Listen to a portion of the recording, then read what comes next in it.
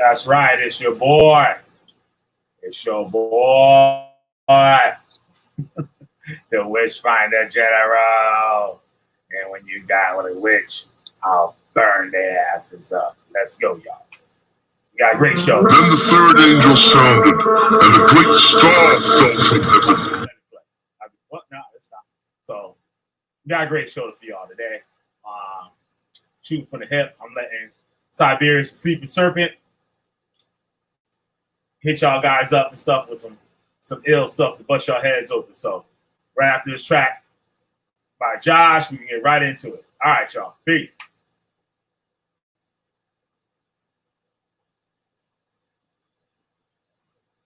Okay, now the motherfucker don't want to play. Okie doke. Unbelievable. All right. Unbelievable. Give us some shit. She never fails. Always something. These can't just be regular. Not even once. She just can't be regular. What the hell's going on? Come on, play, damn it. This fucking playing.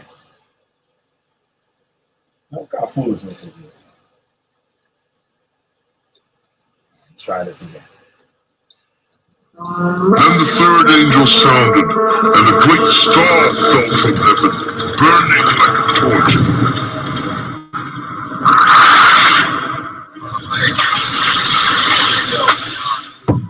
No escaping, popular vacation, overrunning bank statement, lacing on pavement. Say man, cataclysm around the corner. Woke up before performers, the time born a form. A rhyme technique formed and farm. A swarm of pyrotechnic arms, flaming up the Dutch, the crush handed out and such. Till my metal mouth clutch. I'm too sephardic for retarded. Carry bags of farmers, brain be the largest. React finger twiddling like some villains. Born with my haystay, keep away all naysay. Nutty as payday, yet rock of age like Pele. Even with these, ask Pompeii. Sling around you fools like Harambe. Wormhole through Bombay, beyond where the top stay. Hey, Ox-Ray, hit harder than Parker Brothers. With my other crushes, names out board games. Stutter, sound clearer. With more names, ferocious horse aim. Cyclic ore, from the more float tames. Hey man, that's an English river. Squeamish to the liver. Phoenix to the river. Remix will deliver. Active action doses. The way Hulk poses. Ultimate posterizing motives. When I mic the right voters. Despite the bright omens. And fake star moments. No opponents. They poison in the stomach like some rodents. Poise the fly oceans, brother. And rock weekends like Usher. Remove clutter from Trump borders. And send in professionals on borders. On orders to bring back your freedom. Y'all too busy. Missing like Liam Neeson. Vanished without a trace. To outer inner space. Fountain spouter with a race. To face the camp like Jace. Worship Vishnu. Yo. Rock cloak, robe, purple too, window, heard a fool for cool points. Sorry that's annoying. Still reaching out to Christ for the joint. Over the pig, cool points. Hey, man, take your time. Fuck that shit. Yeah, fuck those fools who use the food to waste lives of innocent. Have them repent and bow low. How about those? Taste sediment like 8 rows. Hate clothes, I'm rocking with fervor. Time to take the burden from moving first. The sons was Herschel. Better take back their hurdles. Find myself, rolls up like turtles. Fold step off like girls. Gear cats found, rip off gerbils, dice disperses from winning purses. Thirstless, one of language, using human language as a bridge to Cambridge. Then invent new payment like Vatican strangers. Into the door, strangers poof. Evacuate time, cry out, dormant move. Or man shoot, syndicate late night, Fu Manchu. Alright? It fell on a third of the rivers and on the springs of water. The name of the star is Wormwood. A third of the waters became wormwood, and many men died from the water because it was made bitter. Peace. Boy, Killer Beat, goddamn Witchfinder General. You got a witch, I'm burning their goddamn asses up. But y'all know I can do that shit right. If anything I do right, that's gonna be it.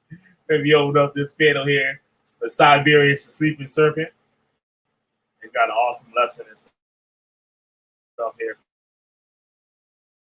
for us today. Go ahead and get them in here. What up, the cozy? Yeah, man. All right, the link's up in the chat. Yo, come on in here. Get this thing here on the road. Once again, I'm Killer B, the goddamn Witchfinder General.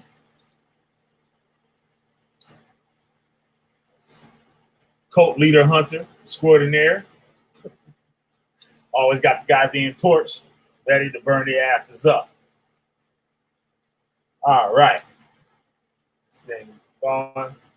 Where you at, man? I put the damn link in the chat. Get it? Yeah, I put it up in there. Along with him. Nice lessons called the Medicine Wheel. Medicine Wheel Magic. There we go. There we go. Siberius, the sleeping serpent. What's happening? Heavy duty. What's up, man? You like that? It's what it is, man. It is what it is. Embrace who you are. That's it. Like James Brown. Oh, James Brown, right? You gotta use what you got to get just what you want. So shit. That's right. That's how we going down. Yeah, man. I said we got Nkosi in the building, man. He's always welcome. What's up, Nkosi? Want to give a shout out to you, buddy. That's what's up. Yeah. Yeah, we can get it in tonight. We can get it on in. Yeah, for sure, man. Right. You want to bullshit first? You want to just get on into it? Yeah, let's get on into this. Let's get on into this. All right, let's get into it then. Yep. So, I asked for this video to be called Medicine Wheel Magic, and it's not going to be what you think. Okay, we're not talking about Native American traditions or nothing like that. Okay, what it is the formula, the metaphysical formula for how things work. Okay, like our less than esteemed enemy, Loki. He throws stuff out there, but doesn't know how to connect the dots. So what we're going to talk about tonight is we're going to talk about connecting those dots. Okay. Now, one thing you have to remember. Can you hear me good? Yeah, I hear you. Excellent. Excellent. Okay. All right. Great. One thing you have to remember is there's two things at play here, as far as I'm concerned. There is what is true for you is what's true for you, okay? What you believe is true for you. Mm-hmm. But you also have to understand the way things are and the way things would be if you never existed, okay? So what's best is becoming some sort of scientist, a physicist, even a quantum physicist, and understanding the laws that govern the physical reality that we live in, okay? That is the conduit in which the metaphysics flows and counterflows, okay? So, and I say what you believe is true for you, because not everyone's medicine wheel is the same. Medicine wheels can change, okay? Now, many different shamanic cultures have medicine wheels, and you'll see that different colors, aspects of the person, and elements, and even directions of the four corners of the earth, they may differ, okay? Now, this could differ in tradition, geography, and whoever the spiritual authority is of that culture, you know, they may have seen it a little bit differently, you know, and it kind of plays into this. People get invocation and evocation mixed up all the time, and I've actually recently learned that it's okay if someone mixes those up, because there really are two different ways of seeing things, okay? There's your story, my story, and the truth. Okay, the facts. Right on. So we're going to use my medicine wheel, okay, and I will go through and describe it. Okay. So can you explain what a medicine wheel is? Like her? Well, a medicine wheel is like a metaphysical chart that shows you how things connect, from colors to elements to directions to seasons to parts of your person, like your body, mind, spirit, what have you. Right. Even animals, you can even it all connects. Okay. And understanding that all power is only borrowed from the source, and nature is the source. This is basically, nature is the guide to God, not some fucking book. Okay. Right. So we'll start by describing my medicine wheel, and then we're going to look at some examples in which your everyday life shows you plainly how things are. Okay. And I've got some pretty cool examples. I'm actually sitting in my office right now, and I've got some utensils at my disposal. Okay. So I've been fucking bumming it in my office past 2 nights. My medicine wheel, let's start with the East. So to me, the East represented by the springtime, okay, represented by the element of fire. And I do this because the sun rises in the east. Okay. Fire to me, represented in the body, is your willpower, your inner fire. Okay. South is represented by water and the summertime. Okay. I say this because all the rivers that I grew up, they run south. Okay. Southeast, but south enough. Okay. Right. And then you've got west, represented by earth and fall. Okay. And I have earth as the west because west of South Carolina is an ass of earth. Is it not? You got a whole country right there. Right. Okay. And then north, represented by winter and the winds. As you know, Killer B, whenever the cold does come, it comes from the north. The north winds blow and bringing the cold with it. Okay. Represented by winter, represented by the mind, which is also represented by the winds of change. Even in my divination, my mind card, my wind card, is actually chosen by the client or whoever I'm doing the reading for. And it represents what they want to happen. But it can change. It's like we have that saying, the winds of change. Okay. Like, oh, I changed my mind. Well, the winds can change it too, you know? Let me know if you need a screen share and stuff too. If you needed What now?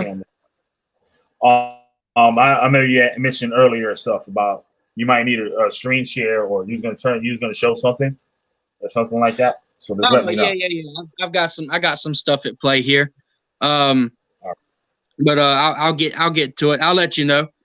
Okay. So, and it even gets into numerology as well. My favorite example is the number 10. Okay, because this is when you're outside. This is what you see. You see the number 10, the something and the nothing. Okay, I've always, and y'all have heard me say this before, that when you look up in the sky, what are you actually looking at?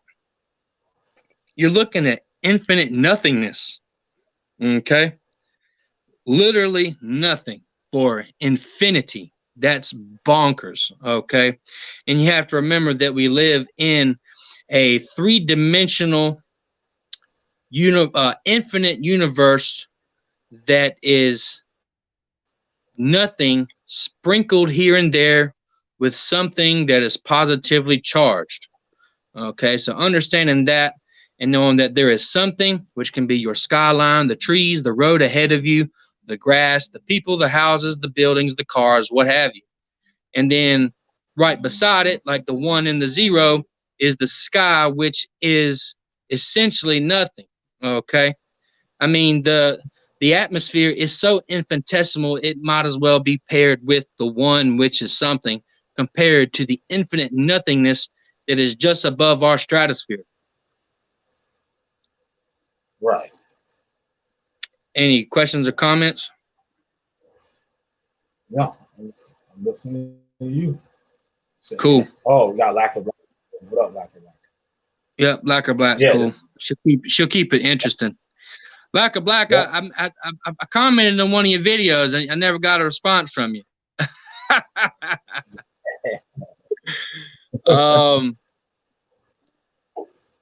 Okay, let's get back into it. So okay. Real quick for you to continue. So this medicine wheel is like a cult table, if I'm saying that right.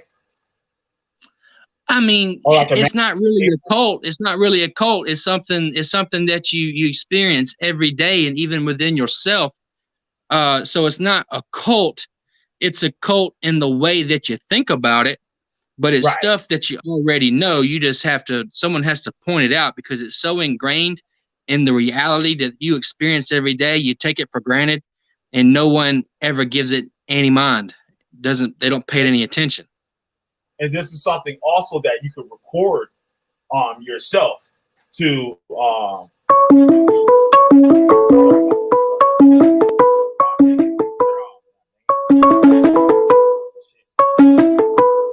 You got some calls, man. Yeah, all right. I forgot to turn off the damn thing. So it's something that people can, as they develop their awareness to all of this, they can actually make a chart or log it. So for like future reference, something to study, or like what they would call like a table. Like, am I correct? Yeah, I mean, it's more of a wheel. You know, that's why the ancient shamans have coined it, you know, or described it as a wheel, a circle. Okay. Which even the circle as a singular package of something, you could call it energy or what have you. You know, I put this out here too, just to show you. You know, we've all watched paranormal survivors or whatever, you know, and they always talk about the house that they grew up in was haunted, and they've got family photos, and then when they look back at the photos, they see these orbs of light. Okay, so as a singular package of energy, okay, what this tells us is that in order for a spirit or an energy, a vibe, okay, whatever you want to call it, it's got so many different names. To keep it spooky, since we're close to Halloween, we'll call it a spirit, okay? In order for it to, as a singular self, take form here in the physical realm, remember, 3 dimensions, infinite, nothingness, and what is here is positively charged. Okay, we have to remember this. That it has to take the form of a sphere. Just like water chooses the easiest route, the sphere is the easiest route for an energy to physically manifest in our universe. Now, how do we know this? How can we dissect this and check behind ourselves? Okay, how can we check behind ourselves? Who's got children? I know I do. Okay, I got a little baby girl.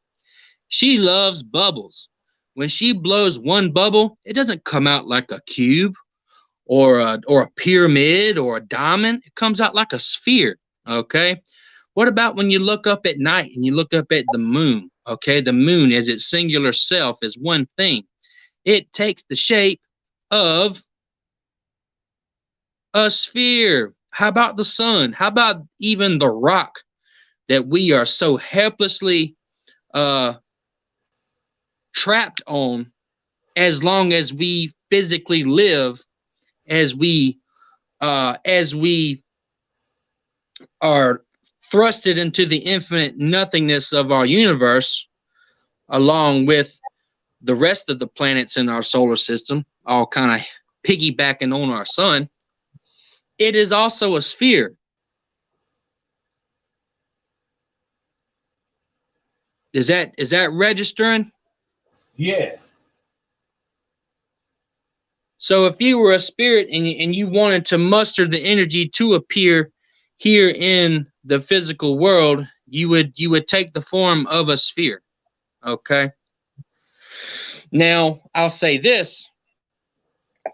I mean, even when I saw that star called down from above, and it had a trail of light, but it was a small sphere with a trail of light behind it, like a shooting star. Okay. Even that was a sphere, a circle, you know. When Right. I've literally seen things called from the sky, they were also in sphere form. Okay. Uh any questions or comments there? I'm just trying to gather my thoughts here. It's a lot to remember. Yeah. No, I'm gathering it all in. That's why I say Okay. you All right. yeah, background stuff here. All right. So let's see here. I've got an incense burning. Let's see what we can do here. Let's see what we can do. Give me a second, guys. Let me try to set this up for y'all. Well, let me lay it down first. Even if I got a lot of new incense, I'll do that. For some reason, it seems to burn the way I want it better whenever it's first lit. So let's talk about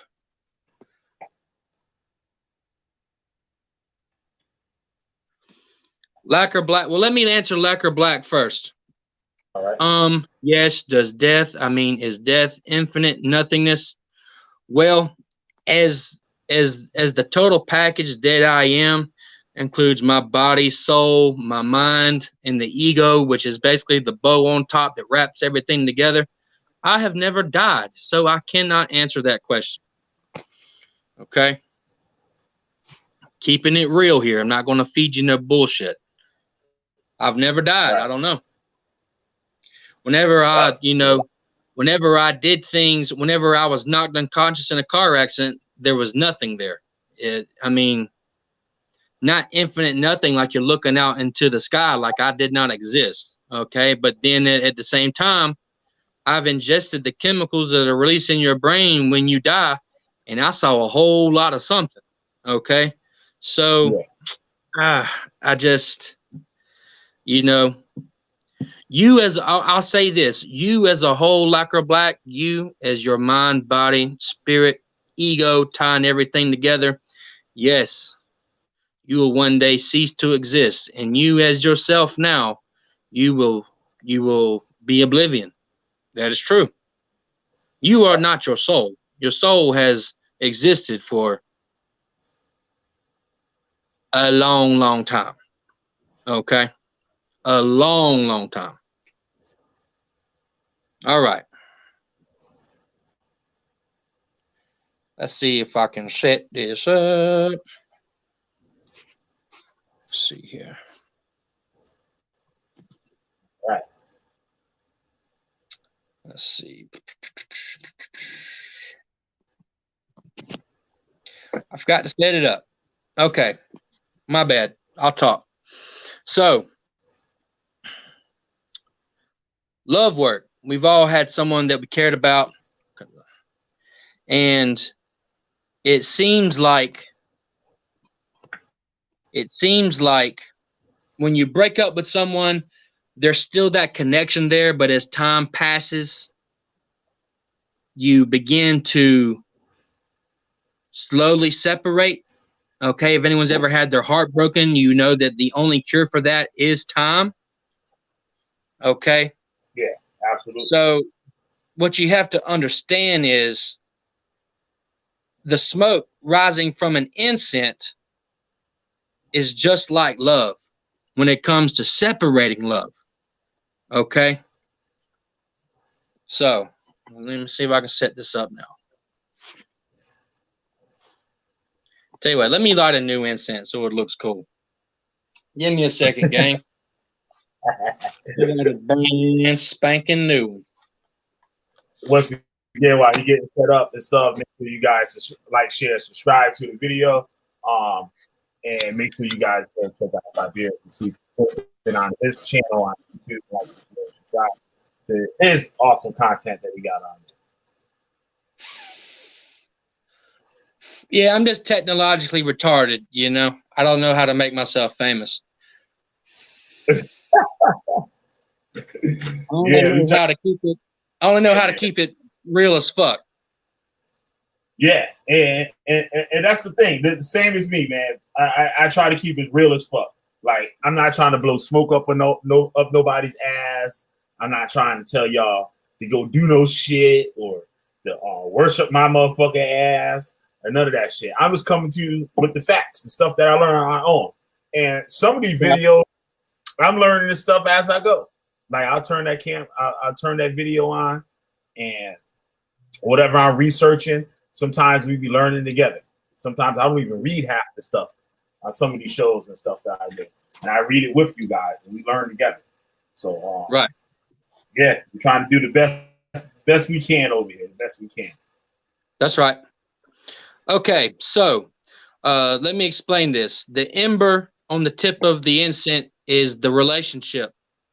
Okay, the smoke rising from the ember when not tainted. Okay, so wind could be like someone fucking with your relationship, someone cheating, you know, family getting involved, what have you. Okay, so I have to really go ahead. I don't know if you meant to have your camera on or not. Is my camera on? No, it's not. No, I'm explaining it before I show it to you because I can't talk, because you have to understand that smoke is very, very, very sensitive. You know, air that you wouldn't even feel could affect the smoke. Okay, so but you'll see, and the length of the smoke is time, and as time goes by, that it begins to unravel. Okay, so the smoke is the ties, the heartstrings, if you will, of a relationship. Okay, and nature shows you this. Mother Nature explains it to you. So let's be real quiet and watch this smoke.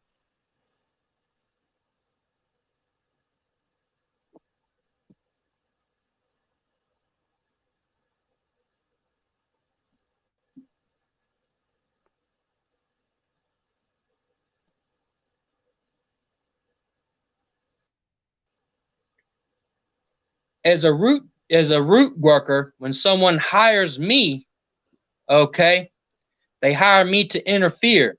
Okay, so with my will and my intent and my practice, okay, someone hires me,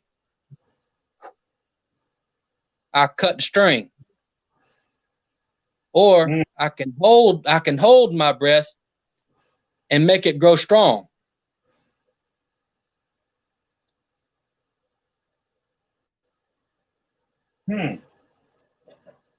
And you said something about the length has a meaning. What would you call the height of it, or is that was just like a figure of speech? That's time. That's time. You see, as it got higher, that it begins to unravel. The length of the smoke is time. Oh, okay. That's what it would represent in that metaphor. So understanding that, and understanding that Mother Nature has so many tools that teach you the reality of how things work.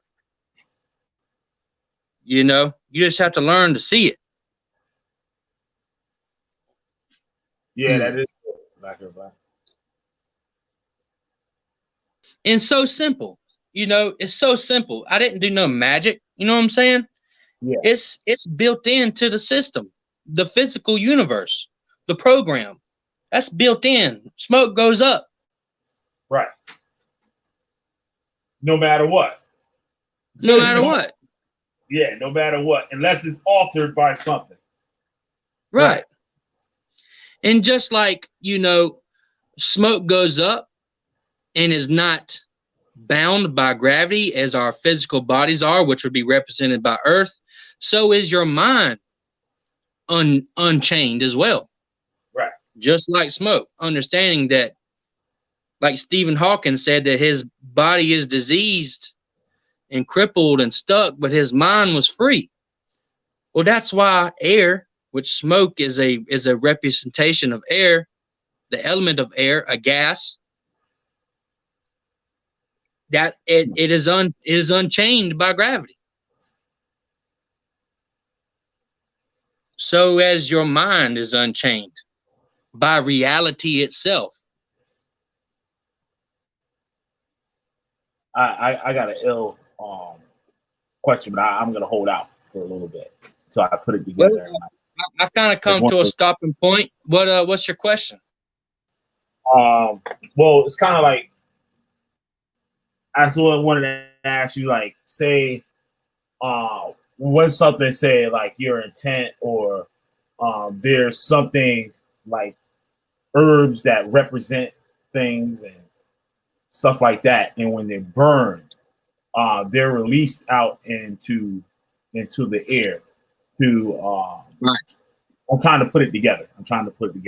I don't know if you know what I'm talking about or not, or if I'm just talking too fucking a little bit too much. No, that's cool.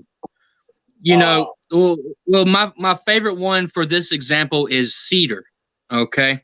Mm-hmm. Because I got that ghost picture. You need to put that up there for everyone to see real quick if you got it.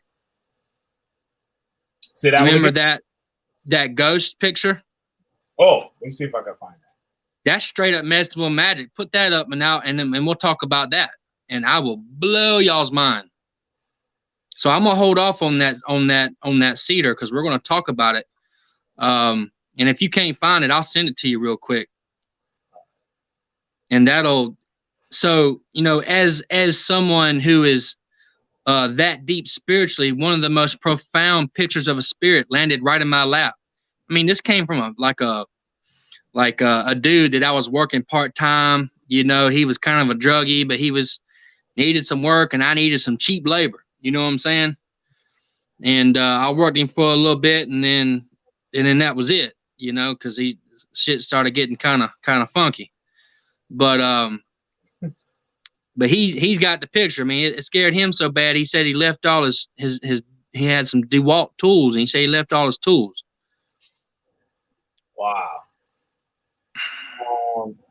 I probably got to scroll up quite a ways in this text. If you could shoot it to me real quick. Okay, let me shoot it to you real quick, and I'll answer. You know, Nicole saying love is also unchained. Love is more unchained than what I was talking about. Love is a singularity. It doesn't even play by the same rules as the third dimension that we live in. You know, this smoke is still playing by the laws of the third dimension, but love don't even play them rules. It don't even, you know, doesn't even play by the same code. Let's see if I can pull this picture. Am I still on? Yeah, yeah, so. Okay, cool. Might be in screenshots. Oh my God. I'm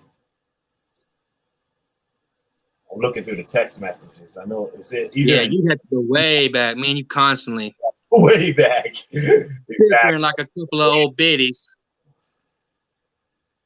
Let's see. Aw, come on now.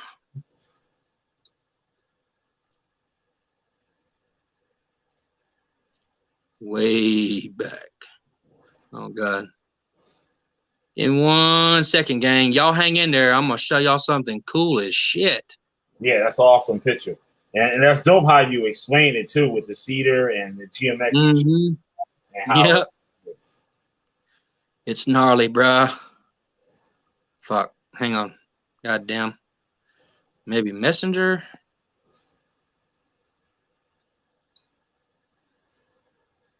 I think it was in a regular text message. I'm still scrolling here.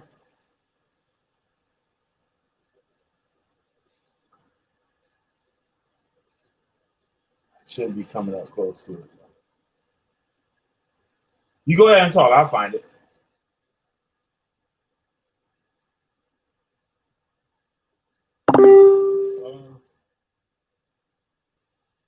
Oh, I think you just simply. All right, I got it. Slap that on there and let's talk about that. Oh yeah, let's listen to Lacquer Black. Right.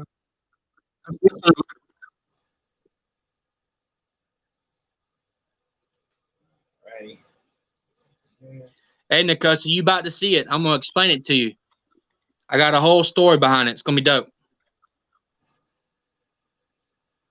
There we go. Ready? Share the screen here.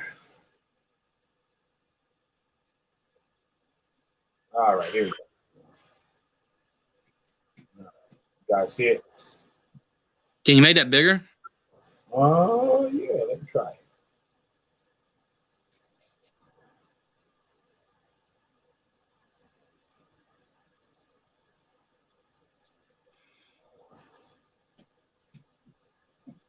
Okay. How's that? Is that any better? That's good enough. So y'all can see that swing that was built right there. Okay. What's up, Neggy? Hey, So that's fresh cedar heart that was that swing is built on. Okay. Now, look at the figure of the person. Okay. What's the first thing you notice? You can see through the picture. You can see through the person. Yeah. Okay.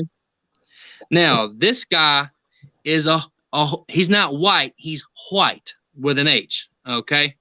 Mm-hmm. And the guy that this house is supposed to be, I've met this guy one time. He's a real sketchy guy. He is also double white. Okay. These are like super, super, super white type people. Okay. And that's why they were scared out of their wits, you know, white people whitewashing their own spirituality. You've heard me say that before. Now that is a woman of a dark complexion.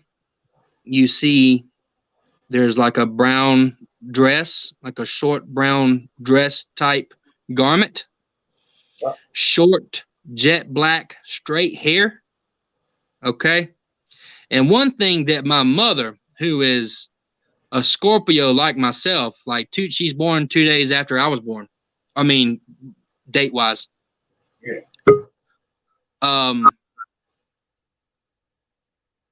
She noticed that this figure is pregnant. Look at the belly. Now think about a native person that perhaps lived in this area. I'm actually very close to where this picture was taken. Very dry area. Or right here where the sand and the red clay meet.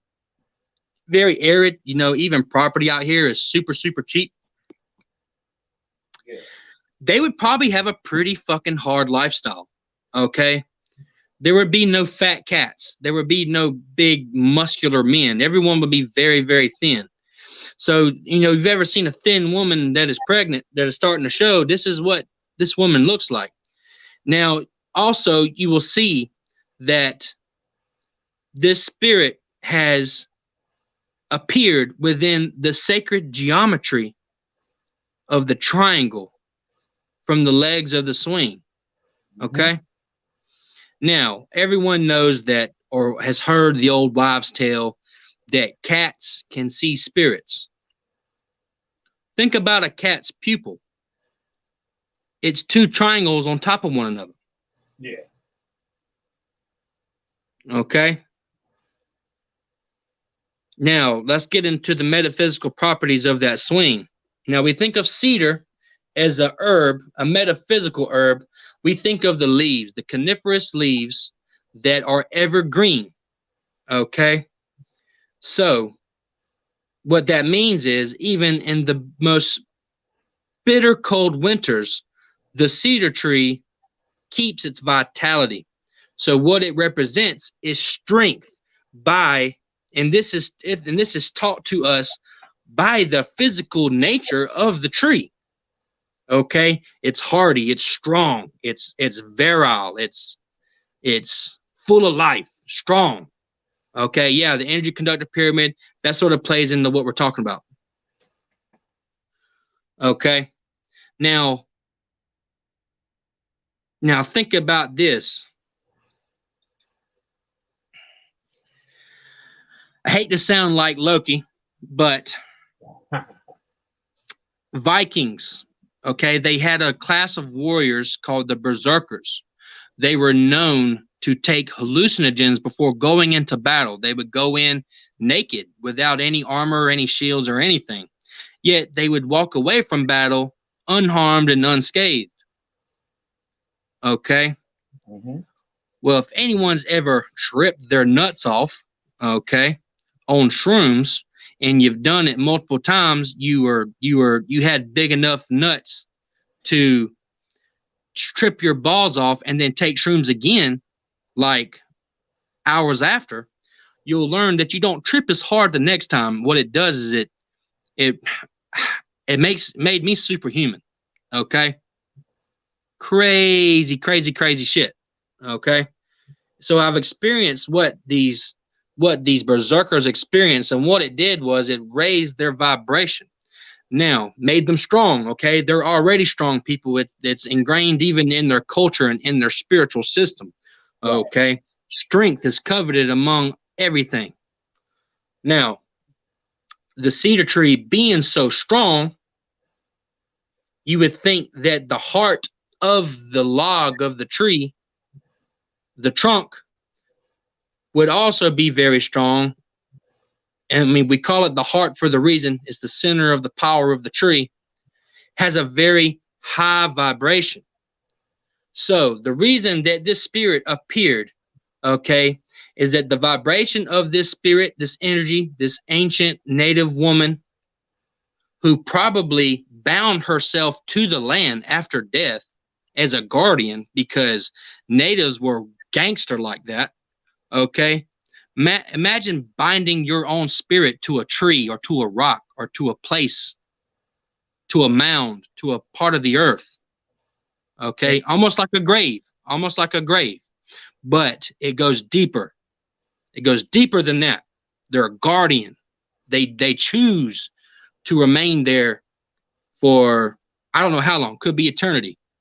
Okay, and so if I could say something quick, also what would probably make it even stronger is that the woman is pregnant. If the woman is pregnant, and it's right. Traumatizing. God damn, you teaching me something there. Hell yeah. Because they say like people that die like horrible, like what would you call it? Like a tragic like death tend to haunt places. People that like didn't have like a normal death, or saying like this woman was pregnant and she passed. You know what I'm saying? So her vibration or her energy that she left on that place and stuff would be a lot stronger than somebody that just died naturally. I would guess. I'm just saying. Absolutely. I didn't even think of that. Hell yeah. And it's almost like radio frequencies, like from your phone. So the vibration of the spirit tied into the emotional, empathic, energy. I guess you call it residue. I'm trying to think of a word. Okay. That what all, the baggage that's attached empathically to the energy from when it was alive, from whenever she was alive, plus the energy, the vibration from that super strong cedar heart, and the holy trinity of the sacred geometry in which we have caught a glimpse of the spirit. It all ties together. Absolutely, Killer. Would you say something too? If you look at the road, I'm just noticing all this stuff now too, like the path. Yeah. Like you see, like she's walking on a path. There's for sure a path. Yeah. And these fucking meth heads that live out here, they may subconsciously walk that same path like a moth to a light. That's why it's beat out like that. Right. That's what I'm saying. Like the spirit of what it wouldn't walk. I guess. How could I say it? Like it would find something, not saying like maybe something geometric, but something that's how can I put it? I don't know the word that I'm looking for. Like they wouldn't walk. I would say, just like, all right, if a house is haunted, right? You're not gonna see the motherfuckers walking on the goddamn ceiling and shit. They're gonna be walking up the stairs. The spirit is gonna go up the stairs, or the spirit is gonna be in the hallway. Like, know what I mean? So, well, that is the empathetic imprint. That's the empathetic imprint that was placed in that space, that part of space time. That right, space. just like an animal wouldn't walk just sporadically through the woods and shit. Like those motherfuckers got a time that they be places, and that's right. They make their own paths. Like it wouldn't be a path if they were just walking sporadically through the woods. They wouldn't be. That's right. And I'll tell you something. What's crazy, you know, just a slight intermittent segue there. Growing up hunting and fishing, y'all seen my shamanic videos, and you've seen the depth of my knowledge. You know, if it's a rainy day, like, Papa, can we go hunting? Can we go fishing?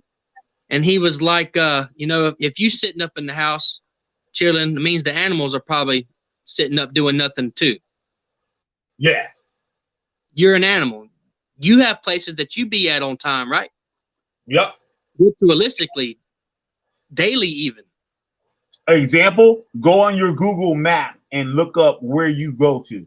Like if you go to your Google, like your Google Maps, if you have the settings, it'll show you where you go. And everywhere you look, you got the same goddamn path.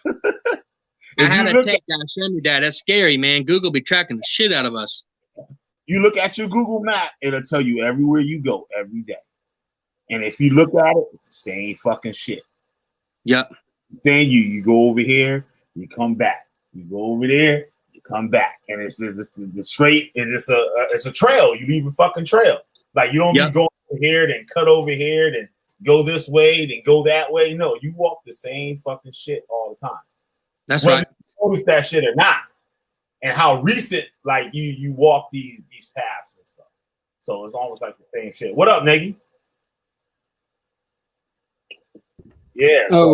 Hey, yeah, what's up? Shalom. What's up, man? I just had something occur to me. You know, other places where people have died, you know, people might have issues with this, but I can't help but think hospitals and especially places where they do things like abortions, you know. Yep. We have those gotta be like, you know, haunted. There's a place out here that was built on an Indian burial ground, and there was a mansion built on top of it that was for a captain of a ship, and people just started mysteriously dying, like weird deaths, not like normal deaths and stuff, like tragic, weird accidents, just like freak accidents, like falling out the window, falling down the stairs, and like they were not. Like going down the stairs, like somebody was inside of the wall, knocking on the wall as they're going down the stairs. And then that, like, those people died or they left, then it became like a hospital, like Negi said. And the people were just dying. It's like, yeah, I've heard about that. You know, most people that die in a hospital, they don't haunt the hospital because there's always you know, the preconceived notion that hospitals is just a place where people die, so there's not an emotional connection. But sometimes I would say, now this is me pulling it out my ass, of course, that the experience of dying is so profound that they would haunt the hospital. But one thing I want to get into, I'm going to segue, if you don't mind, what Nkosi has, what you have right here, trauma to herself and the baby made the vibration super high that linked her to this place. And also, Killer, you said something earlier that was going to lead me into this anyways. Yep. Now, Nkosi, what you're doing there is you're assuming, okay, trauma to herself and the baby. We don't know if maybe she had that baby and maybe they lived, you know, relatively happy for the time that they lived in. We don't know this. That's an assumption. However, I wanted to say what Nkosi was saying. That's basically that's exactly what I was getting at. Yeah. Now listen to this. Now, however, it is more probable than not that there was some sort of trauma, because just like when you work with angelic forces, the payment is in cash money, which means that you pay first, and it's always some sort of sacrifice, which is more times than not a self-sacrifice. What that does is the best way to raise your vibration is through sacrifice, which is a nice way of saying suffering. Pain is the greatest teacher. We've all heard this. Okay. Suffering What? is the best way to raise your vibration. Yeah, so that's like what he was saying, right? Like the trauma Yeah. would be the suffering. Right, And but you he said can't it would make, assume that. You can't assume that. yeah. It can't be a fact. And I'm coming at this like a root worker who's trying to dissect the situation. You can never assume. It's like a detective. You want to hear something really weird? That made me think of something. In addition to regular hospitals, you have the old mental hospitals. You know, those Right. places are crawling with all kinds of things. You know, Oh, all kinds of things are there because they did like all kinds of torture things to people. People were yeah. killed there, people were raped there, all kinds of crazy stuff. Um, I mean, read the history, and you would believe those places are definitely hot spots. Oh, for sure. You know, and it's just like, I've never been to prison, but I know a doctor that's a head doctor of a prison, and I know people that's been guards in prisons, and I know a lot of people that's been to prison. A lot of my friends are convicts and stuff. You know, evil or wickedness, which is something that Killer B taught me, the difference between evil and wickedness. We're going to say wickedness because there's always something to gain. Okay. Either it's a honey bun or busting a big old nut or some money.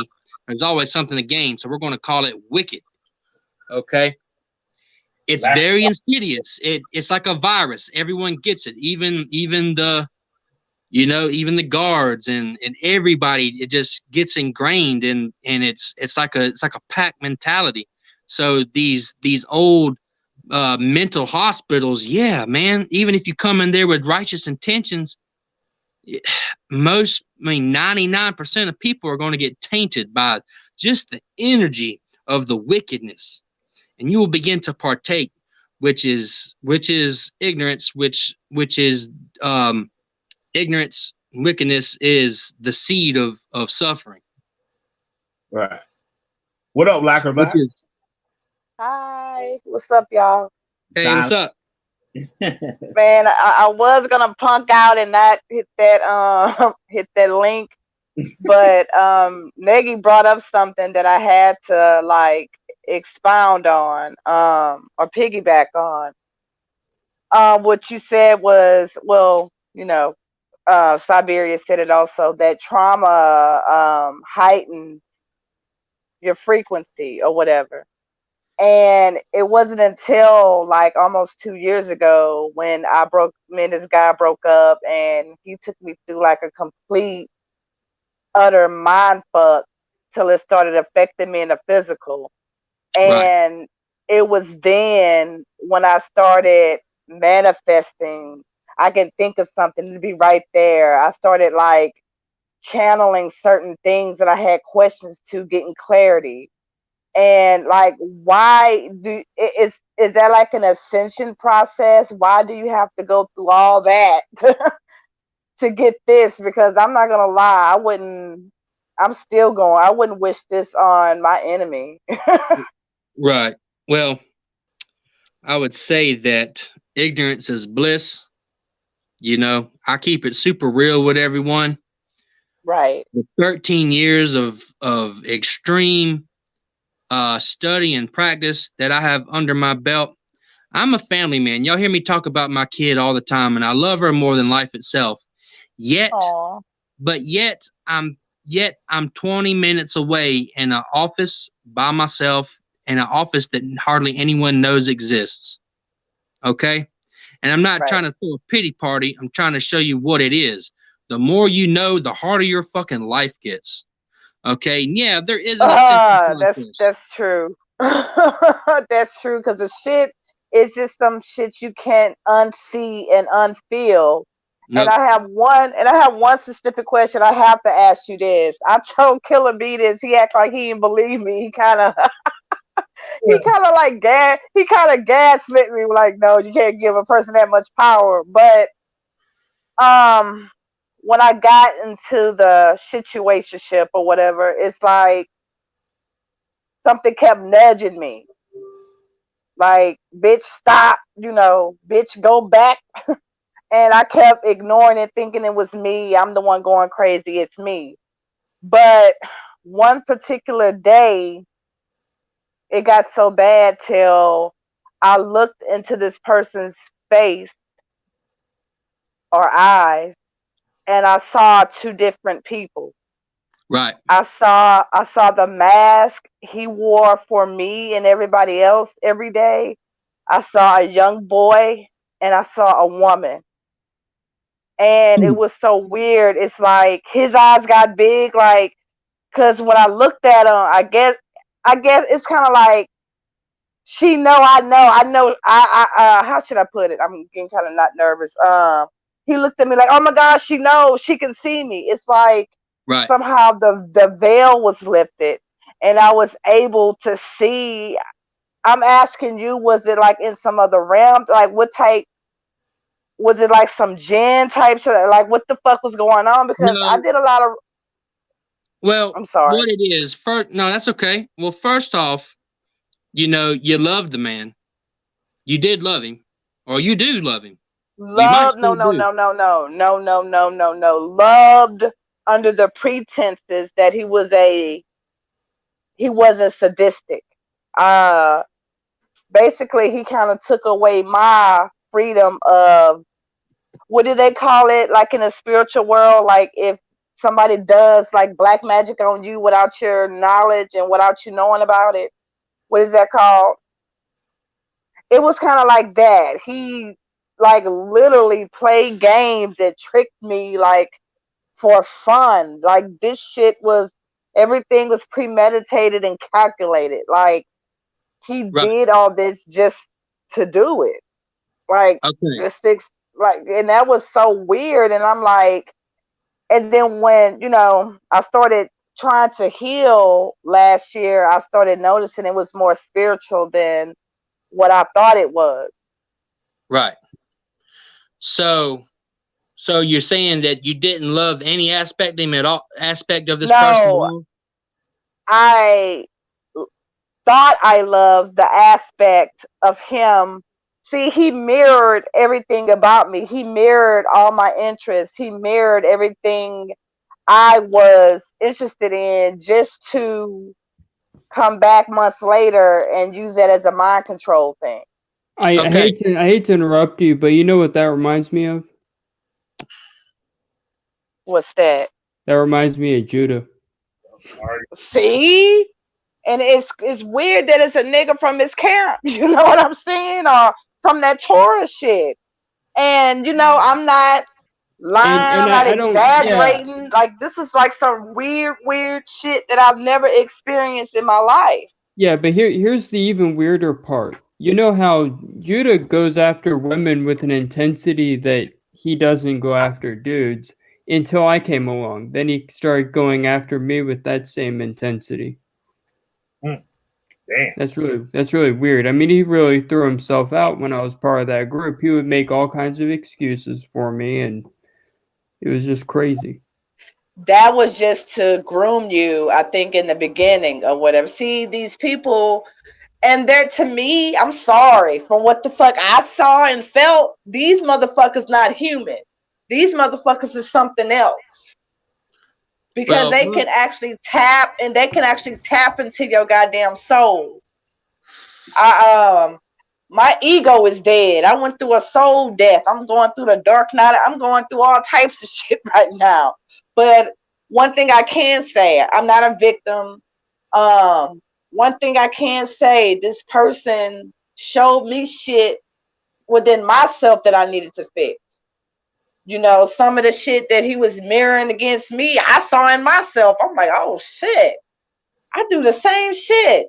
but nothing's sadistic. It got all the way to the sadistic part for me to, because it was in gradual. Like he'll do this. It was just little subtle things that all of a sudden it turned into a big thing.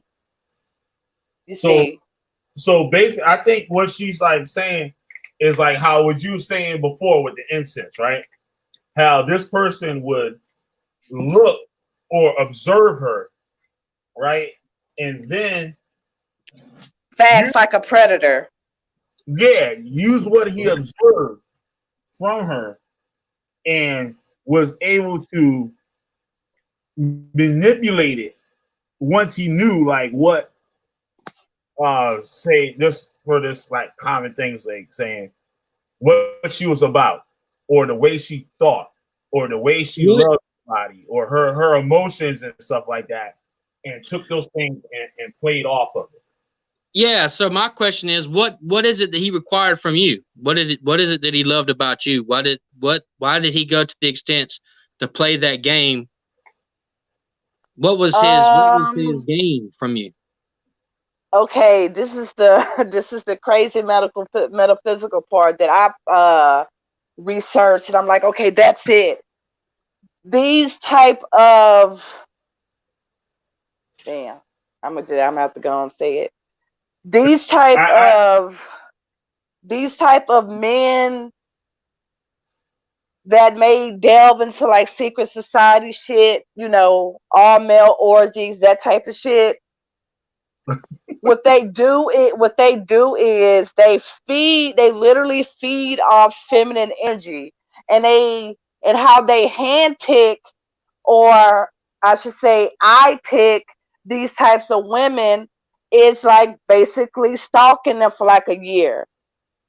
And how they do it, I they want to find women that they feel are dominant, like, oh, aggressive. So just because I go off on people on YouTube and shit, he thought I was an aggressive female that would let him indoctrinate me into dominating him. See, these types of men, they want to be dominated, so they don't have to be shameful and go fuck another man. So they get these supposed dominant, aggressive, quote. I don't look like no dyke, so I don't. He sure picked the wrong bitch. But like these manly, sometimes looking bitches, to so they won't have to suppress what they really want. And the minute that they notice that you want a real man, you like a man to dominate. I like a man to dominate me. The fuck, what the fuck I'm gonna do with your flimsy ass? The I minute the minute you rebel against that, that's when the problem starts. Right then and there, they look at you, and this is also narcissism. They look at you like you cheated on them, or you played them, or you lied to them because you could not live up to the sexual partner they wanted. But it's really a reflection of themselves. These people actually like auto stimulate themselves. They look at other people as objects only. if I could bring it back onto the thing like I feel like what she's saying to like to kind of simplify it. Like you asked, what was these people like? Siberius asked, like, what were these people trying to get? What they were trying to get is their energy. I said this when I first started doing the video, Yeah, like right, and I said these people don't want your money. They don't want the money. They want your time. It's something yeah. weird. I haven't really pinpointed it. And they Like can manipulate it, because I was so depleted. Like sometimes I have to force myself to get up and go out. I have to literally force myself, because I was into that dark energy with this person for so long. It depleted my energy. Like, I ain't gonna lie, I thought I was out of here. What the fuck was going on? But then I kept going to the doctor, and they kept saying, you're crazy. It's all in your head. Why are you thinking like this? And I'm like, I don't know, but this is how I feel. So that's when I went, researching ascension symptoms, because dealing with that did take me on a spiritual awakening. That definitely did. Like that was like some dark shit that I wouldn't put on nobody. So this person required your time so that he can waste it. That's all he required. Yes. Yeah. And to get the energy, and also perform sex magic. Now, Had me drinking stuff. You know, he would. I still don't know what the fuck I was drinking, but it had to be something. Damn, Lacker. What the hell? Yeah, I'm like, see, I'm like on some real shit, and because it's like, put it like this, it's like that. Okay, put it like this. You know, you see a big burly man that appears masculine, but the longer you stay in his presence, the feminine shit comes out. And That's since you and weird. this person already had a conversation, they know you don't even you really don't. They know damn well you don't like feminine niggas. They know you don't like that because you've talked to him about this. So what they'll do is go to these witch doctors or go to these people or do it themselves to make you do what the fuck they want you to do, basically. Had me out here like a goddamn puppet. I ain't know if I was going left or right. now, if you notice what Nagy said a little earlier about Judah, it's like that's something that I observed. Like, know what I mean? I was like, yo, these motherfuckers, he always said, I don't want your money. I don't want you. He said it numerous times. And there was something that he said that stuck to me. He said that, yeah, a motherfucker, like, tell you there's an oasis and lead you there, right? And walk with you. But when you get there, the oasis ain't there. Right. He'll be like, all right, I'm out. Just like you sitting there in the house chilling, drinking with your boys, and your boy just be like, all right, yo, I'm out. Like, you know what I mean? And y'all chilling. But all of a sudden he just leaves and shit. So it's almost something like that. It's some bugged out shit.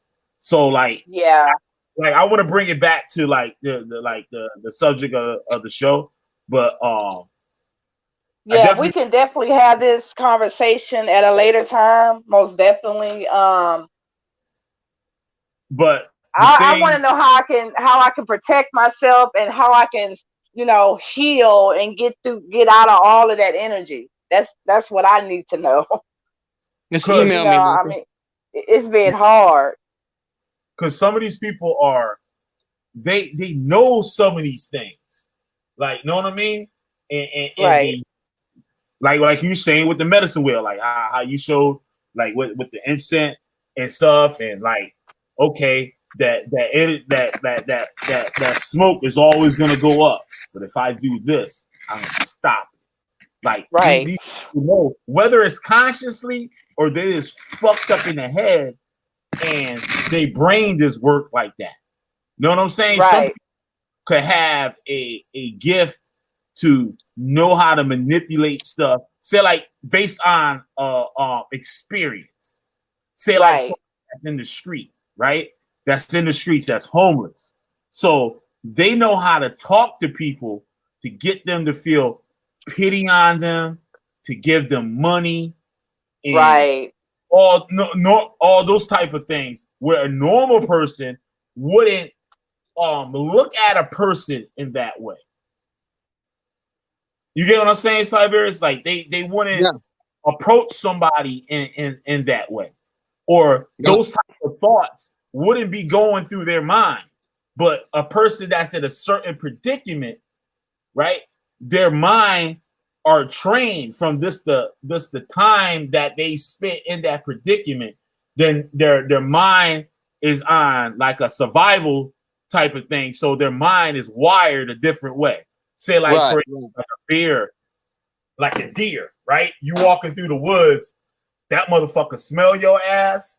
That motherfucker hear when you step on that motherfucking twig and shit, and that motherfucking ears pop up and shit, and you're like, oh shit, that motherfucker gone. He gone. He out of there.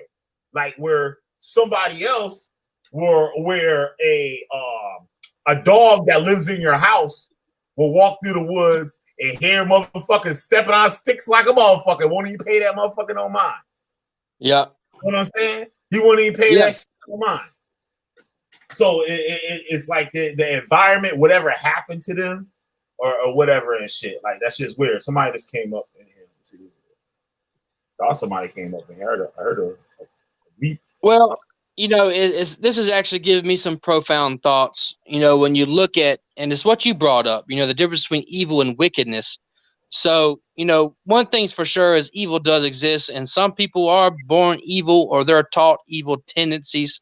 Right. And I would say that physically, evil is evil for no reason. But when you look into metaphysics, there's always something to gain. So I would say that, which could be wasting your fucking time, you know. Yeah. Right. There's an energy gain there, but as long as the gain is purely metaphysical or in the quantum or beyond, then that is considered evil. But if there is a physical energy exchange, then that's what we would call wicked. I just kind of had that thought. Pretty cool. Like evil could get gained too, but it's like a not for necessity. You get Right. kind of. I would. This is just my own personal thing. I would say it would be not for necessity, like not for anything that you need. Yeah. So evil, like say a motherfucker might manipulate it because they're hungry, right? He's sitting outside the subway and shit, watching people getting sandwiches and shit, and he just be chilling out there, and he might notice somebody that go there every day, right? And Now hang on now. Now when you're using that metaphor, basically you're saying that a lion that attacks a zebra is wicked.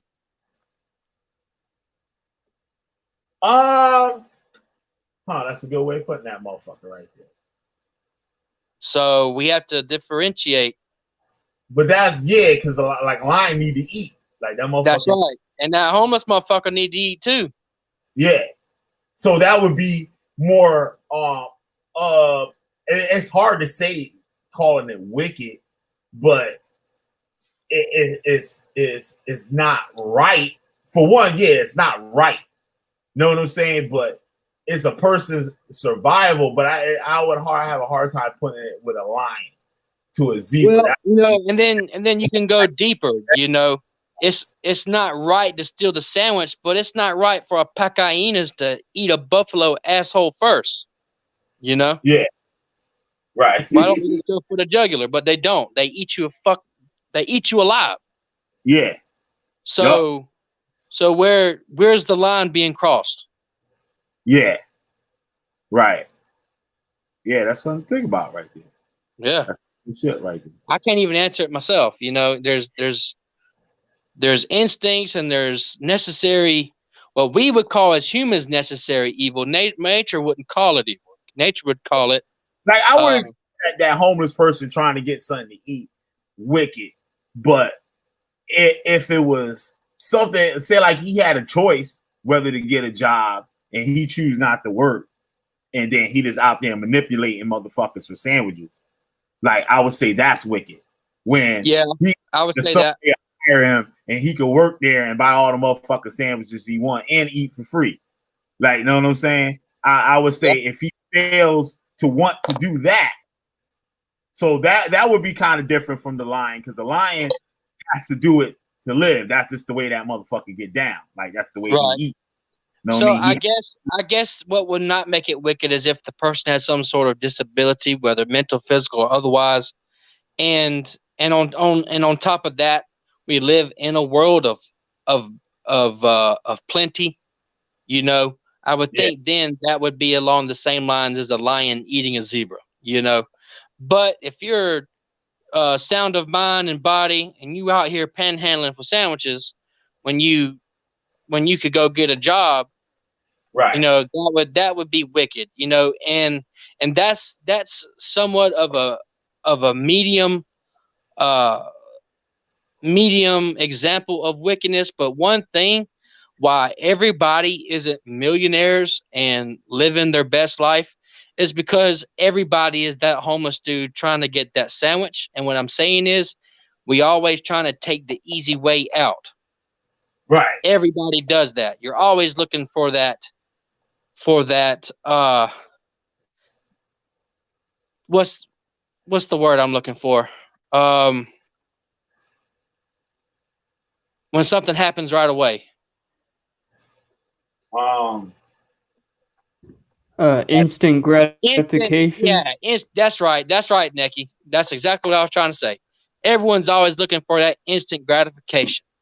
Right. Everybody, to some extent, myself included, we're that fucking carny bum, fucking begging for sandwiches. Right. And I would say that's even line with Torah. Wouldn't you, Neki? Saying that word, that instant gratification would be a wrong thing. It's like a wrong way of going about things. Yes, I would agree with you on that. Yeah. But like, say with somebody, for example, like Judah, like I don't even keep bringing that motherfucker up, but he would be what you would call evil because this nigga is doing this shit for shits and giggles and laugh off in the sunset. Because like he'll befriend you, but really the motherfucker's plotting on you and gathering Actually, shit. can I say something? I actually think I think he's wicked in the sense that he actually does get something out of what he does. Yeah, he getting something, but it's not something that he needs. You know But the thing is, he actually is wicked because I'm only suspecting this, but I believe he, having certain people in the group gave him certain benefits. Like I did research for that dude. That's like the nicest PG-13 example I can use. Right. He would use the information I gave him, and that made me happy because he was using it. But now I see he was using it and he wasn't citing it. Right. Exactly. Oh, Isaiah, what do you want to ask? I don't know who this Isaiah is. Isaiah. Where you see Isaiah? He's in the private chat over here by the side. Oh, that was that bleep I heard. Yeah, so maybe you didn't click on the thing. You oh, I see him now. I see him now. Okay, so what do you want to know? Like, what are you guys' feelings on the Torah? Do you think the Torah is the first 5 books, or do you think the Torah is the book of the prophets as well? That really isn't what we're talking about here. But I can give him the 5-minute quick version for me. I can speak for myself. I don't ascribe to a lot of it because I had to get away from a Hebrew Israelite cult, so I don't really. It's not really something that dictates my whole life because I've seen a lot of hypocrisy. So, does that answer your question? Yeah, that does. I don't want to interrupt your show. I just want to Okay, all right. I just wanted to answer you and give you something. I didn't want you to go away empty-handed. It's all good. We can always have little checkpoints. Yeah. Lacker Black asked a pretty interesting question, Killer, if that meets your personal Yeah, go ahead. And thank you for to Isaiah. Can I ask you one question before I go? Sure. All right. So, do you think the Bible is complete fiction, or do you think there is some truth in that book? I would say that but my stance, my own personal thing from what I gather and stuff is that the stories and like the things that were contained in it are mythology.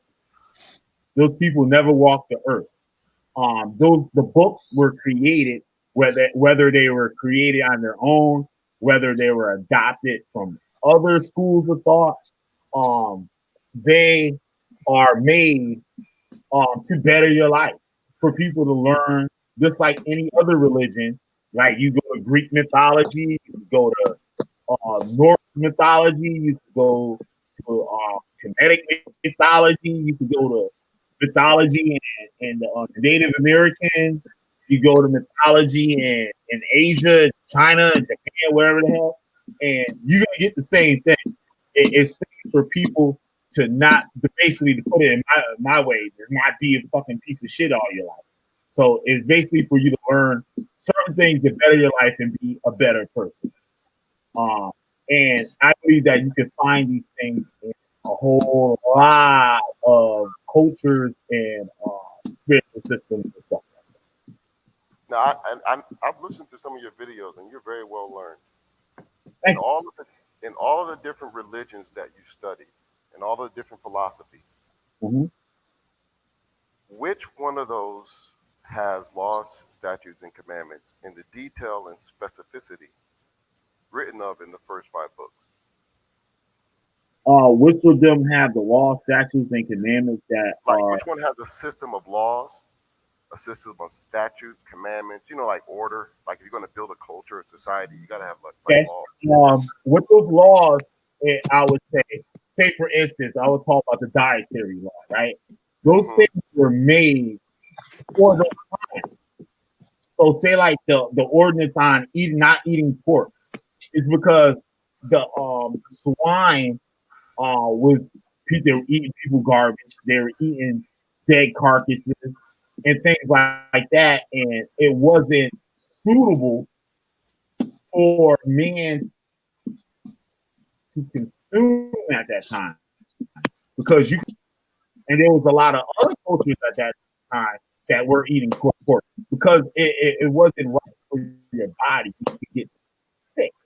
But today, like you look at Elijah Muhammad and this book To Eat to Live, you would see he talks against eating pork. At that time, which was pre 1940, when they didn't have any regulations on the consumption and the production and the raising of pork livestock, a lot of people would get sick with those diseases that he spoke about. But today, there's regulations on the way these animals are raised, and there's things that are given to the animals to fight these diseases and these parasites and stuff like that in the animal. And today, pork, if it's just as healthy to eat as chicken and beef, if not even healthier. Because if you do research on beef and chicken, you will find just as crazy parasites and diseases and stuff in those animals. There was a post I put up earlier yesterday, I believe, where how deer and sheep they will consume meat if they have to. There are cases where people were trapping, like I believe it was like quails or something like that, some type of pigeons or something, and they came back and they found like all the pigeons was ate up and shit from deer. And sheep will eat animals, and like just because the animal is a herbivore doesn't mean that they won't consume meat. That's how they had to think about, oh, chicken isn't kosher, and they'll go through the Torah and say, oh, see, it's not, which is false. Like I've debunked that many times. But yes, chicken will eat meat. So we can verify based Carcass.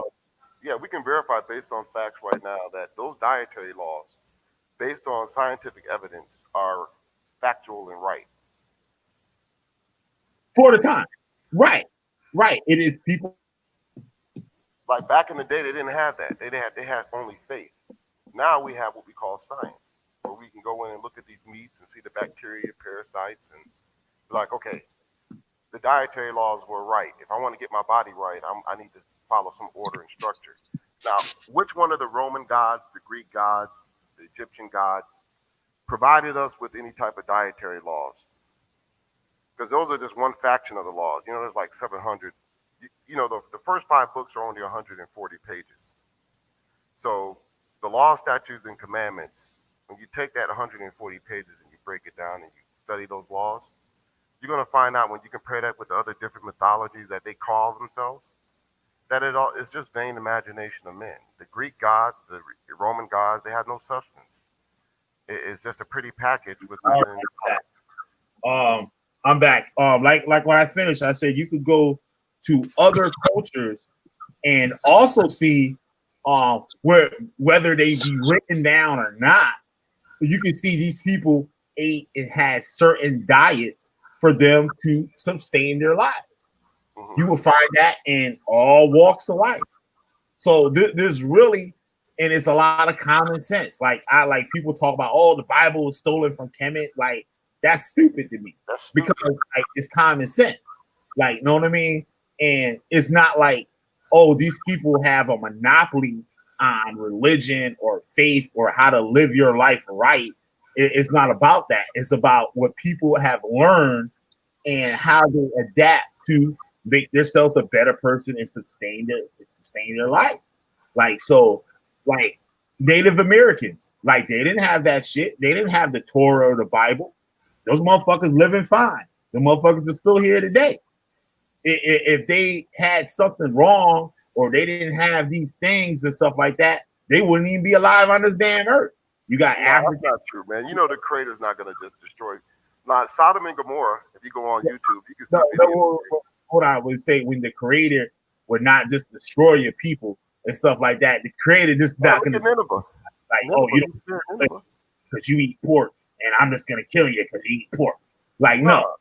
Like, that's crazy. That's ridiculous. Like, people live their lives. Like, people in China live their lives no different than we live our lives.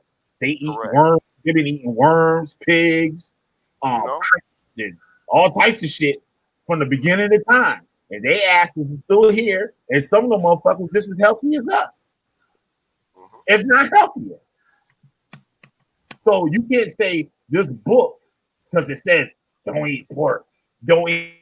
Yeah, it's genius. It's genius that a person from that long ago was able to find out what things were correct to eat, how to live your life, what's right. Don't steal from nobody, because even if you're a 2-year-old kid, you don't need no book to tell you that you're gonna be pissed off if somebody take your toy. Like, you know what I'm saying? It's like you don't need a book for that. That's normal, like human behavior that someone has written down. It wasn't something that was zapped out of the sky. Was like, hey, you follow this. Like that's ridiculous. That's absolutely ridiculous. Like it's just something that someone put together to live your life better for the people that ain't got common sense. Which everybody pretty much got sense, whether they got good sense or bad sense. Like everybody born with some sense. That's basically like this it. Like, you know what I mean? So I don't believe the Torah or Yahweh, and you want to get into the God, like people want to say Yahweh. I'll tell you straight up, Yahweh, it was invented for some nigga listening to baby speak. Period. That's not even the real name of the Creator. The Creator never said his name was Yahweh. He never said his name was Yah, Jehovah, Yehoshua, or Yahweh Shai. Or he never said that. It's Exodus 3:50. Right. People will say that, right? Even people will say what you just said, and then say, "Oh, it meant this," or say, "No." Exodus 3:14-15. I am the Lord God of your fathers, the God of Abraham, the God of Isaac, and the God of Jacob. That is my name in memoriam. Right. So I don't know how you get Yahweh. I don't know how anybody, not you, Killer. If you call him Lucifer, you ain't gonna die. Lucifer is just planet worship. That's the planet Venus. There's no such thing as Lucifer. What? Like that doesn't mean anything. Some people might worship the planet Venus and live a fucking complete, happy, prosperous, fucking righteous life. So it don't even matter. Like I said, that was a group of people. To an individual person, it doesn't matter. You can't live each other's lives. So right. Like you said, it doesn't really matter. Like if it's a person. As far as the Israelites and all that shit, like it's mythology, bro. It's mythology. Those people never walked the earth. And the black people here in America, they are not descended from those people. Like I've been in that cult for 22 years. I learned from the people that invented all this bullshit. Like that invented the bullshit. You know what I'm saying? So they didn't invent it. The Bible is. I disagree because the Bible has been on the planet Earth before you and I were born. You missed what I'm saying. I was just about to say that. I don't care if you follow the Bible, the Torah, you worship Jesus. I could care less. If it makes you a great person and if it makes you have you and your family in order, I'm all with it. But when motherfuckers is talking about, well, my book is the best book on the earth, and my God is gonna come back and kill you because you don't follow the book, that's ridiculous. That's like 60 different, 70 different versions of the Bible. How can you look at one version and say that that's the one correct version? That doesn't make any sense. Have a whole bunch of different versions. It's gonna say, it's still say the same thing. Correct. It's gonna say the same thing. Right. Now let me ask you this. Let me get on another topic. Did you ever in your life did you ever reveal Dr. York and the Yorkism that has been going on in the conscious community? That's fucking crazy ass shit. Yeah, crazy retarded shit. But even if you want to follow that shit and it make you a better person, but that shit is gonna make you a fucking bugged out weirdo type. Same thing. You guys know what the story of the Yorkism? What you said? You guys know the story of Dr. York and the crazy shit he was doing? Yeah. Like I grew up around those times. I know people older than me that was in that shit when it was called the Info. Yeah, I read all about that guy. That guy went through different religious philosophies and he tried to amalgamate all of them. It's meant to oppress you. That's what it's created for. Just like the Hebrew Israelites, it's meant to oppress you. Now the only way I'm going to disagree with you, and this is the one point, I'm going to leave and let you guys do your show. This is a great show. Okay, thank you. Is that the Creator, the God of Abraham, the God of Isaac, and the God of Jacob is real. And the life that we live is the same life that Adam and Eve had to live. They had to make a choice. Are they going to obey the law, statutes, and commandments, the instructions given by your Creator? Or are you not going to obey those instructions and go listen to some other man? So that's the choice that we all have to make. And I believe that choice. Don't worship no motherfucking man. You to worship your goddamn self. You know what I'm saying? And just listen. Man doesn't have that type of intelligence to create the things that I see. The sun, the moon, the stars, even the breath I breathe in my body. How did that even get there? But you can't put one person in a book. You can say this one person. That one person in the book.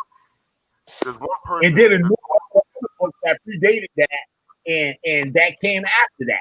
You can't do that. But there's one God that has demonstrated His power on the earth. All right, this is the creator. We don't know what did what because none of our asses was here. Well, what happened in Sodom and Gomorrah? Why does the land look like that right now? They can't even prove Sodom and Gomorrah even existed.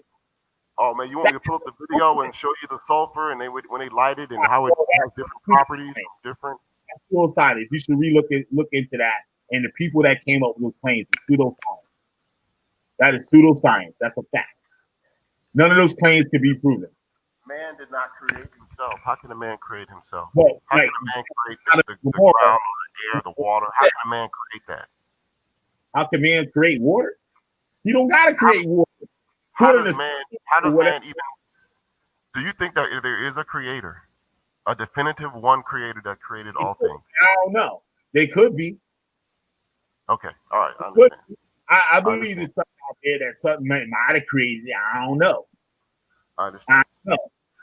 What I know is I'm here on this motherfucking earth, and I'm gonna do my best to be the best person I can to sustain my motherfucking life on this motherfucker.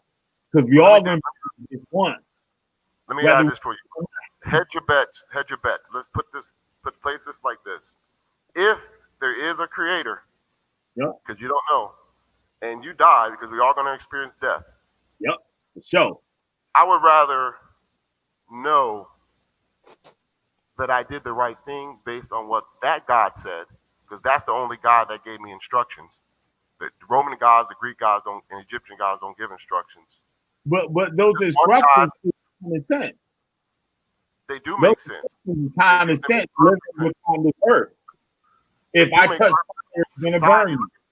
But look at different societies and cultures. The Babylonian Empire, the Assyrian Empire, the Persian Empire, all these different empires have come and gone. And the one thing that's still here is that Bible, which means that we have a choice to make in our lifetime. What do you mean? All those different empires are gone. All the Israelite empire was gone if there ever was one. That shit gone. It's gone. They're all gone. Yeah. They're all gone. And the only thing that's left is the choice that we got to make. Either is Right. this Bible correct or is it not correct? And I'm But saying I'm not going to take the chance. Hey, Killer, just boot this idiot. He's a cult member. He's an idiot. Just kick him out. I'm being cordial with. I'm trying to get him to explain. Yeah, where's Al? I'm getting a little bit sick of this. It's getting very annoying. He's getting preachy. Preach. Yeah, I'm saying he can't prove that book is the be all say all. You can't do that. Can you produce another book similar? But that book was produced not that long ago, so it's very easy for that book to survive. But can you produce another one that's similar? Can you produce a book, a Roman book? But you don't have to produce any book. You don't have to produce any book. You got Greek mythology. That shit's still here. You got Roman mythology. That shit's still here. You got Egyptian mythology. This does feel very futile and stupid. We don't have to prove anything to this guy. I mean, I just Hey, Nagy, let Killer be handle it. He's handling it. Let Killer be handle it.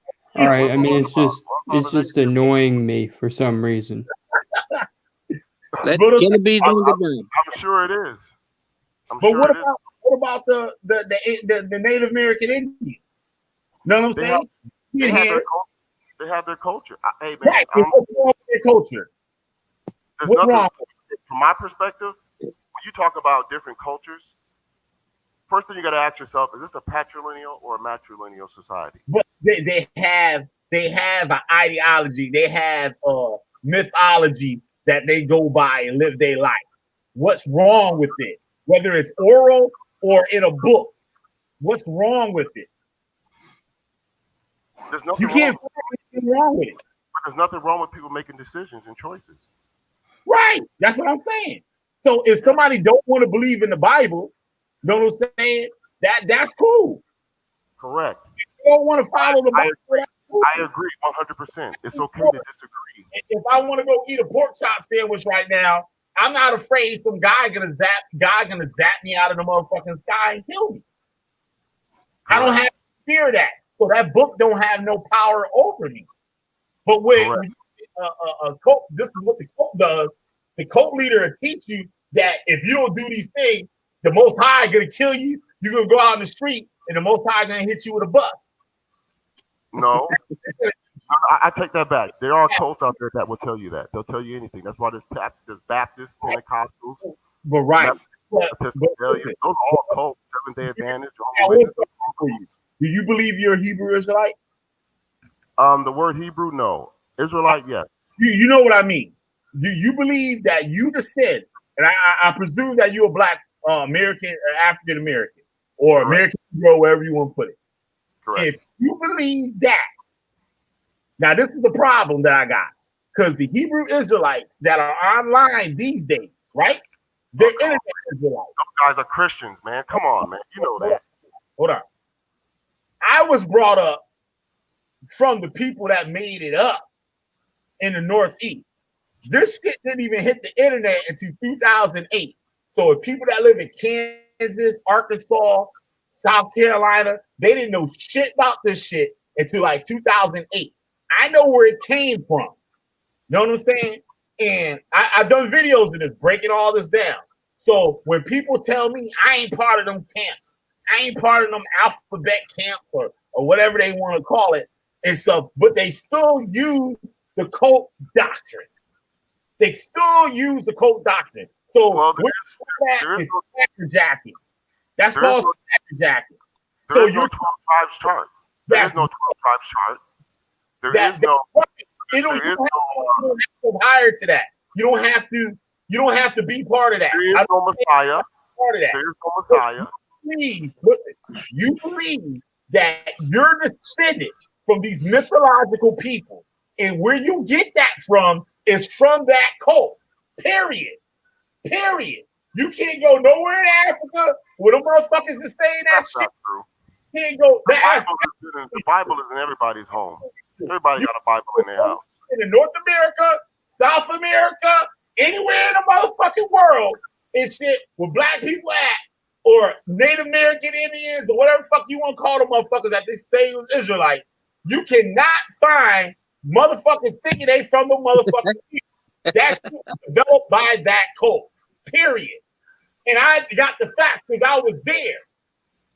For the people that you learn from, the people you learn from, I learned from the motherfuckers that taught them. Period. And that's all I got to say.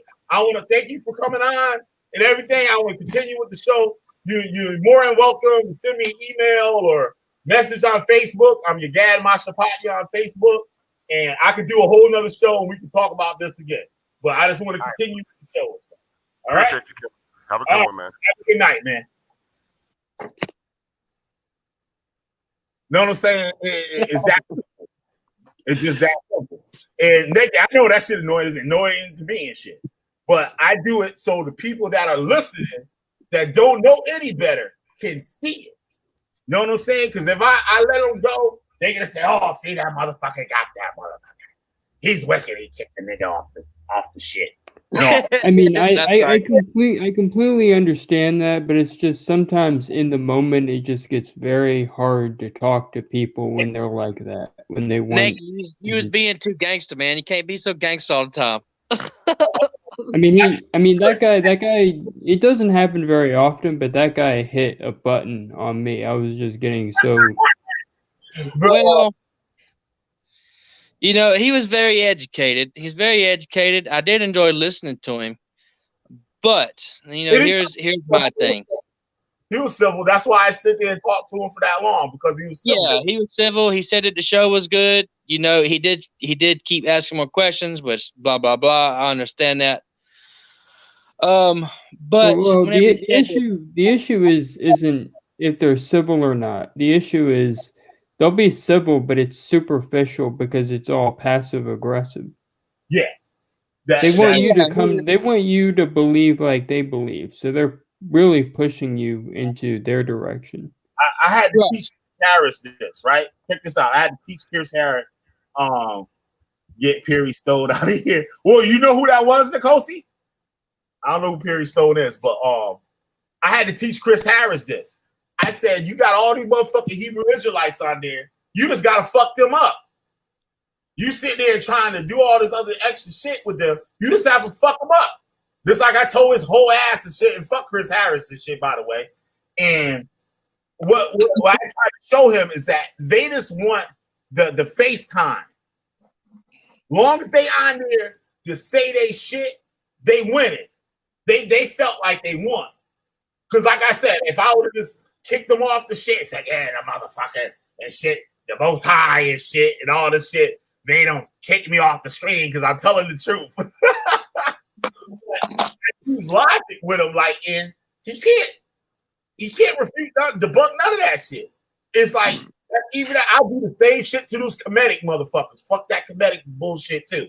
And all the motherfucking bullshit ass black scholars, fucking Dr. Ben, motherfucking. And I used to like John Henry Clark until I just did some research the other night. Fuck him too. Fuck Ivan Ben Sertima. Fuck all the rest of them motherfuckers too. Because all the motherfuckers learn. Like, I'm being serious. Because all that shit is a joke. Like, these niggas was getting money. Period. Like, they'll say, oh, we're here for black people and shit. No, they ain't. The motherfuckers, none of them niggas even got degrees and shit. These motherfuckers don't even got Dr. Henry Clark didn't even have a high school education. That motherfucker didn't even have a diploma. So how the fuck he got a doctorate and become a doctor? Right. These motherfuckers was honorary doctors.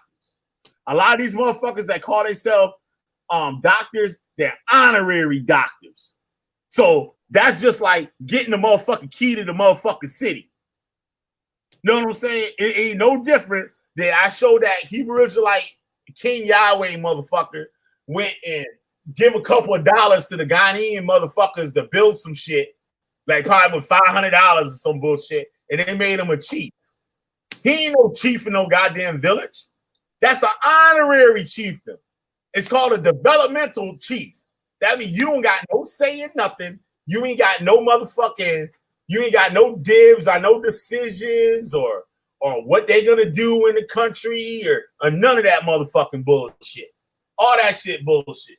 And I'm here, I'm gonna tear all that motherfucking shit down and get motherfuckers to think like real motherfucking people.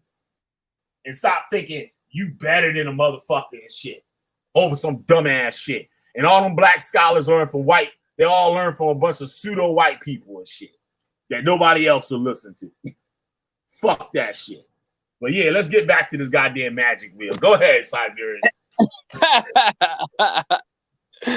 Hell yeah, I'm glad he came on because you know, as we continued the lesson, that was a great example of where your mindset has to be.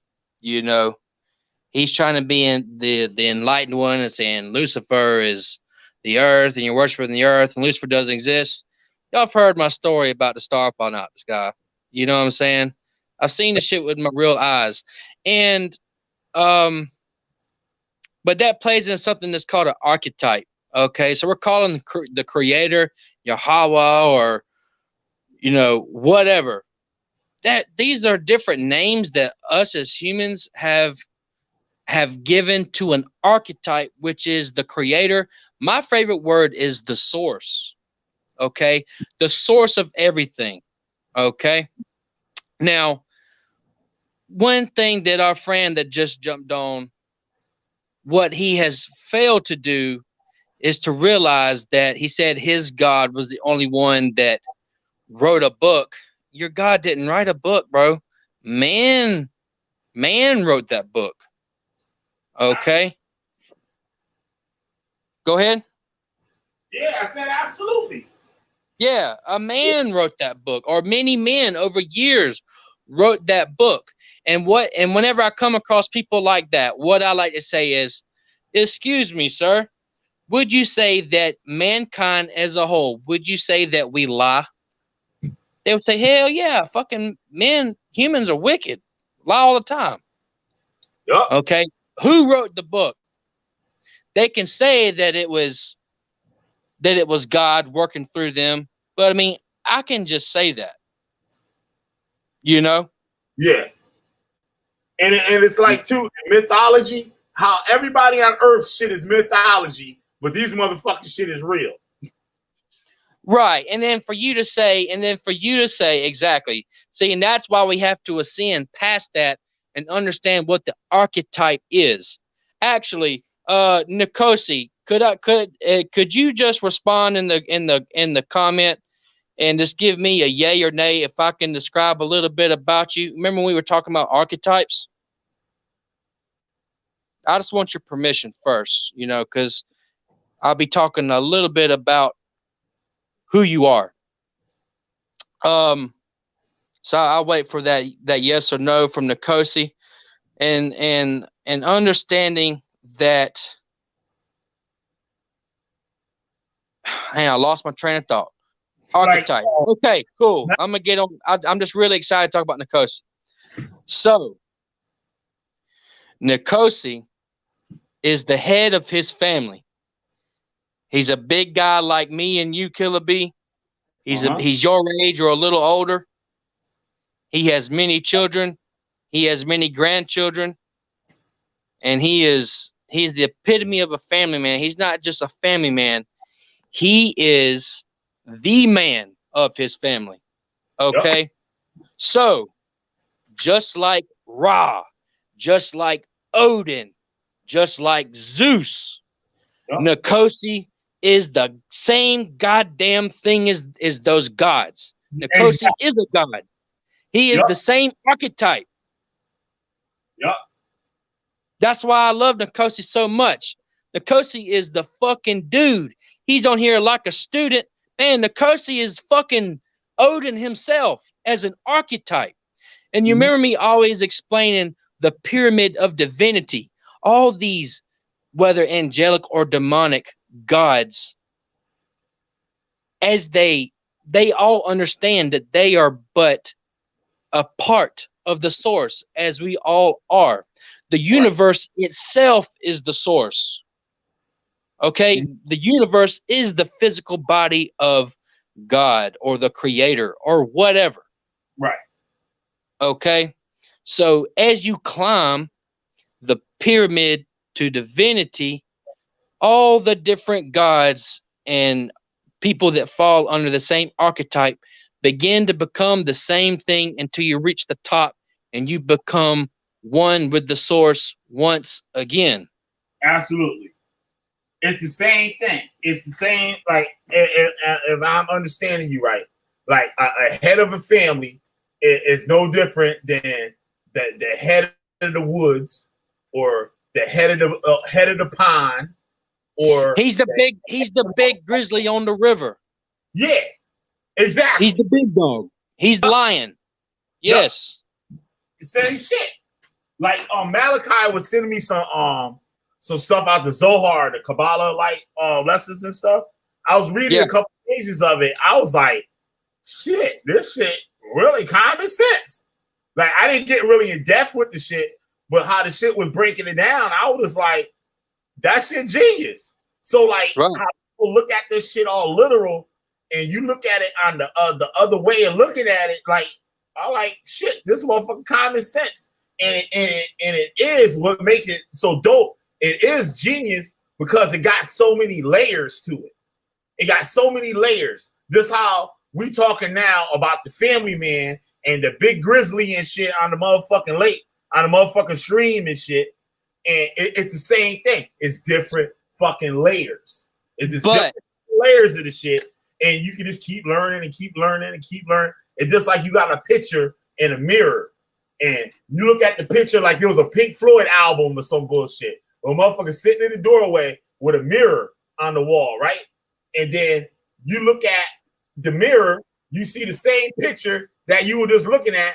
And then you look in that picture, you see the mirror in that picture, looking at the same goddamn picture. And then you look in that motherfucking shit, you see the picture from the mirror, the reflection in the mirror, from the reflection from the mirror, from the reflection of the mirror, and that shit just go on endless. It's some endless shit.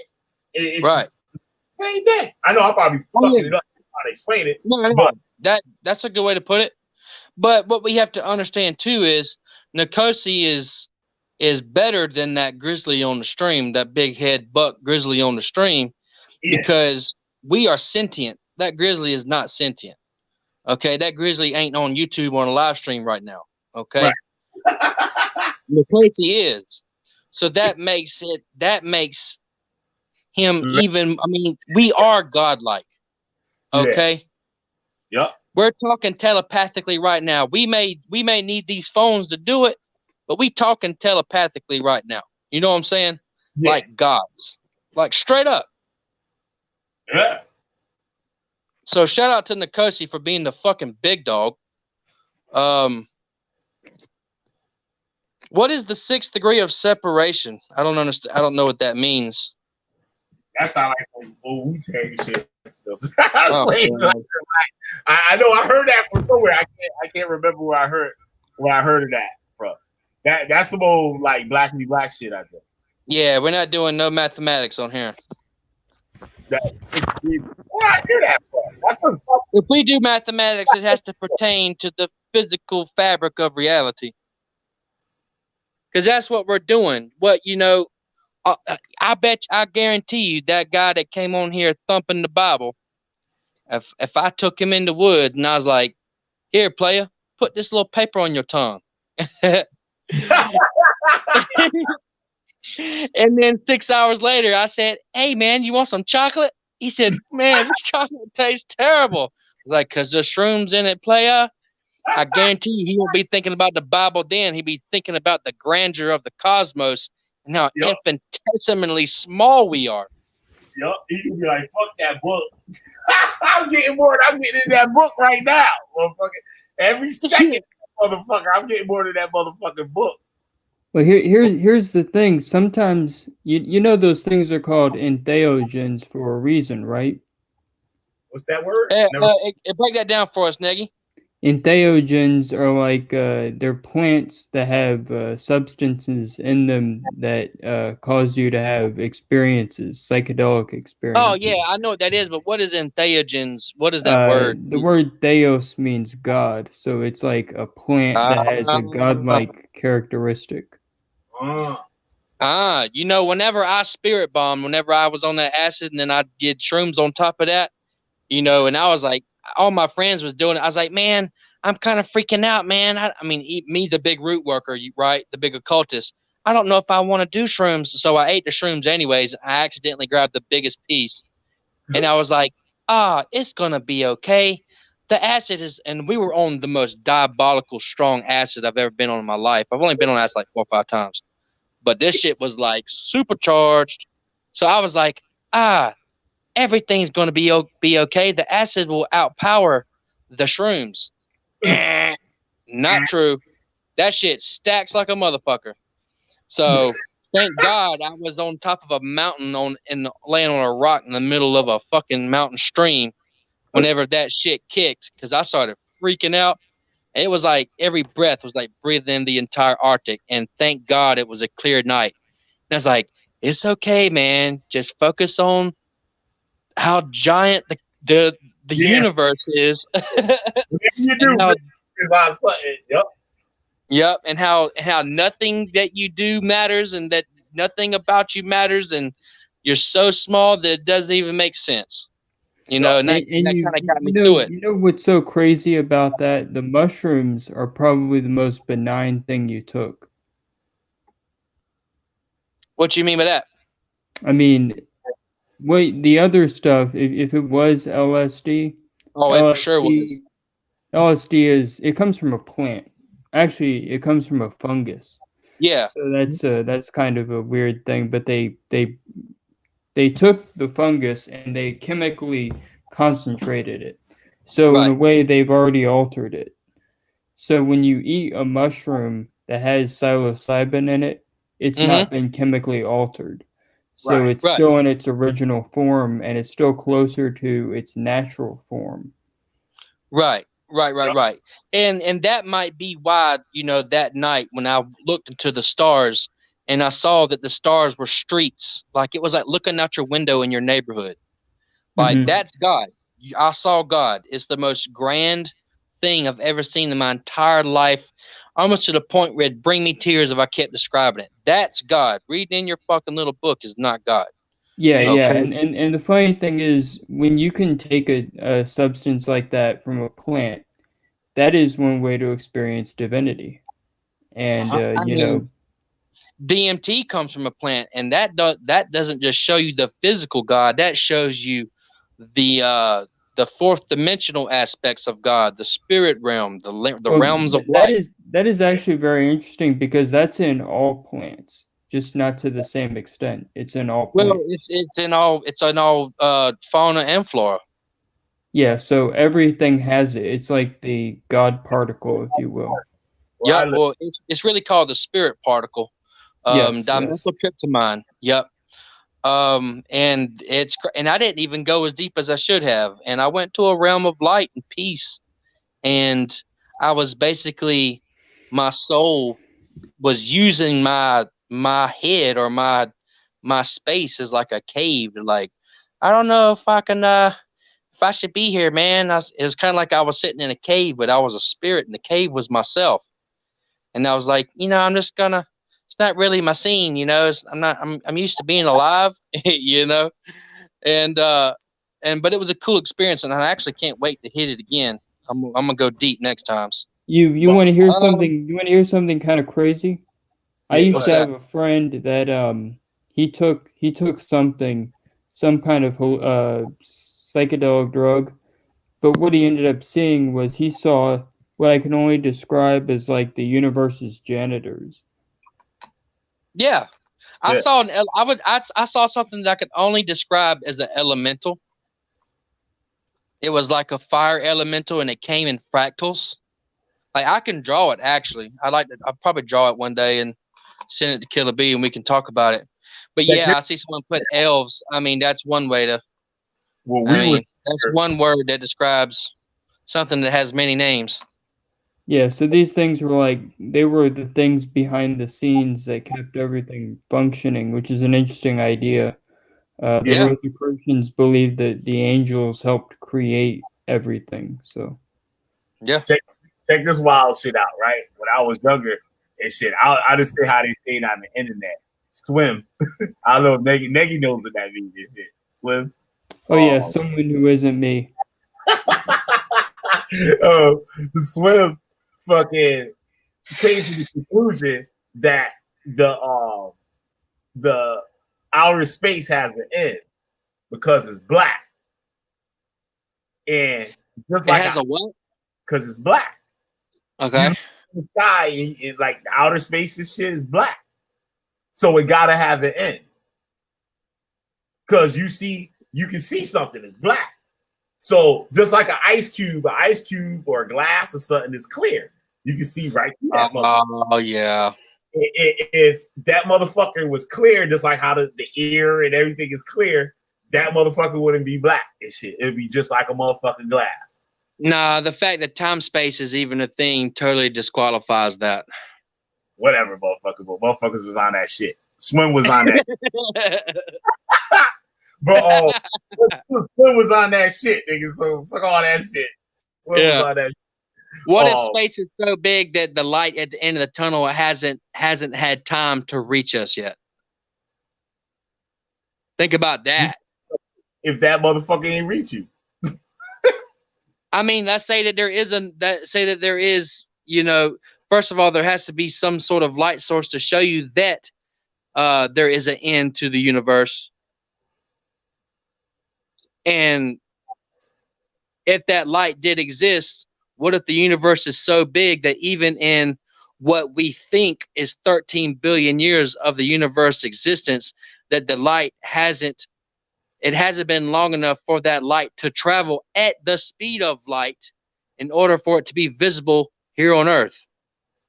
Man, that shit crazy. Yeah, it's a wild shit. But also, before I forget, what Negi said earlier about the mushrooms being a more natural thing and how the LSD is like synthesized, basically. There is a difference because Swim said that the feeling of, say, like something like psilocybin or something like that, it has a more earthy feeling, and where the LSD would have a more chemical, like it actually has a unnatural feeling, like something that's what I mean by like unnatural, but kind of like a synthetic feeling, like what I'm saying? Where I wouldn't call it synthetic. I would say the difference between acid and shrooms is acid. I think acid opens neurological doorways in your mind that make your brain operate through different pathways that it normally wouldn't use, thus distorting your reality. And it does last a long time, which is a very unnatural thing as well, because the body metabolizes organic material. And shrooms comes in waves, is very pulsating, which kind of reminds me of the hum of the earth, and how that's a pulsation. You sometimes hear that hum. Yeah, for sure. Damn straight you can. Hear that hum. You hear that motherfucker. Yeah, that's the earth itself. Mother Earth humming. Yep. Especially salvia. Now, salvia ain't natural or synthetic. Salvia is just the devil. Yeah. You want to hear something crazy about salvia? That stuff is not something you're supposed to use unless you have a good grasp of, of how these things work, because you can have a crazy experience and go nuts. I'm crazy. I would say that's true for all of the ethnogenic. Yeah, so what these drugs are is they're a tool, but they can be misused just like any other tool. And I'm having a great time here with you guys, but I gotta go. So all right, Nick, peace, brother. Take care, everybody, and shalom to the chat, and I'll see you guys next time. Yep, shalom. Yep. Yeah, salvia. That's Lucifer, motherfucker. I've never done salvia. I can't speak on it. It's good shit. Swim said salvia is Lucifer, motherfucker. Take that motherfucking shit if you want. And it's probably put here on earth for knuckleheads like yourself. But teach your ass a lesson. Yeah. Yeah, give it Hebrew Israelite that shit. And let them talk about that motherfucking Bible after that shit. That Let's motherfucker. see if Yahweh will save you then, motherfucker. Nope. They nothing saving your motherfucking ass. You couldn't even call on Yahweh. You know, and that kind of plays into what old boy was saying, the guy that kind of crashed our party. Yeah. The reality is, see, people get stuck up in their own beliefs based off of the monotheistic religion that they've chosen to follow because it makes them feel good, okay? But it distorts your reality. What you have to realize is that every horrible thing you can imagine, as long as it is physically possible, has happened and is happening, okay? Yep.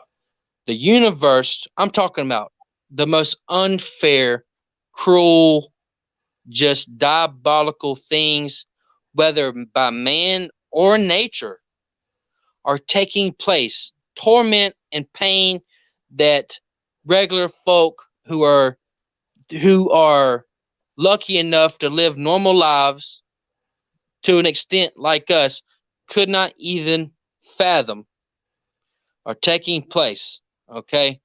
Yep. Realizing this, the source, God, whatever, doesn't give a fuck. This is true. Yep.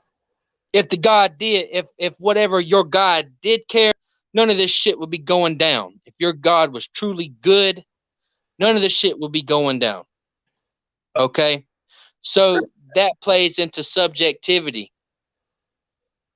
Yeah. That evil is subjective on a cosmic scale. This motherfucker is what you make that motherfucker. What That's you right.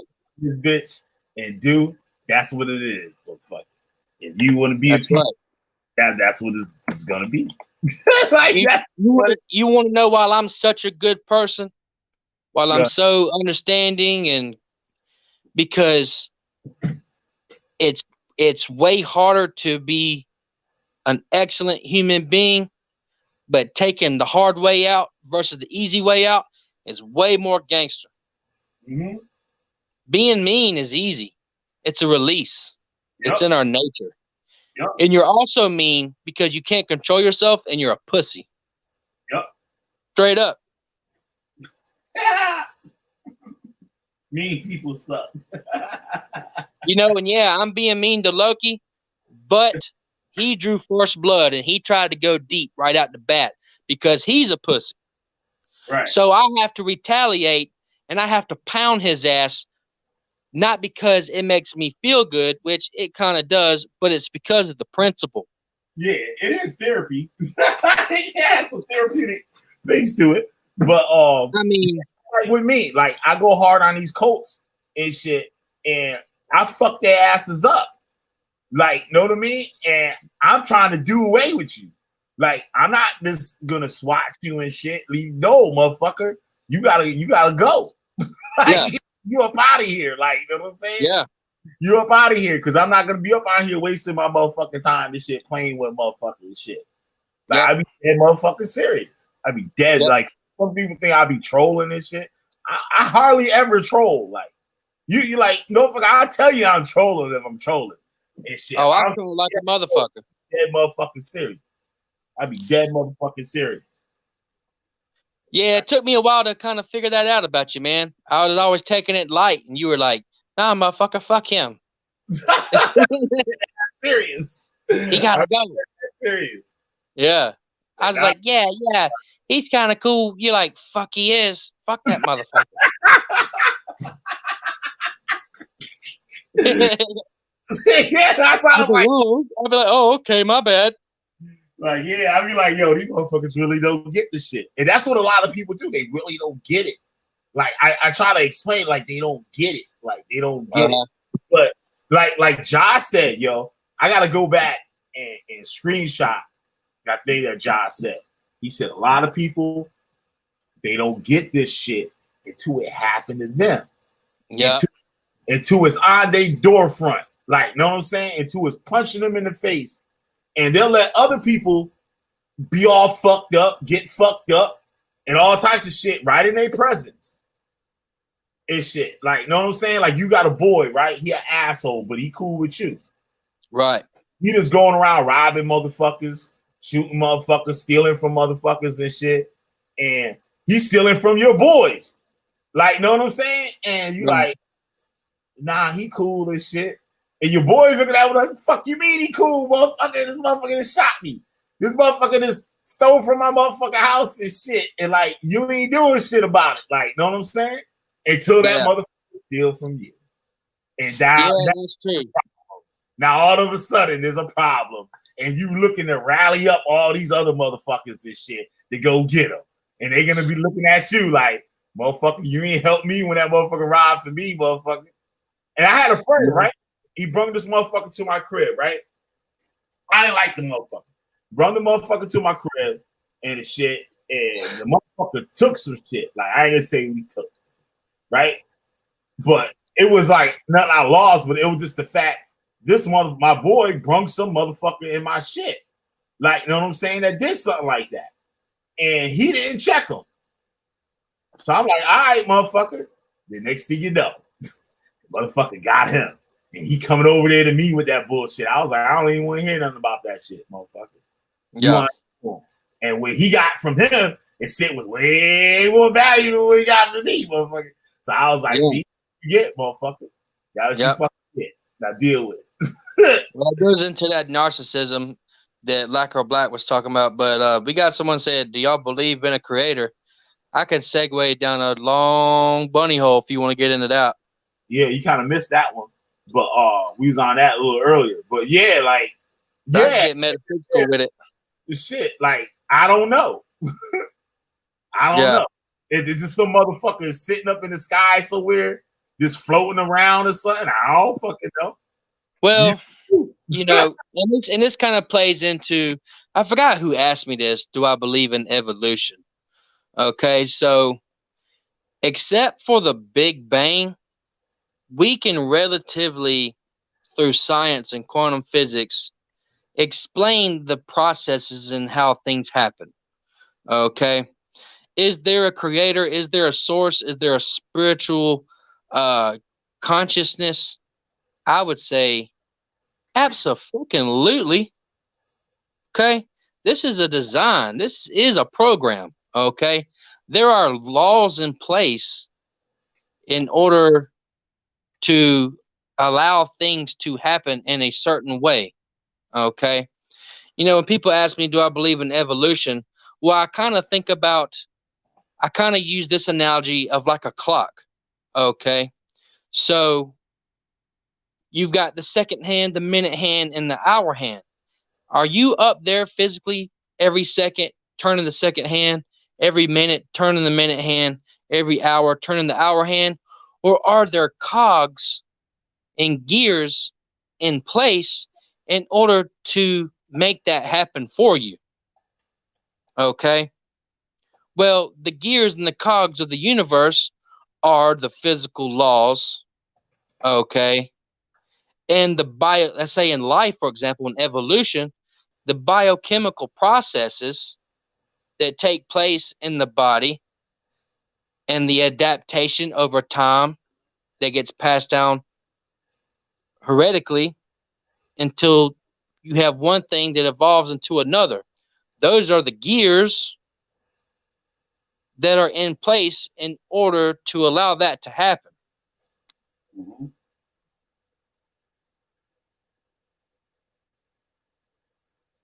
You still there? Yeah, I'm here. Oh, okay. I thought my shit was tripping. What they said here. Yeah, even the gods evolve. Yeah, spirits can evolve as well. You know, it's almost like, you know, someone in my line of work, when there is a negative energy, it's not necessarily something that's evil. It's not some sort of spiritual parasite. There could be some emotional imbalance, empathetic, energetic imbalance. Okay. So going to right that, even if you're just giving that spirit the attention that it's been seeking for who knows how long, okay, because they are for some reason bound to the earth and that location. Yeah. Remember, empathically, energetically, you know, it's kind of like someone coming to say, you're okay, or I'm sorry this happened to you, you know, showing that you care. That's a change, Yeah. you know, which evolution is nothing but change over time, over a very long time in the physical sense. Yup. And people think these guys like this dude, he think motherfuckers was talking about some damn Yahweh since the beginning of the goddamn time and shit. Like those Hell no. things evolve. Like just like that we was arguing about that Santa Muerte thing and shit. That's a new motherfucking religion. And they said that shit only 30 years old. Like it might have some base with something else, but that Santa Muerte shit is like 30 years old. But what about Man, Santa Muerte is just a name of an archetype that's as old as life itself. yeah? Like I said, yeah, it had like a base with something else probably, but right now that motherfucker Santa Muerte. Like, no, You know, that motherfucker. that's actually the turning point for me when Lucky was on saying that shit.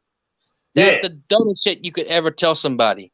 That energy, which is called Santa Muerte, is not to be played with. That shit plays for blood. That is blood. all right, can you explain that a little bit more? Because I did Oh man, goddamn! It's the feminine side of death. It's the effeminate side of death itself. Okay, it's the nurturing embrace of the long sleep. When you go down for good, that motherfucker the said rest, he it's said the darkness that consumes you. Huh? You said the goddamn long sleep. Yeah. Shit. That's the shit. Yeah, the long sleep. Motherfucker. God damn. Yeah. That's the mother that embraces you back into the womb of death. Yeah. Like, come on, baby. So what? Yeah, come back to mama. Mama's got you. It's okay. That's why DMT is like so calming. It's nurturing. It's love. It's like you're going back into the womb. It's Mother Nature. It's the first face of Mother Nature that you see when you go. So what the fuck is Lucky talking about? See, that's why that bitch motherfucker was fucking retarded. He's too goddamn literal and he's too goddamn fantastical.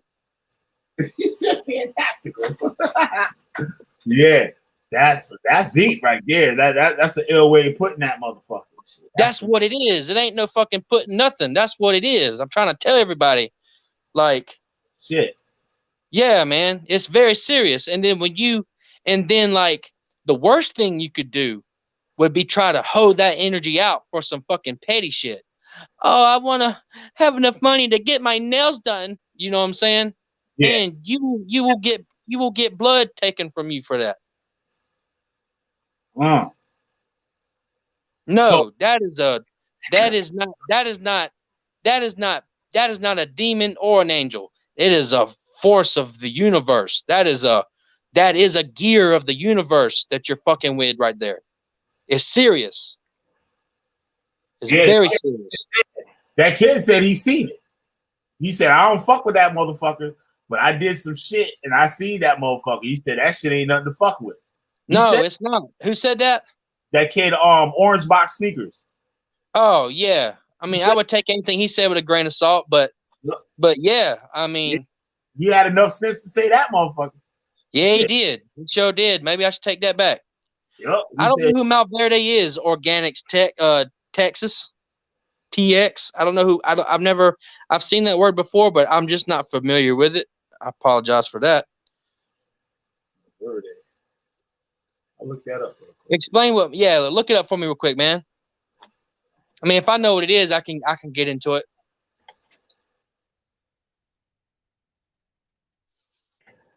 Like, for example, I know some high-level occultists here in South Carolina that are, one guy, his name is Papa Muerte, doesn't even speak any English. He would come in every weekend and buy like 2 or 3 kilos of white sage. And that energy, I'm not even gonna call it a spirit. That energy is so profound that that's all he works with. Oh, it's the Is a santo, so a saint for the cartels. yeah. What is it? The saint of death for the cartels? Like, He said it's not historically verified. He said to have sounds been, like oh, it's exact. Go ahead.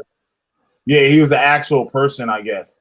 To local supporter, blah blah blah. He supposed to have become abandoned after the death of his parents, which he attributed to their poverty. During Malverde's vast majority, during his youth, railroads arrived. He witnessed his community undergo rapid social economic transformation. The profits Okay. of hacienda, whatever that is, agriculture, were enjoyed by the few elite, while the vast majority of the population, the peasantry, faced even greater economic strain. The Malverde is said to have been a carpenter, tailor, and railway worker. It is not until his parents died of either hunger or a curable disease that Jesus Malverde turned to a life of banditry. So basically, he's like a person that when this whole new economic thing and the rich is getting richer, and his parents died from something that was preventable. So like they Right. went hungry and they had a curable disease, something that could have been cured, and they died. And And then what did he do after that? yeah, he turned into a bandit after that. Oh, okay. It said the nickname means evil green. Was given by his wealthy victims, deriving from an association between green and misfortune. According to the mythology of Malverde's life, Canedo, decisively, I don't know that word, offered Malverde a pardon if he could steal the governor's sword. The bandits succeeded, but this only pushed Canedo into hunting him down. He is supposed to have died in Sonora in 1909. Accounts of his death vary. In some versions, he was betrayed and killed by a friend. And in others, he was shot or hanged by local police. His body was supposed to have been denied proper burial, being left to rot in public as an example. It says the cult has earned a Robin Hood type image, making him popular among St. Louis poor Highland residents. His bones are said to have been unofficially buried by local people who threw stones onto them, creating a cairn. Throwing stones onto bones was thus a sign of respect and gave the person to make a petition to his spirit. His earliest alleged miracles involved the return of lost or stolen property. His shrine is in Kulikan, capital Sonora. Every year in the anniversary of his death, a large party is held in Malverde's shrine. The local shrine was built in 1970s amid much controversy. The new shrine was built on nearby land. The original site, which became a parking lot, has since been revived as an unofficial shrine. Okay. Yeah, I mean, that's the archetype of William Wallace, a Braveheart, Robin Hood, Joan of Arc. Yeah, that's absolutely archetype. Now that is a physical spirit. That's a what I would call a mortal spirit. That's what I would call that. That's something. That's a spirit that was once alive that has been deified. Yeah. Yeah, Name sure. for that. I was listening to something early yesterday or something. There's a name for a certain type of deity that once lived. There's a name that I call it. I mean, I personally call it a mortal spirit. That's what I call it. Okay. I'm sure there's many names for that, but you know, if I wrote a book, I would call it a mortal spirit. And just like I was telling him, like I was telling Loki, I'm like, yo, motherfucker, if that shit worked for the motherfuckers, like, you know what I'm saying? It's the poor and lowly people that's been rejected. You know what I'm saying? That said these niggas is going to hell. Like they gonna die. Like them motherfuckers gonna burn in hell and shit. And they not allowed in church to worship or nothing like that. But they got Santa Muerte and shit to take care of their ass. Right. So that's the only thing they got. The prostitutes, the drug addicts, the homeless and stuff like that. That's who they got. Right. And they fucking take care of their asses and shit. Yeah. You know what I'm saying? You know, I said too, like, this how you can have a can of Pepsi and shit. If you believe enough and long enough and shit, that damn can of Pepsi could come to life on your motherfucking ass and shit. Goddamn thing. In metaphysical theory, I would say yeah, in some extent or another. You know, but what's kind of crazy is what you just said lines up with what I was saying. You know, that the outcasts, the unwanted, would work with these particular energies, and for them that was life or death. Right. So if you tried to hoe out one of these energies, like you can do with some, and I don't mean hoe out, and I just mean like something that's not that important. You know, oh man, I sure would like to have enough money to go buy a gold chain 2 weeks from now. Yeah. You know, you don't hoe out these types of energies, because the people who originally worked with them, it was for a righteous cause. It was to rebalance an imbalance, and it was life or death. Right. So these energies would not accept anything less than that to this day. Yep. Yeah, that shit is heavy. But yeah, I would say that Malverde is absolutely the fucking opposite. That's the one to hoe out. Hey, I need to get these keys across the border real quick. Yep. Yeah. And I don't mean that in a bad way. I just mean that is the embodiment of that archetype. Right. Is the hustle, it's like High John the Conqueror. Yeah. You know? Same shit. I gotta win this quick you know, this quick little court case. And the people coming to worship it at these shrines probably never wealthy people. They're the bottom of the barrel. They're the bottom of the cartels. Like they the people on the low end of it. You know what I mean? They doing it for survival. Like, you know what I'm saying? Probably the higher ups, like the main people in the cartels, they not fucking with none of that shit because they already got all the goddamn bread. Like, you know what I mean? Shit. And it's probably that got to do the mules. Like, you know what I'm saying? Well, I would say that's probably a case by case basis, to be honest with you. Yeah. I think that's a lot of variables, but I would think generally you were right.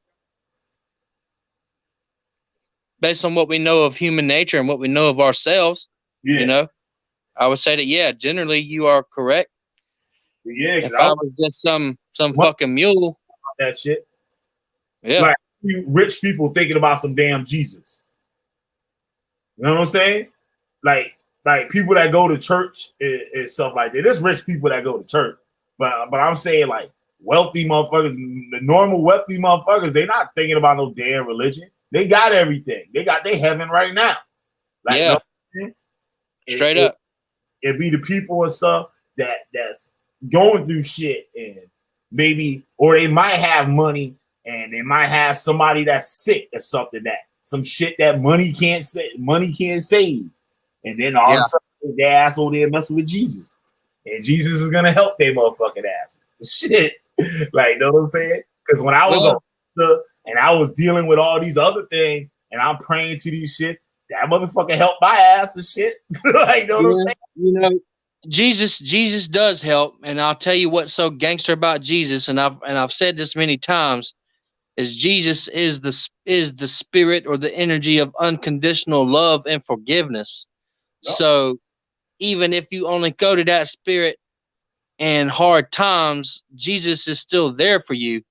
Yep. But but that just, I mean, you have to deal with yourself when it comes to that, you know. Yeah. Yup. I mean, that's just straight gangster on the spirit of Jesus's part, you know. And a And lot of people that deal with, say, like some of these, like, what's the word I'm looking for? I'll try to give it a new name. But these like Caribbean religions, like say Santeria or whatever, or even Palo Monte or even voodoo and stuff. Like they say, yeah, oh man and shit, force them to use them saints and shit. Them motherfuckers believe in Jesus. Like, know what I'm saying? They might use the saints to represent something, but their asses be right up in the church on Sunday. There's a right. lot of people that practice Santeria, their asses be right up in the motherfucking church and shit on Sunday. They be Yeah, right. no doubt. You know, and what you have to understand is when you're at that level, there's no difference from being here in my office with all my antiquities versus being in the church. Yeah, Because what is there's no such thing as supernatural. Here I perform mostly black magic. At the church, you perform white magic. The difference between black magic yeah, and white magic is white magic, you're asking the spirits to help.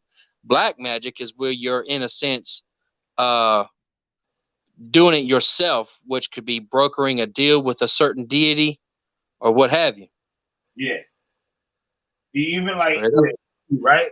I was watching some stuff like with hoodoo and how it was derived from the African slaves in America and United States, not the Caribbean and shit, but the United States.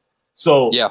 their main thing, like the Americans, the American slaveholder, they wasn't playing that shit, nigga. You worship Jesus, niggas. Like point blank, period. Like, know what I mean? You ain't gonna be doing none of those extra shit, none of that. Where the Spanish was letting these niggas do certain things and shit that when you go in America, like they done been that African shit done been bred and wiped out of from their minds and shit. So all they know is Jesus. But they was doing their little voodoo spells or whatever stuff and using the Bible to do it. And Right. using the Bible to do it. They doing these spells and reciting Psalms and like, know what I mean? Book Isaiah and stuff to do they. And you can't tell them that shit don't work. Like, know what I'm saying? Oh, Jesus, that shit was stolen from Egypt. Like, so motherfucking what, motherfucker? That shit worked. Yeah, That straight up. because they believe it. Like, it You know, worked. that's right. And the Bible is one of the most powerful metaphysical tools known to man. Yep. But people just get caught up in the religion. They get caught up in the sheep mentality. Yep. That they don't see it like that. They see it as follow this or it'll be your spiritual doom. You know, which even that is such a simplification of what really is that, you know, I mean, I let you handle it. It's your platform and you was busting his ass. But, you know, I would come at him just like that. Mm-hmm. So you think that the higher dimensions where we are no longer bound by time space, which I've explained that before. Y'all have heard that about Jesus being all the churches at once kind of stuff, not bound by time space. So you think a higher dimension would be less complicated than the dimension that we live in now? Yeah. Well, when you die, either you go up or you go down. No, motherfucker. It's way more crazy and complicated than that. It's infinitely more complicated than this dimension because instant gratification is a real thing in that dimension. Think about anything you could think of as what exists in the spirit realm because everything here was once mentally manifested before it was a physical manifestation. Am I making sense? Yeah. Okay. Oh. So everything you could ever think of, at least energetically, exists in the spirit realm. And not just what you can think of, but everybody in that is alive here on Earth and honestly other planets. Okay? Because The only difference between this planet and another planet that could potentially host sentient life, that means that they've got cell phones and they're going to Mars, or their planets, or they may be interstellar. You know, I don't mean to say Mars. Their solar system, they could have something that's like a TV. They have their own music and complex language. They're sentient life forms like we are. Yep. Okay. The only difference between us and them is this great big giant distance that we are not technologically advanced enough to traverse. Right. Yeah, man. Shit's crazy. Said Lack of Black said facts. My great grandmother was French Creole, dabbled in the craft, but was a Catholic. Oh, that one of the funniest things I ever heard Leonard L. Miller say when that a goop was like, right, trying to fuck with him. He said, I'll curse you, I'm gonna put all this work on you and all this shit. Leonard L. Miller said, he said, shit, you can't do nothing to me. I'm covered in the blood of Jesus. I fell out, yo. And it took me by a shock. I was like, did you say Jesus? You talking about all these voodoo deities and shit. He said, shit, you can't do nothing to me. I'm covered in the blood of Jesus. That shit was funny. He was being sarcastic, but yeah, it's funny. He said, I'm Christian. He said, you can't do shit to me. I'm Christian. Yeah. Hey, if you think, and I heard him say that too, and he's right. If you're pompous enough to think that just because you're a Christian that you are invulnerable to work, you've got another mother thing coming. Whenever you're such a blind, you're a blind Christian like that, you are blind. Yeah. Okay. Yep. You're expecting something. See, when you're like that, and when you die, you do go to nothing but blackness because it is taboo to see with your third eye. So you're trying to see with your physical eyes, but your physical eyes are dead. Therefore, you are oblivion. At least I would think, at least for a short while, I think you'd finally come around. But just absolute terror. I think dying is a scary thing. Fuck yeah. I think. Fuck yeah. But Fuck how many yeah. die that be scared though? It was kind of weird. Like, you know what I mean? How many people that, like, you know what I mean, like, die from some shit? I'm not talking about like get hit by a car or some shit. I'm talking about when motherfucker like in the hospital fucked up. Like, you know what I'm saying? And they know they about to die. Everybody know they about to die. Even they know they about to die. But they might be scared. But a normal scared motherfucker about to die gonna be crying and doing all type of shit. You hardly ever hear about people like, you know, they almost getting the fuck, they about to get the hell up out of here, like flipping out and shit. Some people be like, oh, hell no, fuck this shit. Nah, I ain't nowhere. You know what I'm saying? And like, hey, you go, like, you out of here. Well, that's the one thing, you know, the mundane world is very, I mean, it puts blinders on you, you know?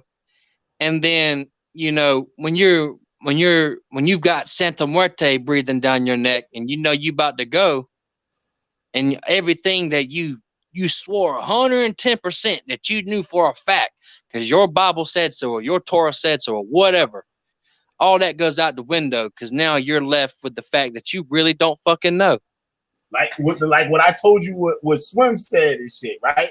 With that salvia shit, with that tall ass motherfucker with that hood on, said everything returned back to the earth from which it came. Like, you know what I'm saying? Like, that's some serious ass motherfucking shit. That threw everything out the motherfucking window. Like, from that point, that shit threw everything out the motherfucking window. And you reevaluating everything. Like, I don't give a fuck what you believe in, motherfucker. That shit go down like that, you throwing everything else out the motherfucking window, and you trying to figure that motherfucking shit out, because the shit going down. So everything. Well, I'll say this to give people solace. You know, for anyone that's listening that maybe contemplate what we're talking about, and it's leaving a pit in your stomach, you know, and like, man, yeah, I am gonna have to fucking die one day. Well, let me tell you this. your spirit is immortal because your spirit is energy. Okay, so let me break this down, and I'm gonna break something else down that'll sort of help people out. So you have a body. Your body's controlled by your brain. Okay, but your brain is nothing but a big old ball of jelly with electricity and different chemicals flowing through it. Yeah. Okay, what's controlling the brain? You a ball of jelly with chemicals and a little bit of blood and and a little bit of electricity running through it? Is that what you are? That motherfucker Or is that the ground. oh, that's right? Or is that just the steering wheel? Okay. Yup. Now we know that energy cannot be created or destroyed, only transferred. Okay. You hear me say spirit, vibe, energy. Your spirit is energy. Okay. So your essence can never be destroyed, only transferred. Okay. Your body is stardust. It will return to the form of dust. Yup. Okay. But whatever that energy is, that is the main component that is you will will will continue in some form or another, taking taking your ego, which is the life you just experienced and the person that you developed into, with it. Yup. Okay. Now, whether that energy goes to a good place or a bad place or an indifferent place, I don't know because I've never died. Okay. I don't even know if you're like you said, like that energy gotta go somewhere. But I don't know if that should even mean that you're gonna be up in that motherfucker. Like that shit you, but all that other shit, like how you thinking now and how you feel now, and like the things that like how you feel, how you how can I put it? Like the things you feel, your thoughts and all that stuff, like that energy gonna be transferred, but it might go somewhere wherever the fuck that motherfucker go. Like you said, that shit don't stop. But Yeah, it's just like the smoke coming off that incense or like heat coming off a pot of boiling water. That heat, you feel the heat, you feel it strong at the source, okay, which could be someone's grave or a place where a traumatic experience happened where their vibration was raised to a point that it left an empathetic energetic imprint in the fabric of the space in that location.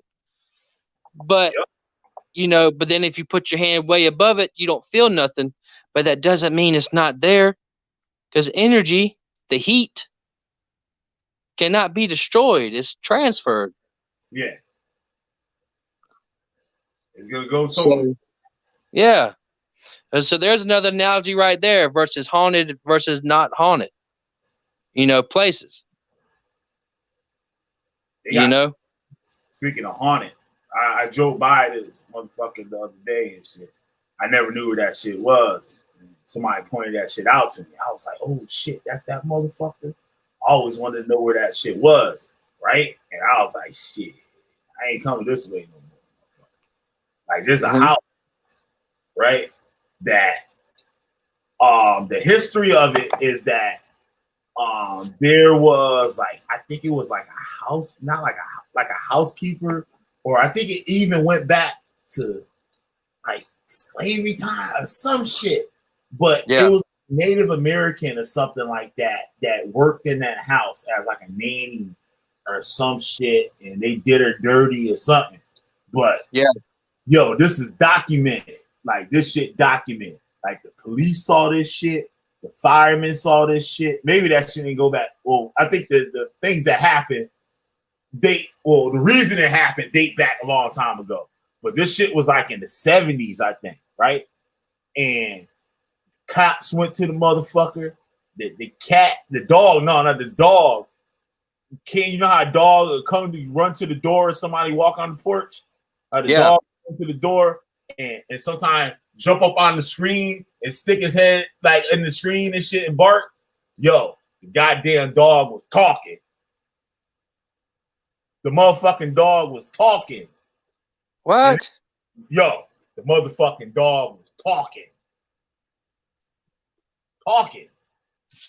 Can I look this up anywhere? Yeah, let me see if I can find that motherfucker. The goddamn dog was talking. And they put up in the motherfucking shit, and shit was sliding across the goddamn room. The motherfucking chairs running across the room, all types of shit. Yeah. Look, Chris a whole ass nigga. He that butthurt, yo. What you talking about? Yo, this dude, that shit funny as shit. Yeah, I did that shit because I knew he was gonna be a whole ass faggot ass nigga and shit. Cause that's what he is. He's a whole ass faggot. Yo, what are you talking about? Where's this coming from? Little bitch, yo. Nah, he got his little corny ass scholarship over scholarship group. That I tried to make a real scholarship over scholarship group, but he wanted he's in there. So I moderated like I'm supposed to be moderated, right? And then it has turned into a shit group, like, you know what I'm saying? Yeah. And we went to then motherfuckers just forgot about the shit. So after his little rant about me, he kicked me out the group, but forgot to kick me out the chat and shit. So I put the link in the chat and shit, and somebody was like, "Oh, that's interesting." I invited him to come on because dude, he's an occultist, right? Yeah. So I invited him on and shit, and Chris saw this shit and threw me out and shit. Little fucking bitch. All right, let me find this shit. I can't believe motherfuckers so butthurt, but he'll hang around motherfuckers that call him fucking a homosexual and shit. But he cool with all them motherfuckers and shit that call him bitches and faggots and shit. So I'm gonna call him a bitch and a faggot too. He can take that any way he wants. But let me find this thing for you. That shit crazy, yo. I hate that, man. I thought Chris was part of the gang. And I supported the motherfucker and shit. I supported the motherfucker. It's like I support all my other homies and shit. Like, you know what I'm saying? Yeah. Motherfucker. I was a real motherfucker. I was a true motherfucking friend of the motherfucker. But he let these motherfuckers and shit pump his head up, whatever. He want the limelight and shit. Fucking I mean, you convoluting with them motherfuckers. I mean, it just makes it hard, man. I like Chris, you know, but fuck. That shit crazy. Pillar talking to Judah. Fuck Judah. Fuck Rob. Fuck Rob. I really don't like Rob. Judah's just Judah, but Rob, fucking bastard. Yep. At least Judah hates me enough to not even pay me any attention. You know what I'm saying? Yeah. Oh, here you go. I found it. Let me see. This goddamn, they call it the world's most haunted house. Yeah, if you had dogs talking, it's pretty fucking scary. Well, for like, hey, how you doing, motherfucker? Like, how you doing? Help me. You gotta stop. Give me some pussy. Okay. Clips behind the paranormal haunt. What's up, Malak? They got clips behind Yazekwa. Yeah, he gotta come out here and tell me how to pronounce that shit. I'll be struggling. Yeah. Hey, Malak, in that diss I did, I wasn't talking about you as the Malak, talking about another Malak. Let's put that out there. Yeah, oh shit, I forgot to ask you about that shit. I was like, yo, what that nigga do? No, I'm talking about another one. Oh, okay. Yeah, not our Malak, another Malak. All right. This supposed to be I think this is a video on this motherfucker too. I thought I clicked on the motherfucker video.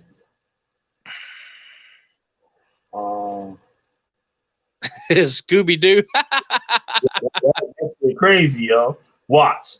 This shit crazy. I'll get the fuck in. I'm trying to look for a YouTube video that talks about it. Here we go. Let's see this motherfucker. This is YouTube. Let's see this motherfucker. Say about this shit. But this shit's in YouTube too. This shit tripping. All right, let me get it.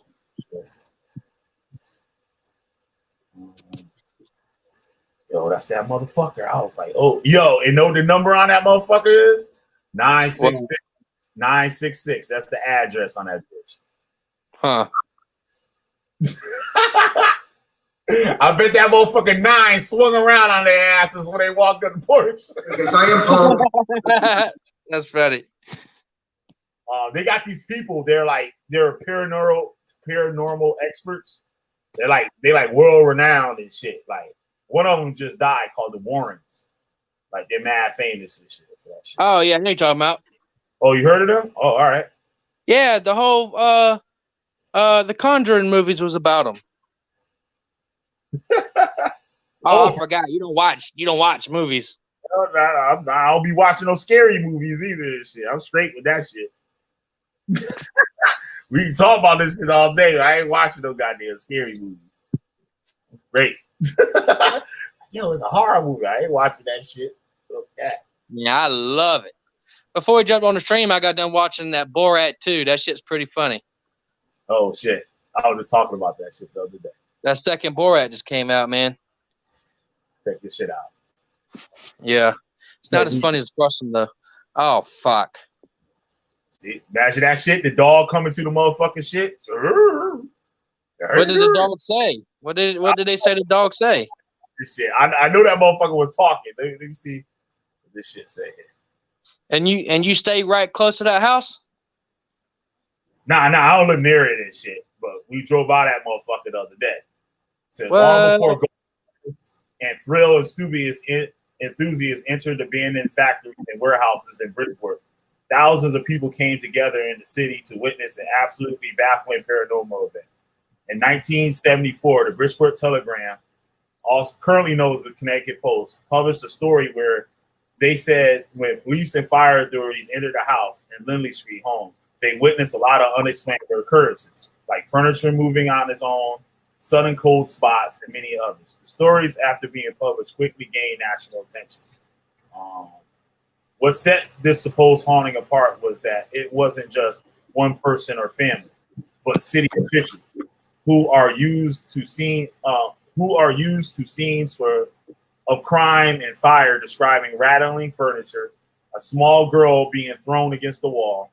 As the story started spreading like wildfire, many people from all over the country gathered in. I want to know about that motherfucker. Oh yeah, there he goes coming.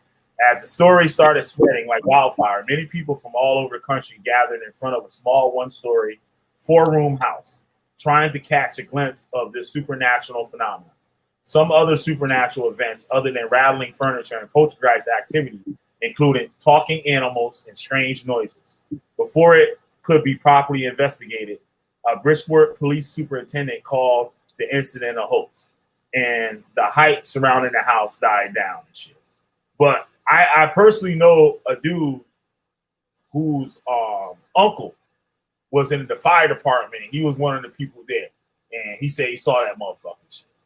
For almost half a century, author William J. Hall released a book titled The World's Most Haunted House, the true story of a Bridgeport poltergeist on Lindley Street. Hall has previously worked as a professional magician and said he was a skeptic like most people. However, his perception changed when he dug deep and found old newspaper articles, audio interviews of first responders, and city records. See, that would make it ill because motherfuckers that work for the city came there, like police officers and shit. It wasn't this people that lived there and some regular old people saying this shit. During the event at Bridgeport Public Library, the book event, he told the crowd there are over 100 witnesses. This one of the most witnessed haunting stories. Hall presented the same documents to retell the story of the Gooden family in order to prove some metal to the house, to the haunting. And he also wanted to dispel myths surrounding the incident. The story originated in 1960 when Gerald and Laurel Gooden purchased a home on Moon Street. The couple's son died at the age of 6 after suffering from cerebral palsy. Later on, the family went forward to adopt a girl named Marcia, and everything fell apart as soon as the girl entered their home. Over time, the incidents became so worse that the family ended up calling the police and clergy to investigate the home. I think the girl Marcia was a Native American Indian. That's what it was, this shit. And they kind of like, they did something with her, did something to her or some shit. Famous paranormal investigator Ed and Lorraine Warren visited the home, and they said that it was one of the most famous, well-documented poltergeist cases in history. According to 1995 Connecticut Post article, John Kenny Herx, resident of Bridgeport, said he knows two cousins of Gerald Gooden. He added, they told me a lot of weird things would happen in that house. Well, I guess it means the atmosphere in the house was bad. Let me play this video.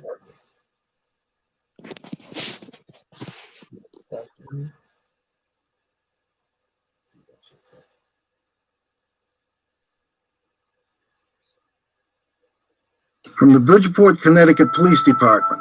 Suspicious activity, 24 November 1974. While conducting the initial investigation, Patrolman Joseph Tomek, Carl Leonzi, George Wilson, and Leroy Lawson observed one or more of the following happen. The refrigerator rise approximately 6 inches off the floor, a 21-inch portable TV set in the living room rise off a table and turn around, furniture move away from the wall and fall over, objects on shelves and hanging from walls start vibrating. Also observed was a lounge chair that Marcia, the little girl, was sitting in, moving backwards rapidly and overturned. When officers at the scene tried to move the chair, they did so with great difficulty. And that was a police report from the Bridgeport poltergeist case of 1974. And, you know, my father over here is one of the few surviving witnesses. I'm Ben Eno. I'm Paul Eno. And welcome to our newest edition of Behind the Paranormal Case Files. It has been approximately a year, actually exactly a year since the last video that we have made.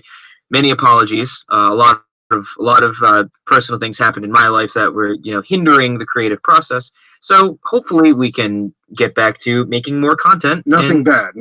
Just busy. Incredibly busy. Like getting married.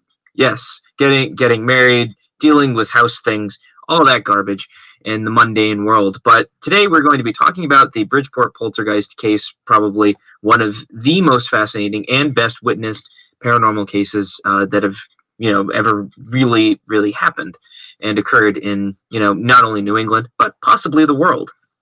Certainly the world. I mean, this was in the headlines all over the world. Sure. Now, what I was reading came from my 1998 book, Faces Out the Window, and that is based on the original report that I wrote for Ed and Lorraine Warren, who were essentially in charge of that case. I was a 21-year-old seminary student, and I had been working with the Warrens for about 2 years, since 1972, when Lorraine read something I wrote about a previous case and thought the theories were interesting. Ed and Lorraine Warren being of the Amityville horror fame and movies such as The Conjuring. Yes. All of that nonsense. Right. No, not all nonsense. Not all nonsense. A lot of it is. However, there was no nonsense that I saw in this case, because I learned a lot and it shook me up. Anyway, I had not planned on being involved in this, of course. It was November 24th, 1974. It was a Sunday. I was home from the seminary where I was studying for the priesthood, and I was invited down to Ed and Lorraine's house in Monroe, Connecticut. I lived in East Hartford, about 60 miles to the northeast. And I started off in my 1968 Ford Fairlane to head down for their house for dinner. Lorraine, a terrific cook, and you never turned down a meal cooked by Lorraine. However, I never got my dinner because I pulled into their lovely rural driveway, and Lorraine came flying out of the house saying, "Are you in a high spiritual state right now?" And I was nowhere near a high spiritual state. As a matter of fact, my spiritual state was terrible. So I said to Lorraine, naturally, "Yes, I'm ready for anything." So off we went to the case. Now, also involved was Father William Charbonneau, a priest of the Archdiocese of Hartford, Connecticut, who had been called into this case as I was on my way down. So I went into town, the city of Bridgeport, actually, with Lorraine and Father Bill Charbonneau, and Ed Warren followed later. We called it the Ghost. They had the black car, Connecticut license plate, GHOST, something I'd never do in a million years to draw attention to myself. Now, as with all poltergeist cases, we have certain beliefs about these things, which are opposed to those believed by most parapsychologists. Mm-hmm. These things take a long time to get going. As I heard it, there had been, actually for several years in this house, there had been poundings on the walls. There would be all sorts of strange noises. And I even heard a recording of this later made by the owner of the house, Mr. Gerard Gooden, and his wife, Laura, who were a middle-aged couple in their 40s. And they had adopted a few years before a young Native American girl from Ontario, Canada, whose name was Marcy, or Marcia, as you heard in the police report. Now, they had lost a son in the late 1960s, Gerard Jr., who had died. And, of course, everybody goes, ah. Shit, Marcia had the motherfucking devil on it. Oh, by the way, the Warrens, they had a Raggedy Ann doll that's possessed in their possession, too.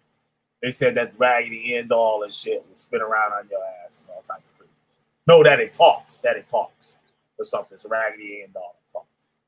Aha, obviously it's the jealous ghost of the sun. I mean, not give me a break. But that's 19th century baloney because I don't know any other explanation. I don't believe that was what was happening at all. So when we went in to the case, to the house for the first time, very, very small, really a 3 or 4 room bungalow on a back street in Bridgeport, Connecticut, one of the poorest cities in Connecticut. So we walked into this little house, and it was full of police officers and a big mess. There had been things torn off the wall, things that I read in the police report originally had already occurred. So police officers were very confused at this point. During the previous days with the pounding, city engineers had come in. There was some question about whether this was seismic. It was not. There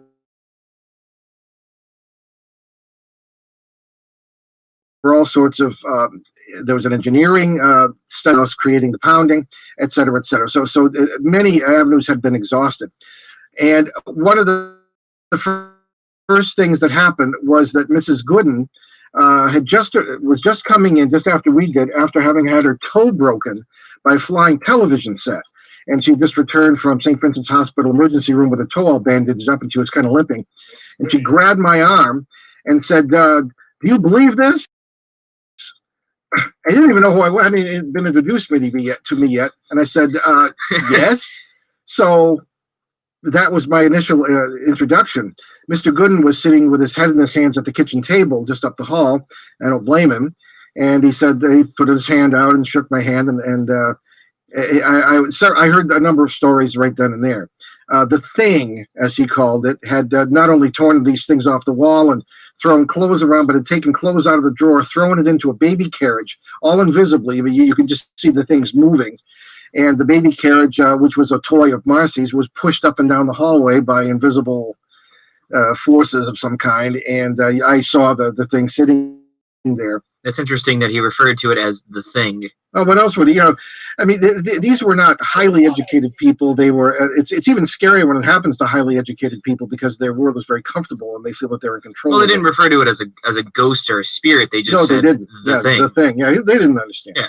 And one of the things I noticed was that they were very, very devout Roman Catholics of the old school, which means to me a rather negative spirituality, more sort of have faith based on fear of going to hell rather than faith based on love. And I found that sometimes attracts negativity, strangely enough. What ducks were lined up and, in a row for this phenomena to occur? Well, essentially the main duck, as it were, was Marcy, the young girl. She had been bullied at school, as we would say today, and she had been injured in her back, and she had been kept home by her parents, who were wildly overprotective. That kind of got me interested.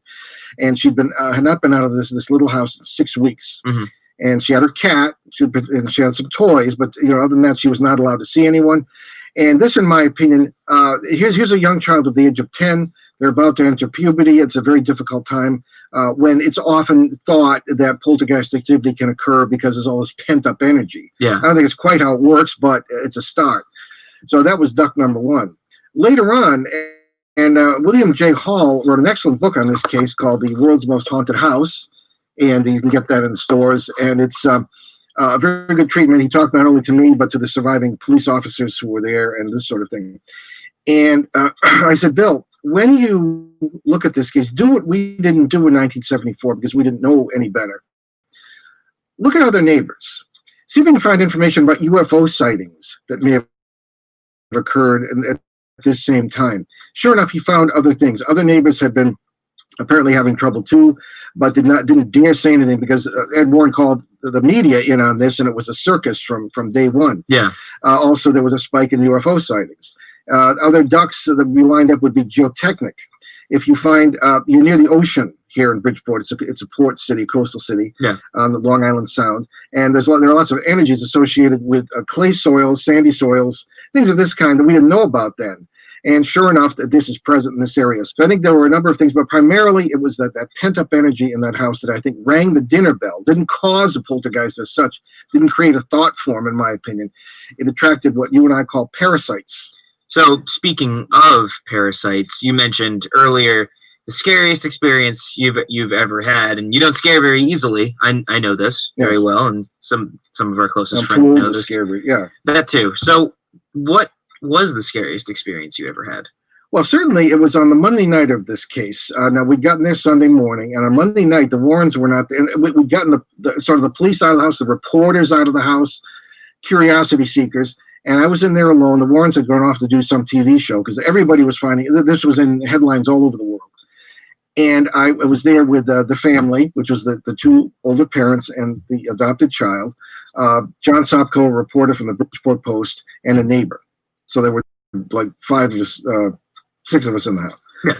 So the little girl and I, Marcy, were playing Monopoly, which oddly enough was her favorite game. And all of a sudden, something arrived. Okay. Now we were in the living room. There's a short hallway and a little kitchen. The energy in the kitchen really started to build up. You could see almost the air became almost cloudy or gauzy, as I say, because it's almost yellowish. Very strange. And you could feel the smell of ozone. As though electrical activity were taking place. Yeah. Mr. Gooden went into the kitchen, and he said, it's going to start again. Because with being experienced with these phenomena, he knew a thing or two. Yeah. So he went in, and all of a sudden, he starts chanting in a beautiful bass voice what sounded to me something in Latin. He said later on that he had been an altar boy and had thought of going to the seminary and becoming a priest. But I knew seminarians. I'd studied Latin for 5 years already, and he was good. Usually altar boys just learned in those days with the old masses, the Tridentine Mass. You'd learn the Latin responses. You wouldn't learn the languages. So in the meantime, he comes back into the living room. Everybody was kind of afraid. 4 entities came down that hallway, like after him, and you could see almost the gauzy shapes. One of them, I put the little girl behind me. I'd begun to read from a hymn, an Orthodox hymn to Christ called the I gotta stop it. Siberius, what do you think about it so far? I think it's funny. So I'm eating some chips right now. Give me a second. You think that shit funny? No, I think it's funny that some of the things that he was saying is the same shit I be saying. Yeah, what was ill when you was talking about how the air looked yellow and it had like the electrical kind of thing and shit. Like we were talking earlier about the hallucination, especially salvia. You hear and feel that electrical like hum, like that. No doubt. Like almost like a power. Like you get there like a what do you call that shits with the power lines and shit. Like it's not a electrical. It's like with all your street lights and all that shit come connected to, and then like where the energy or whatever come from and shit. I forgot what they call those things and shit. They're just like little spots and shit. They got all the conductor things and all that bullshit. And what I think is, he was talking about the geographical and the physical reasons why there could be a heightened energy, and then the fear-based monotheistic religion that was sort of the centerpiece of the family that lived there.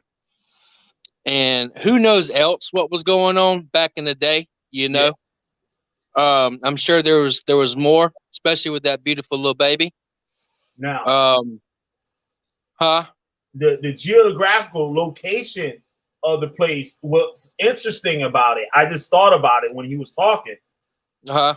The block, like where that house is, there's nothing behind it.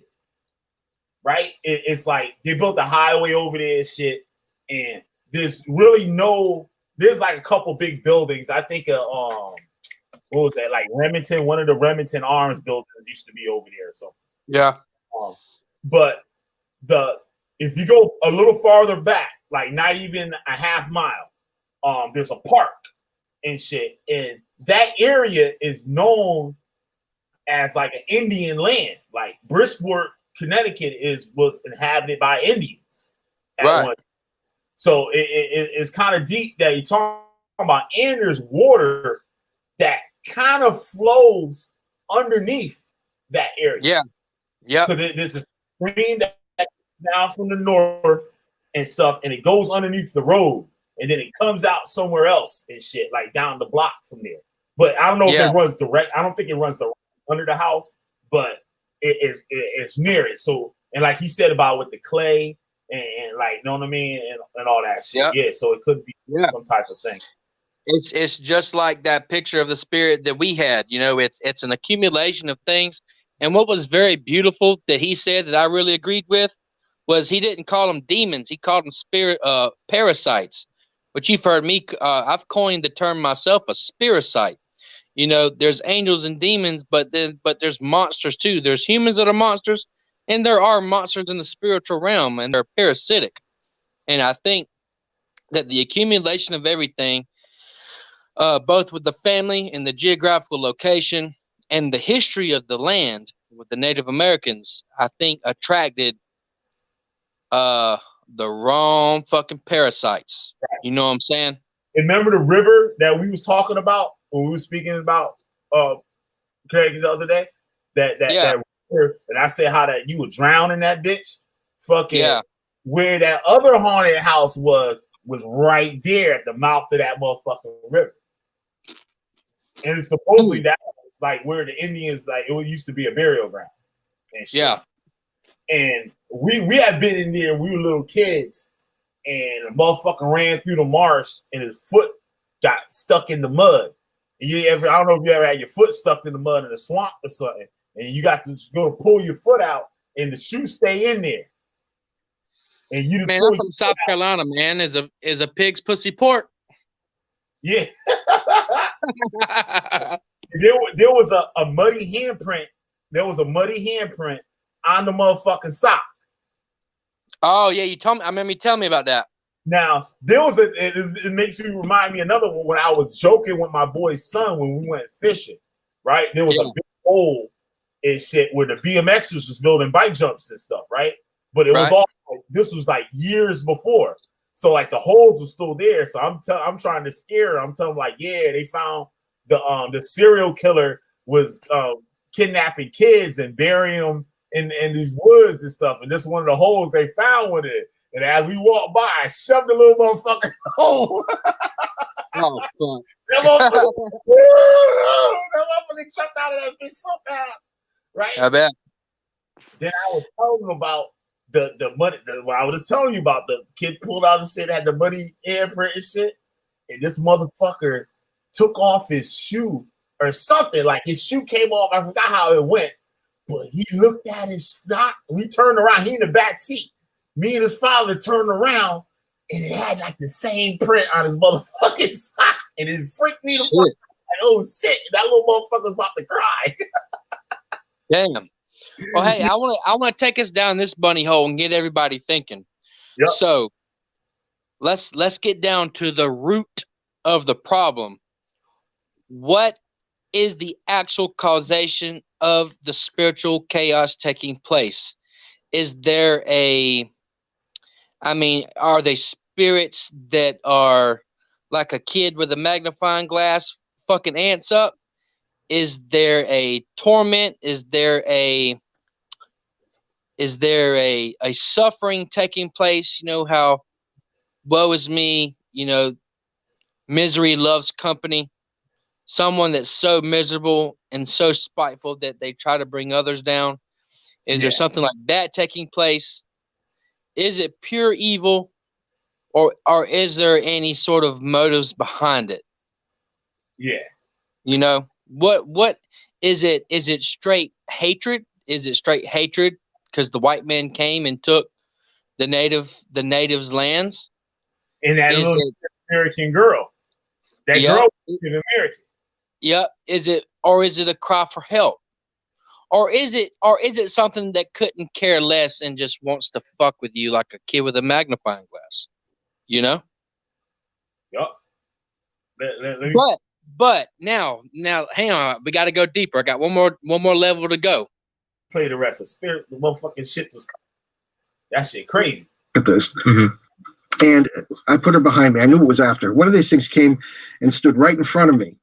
And again, you could see like a certain thing there, but it wasn't solid.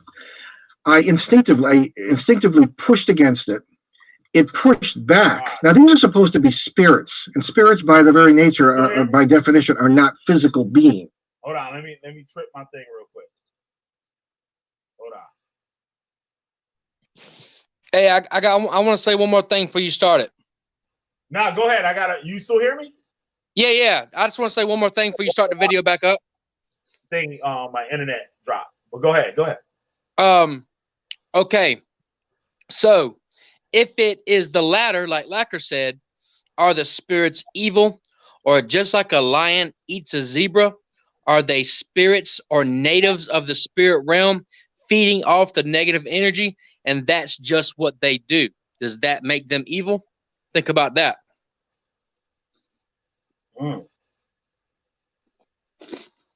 What do y'all think? So you saying like, could it be an evil spirit that feeds off of it feeds off the a negative energy is going to want to feed off a negative energy. So somebody could have been doing something in that house wrong, maybe mistreating a girl or something like that, and then it just brings those spirits out more because of the negativity that's happening. What I'm saying is, are the spirits coming towards a negative energy like we run to like a piece of cake or candy, or is that just what those spirits do? Just like a lion eats a zebra, those spirits were created by the source to feed on negative energy, like buzzards feed on carcasses. So are they evil, or is that just what they are? Like a spider eats a fly. Right. Like people would look at like how people would look at certain animals as evil and shit the way they work, but that's just the way they are. And I even said that, like you were saying with the lion, could the lion be like eating the zebra? Could that be wicked? And I said, like, well, that's what the lion does. So it's not like he's trying to gain anything. Yeah, he got to eat, but that's just his nature. That's what it does. It's not an evil thing to him. Maybe that's just the nature of these spirits, to feed on negative energy. Yeah. Yup. She said. Whoa. Yeah, that's some heavy shit right there. Mind fuck. Because some of these entities don't know what they're doing. So that's like magnets. All right, let me play this thing and see what else happens. All right. Yeah. And I was assuming these were demons and all. This thing pushed back. I felt a physical structure. I could even feel what felt like bone structure. And it was almost bird-like. It was very, very frightening. Because it was frightening, not because of what it was. I was prepared for that, I guess, in a way, to encounter something. But it was frightening because it blew my belief system to smithereens. Well, what is fear and not understanding what's going on, you know? Well, yes, any kind of disjointedness in space and time. That's what H.P. Lovecraft said fear really was. So that this thing, whatever it was, pushed back. I was totally taken aback, and it then got around me and threw Marcy across the room. Now, this is where I learned the hard way. You do not become angry, fearful, or annoyed, or anything else in the presence of these things, because they will feed on it, hence the name parasite. Oh, damn, you nailed that shit, yo. You nailed that motherfucking shit. You hear me? Yep. You nailed it. He said, you don't get scared or angry because that motherfucker feed off of that shit. Yep. God damn. It's as we call them today. And that's why these things start slowly. A little bit of pounding, some footsteps as you get more annoyed or fearful or whatever, or angry. It feeds on it and gets stronger. So between everything that happened, you know, refrigerators lifting up and turning themselves around. I saw that with a couple of policemen on one side and a couple of firefighters on the other. Policemen hiding in attics after said said refrigerator picked itself up and turned itself around after being witnessed by hundreds of people, thousands of people lined up in the street. How did this whole case end? Well, essentially it ended in chaos. All right. Now, Ed Warren did things the way we do not do things. It's ironic. I've been a working journalist, a reporter, editor for 40 years now. The last thing I would do is call in the media because they don't know anything about it. They don't know anything, period, half the time. And they'll sensationalize. So what happened was that we'd been there for the better part of 3 days. We had to get something to eat. We had to get some sleep. So we left early Tuesday, pretty much early Tuesday morning of this week. And as I was headed, the Warrens went back to their house. I was headed back to your grandmother's house to just take a shower and get something to eat. And I heard on WCBS radio in New York that, ironically, we were on CBS ourselves many, many years later, that the police had declared the whole thing to be a hoax. And what really happened was that Chief Superintendent Walsh and a few others came in to the house, and I don't know if Walsh came personally. They said, this is it. The city is tied up in knots. There was traffic coming in from every which way. And Bridgeport is not a small town. It was tied up in knots. Yeah. This is over. The kid did it. And all one of the police officers needed was Marcy. She kind of pushed the TV set, because this is a kid. So the thing's jumping around. She likes the attention. And he said, aha, the kid did it. So I went back to the house as promised. Now, before we left this house Tuesday morning, mind you, Mrs. Gooden and Marcy all hugged us, made me promise to come back. At 2 o'clock that afternoon, we were supposed to meet the Warrens. I showed up, and Mrs. Gooden sticks her head out the door and says, officers, throw him off our property. So the police officer went, sorry, So I went to the Warrens, totally confused, and that's where we set up a sort of a command post there, and the calls were coming in from as far away as Australia from the press. And then Ed explained that the cops had to clear the city, and that this was what it was all about. They said Wednesday, Ed and I went on the radio in Bridgeport, and we're battling with the police back and forth about this. It's not a hoax. We heard later on that Marcy, and we have copies of the police reports were printed in the book here, official police reports, that Marcy was taken to the Fairfield Hills State Hospital nearby, which is mercifully closed now, but was a psychiatric hospital, among other things, was tested psychologically, and that things were happening there in the room. Now, I know for a fact, having worked as a seminary student in psychiatric hospitals and being there because things were happening with certain patients, I don't doubt that story. Yeah. They came back to the house after everything died down. Team from Duke University came in, led by Boyce Beatty, who was actually Connecticut native, a friend of mine, and nothing was happening when they were there, but they interviewed me and a few other people. That's all in Bill's book, The World's Most Haunted House, and so it sort of ended in chaos. I never went back there. The family eventually moved, but we heard it on good authority that Mr. Gooden had to sink their Christmas tree in concrete that year because it kept moving. Marcy left home as soon as the parents died. Marcy left and went to the Midwest and died only 2 years ago in her 50s. Very, very sad story. Wow. I liked her as a child, very, very sweet kid, but there were a lot of strange things going on.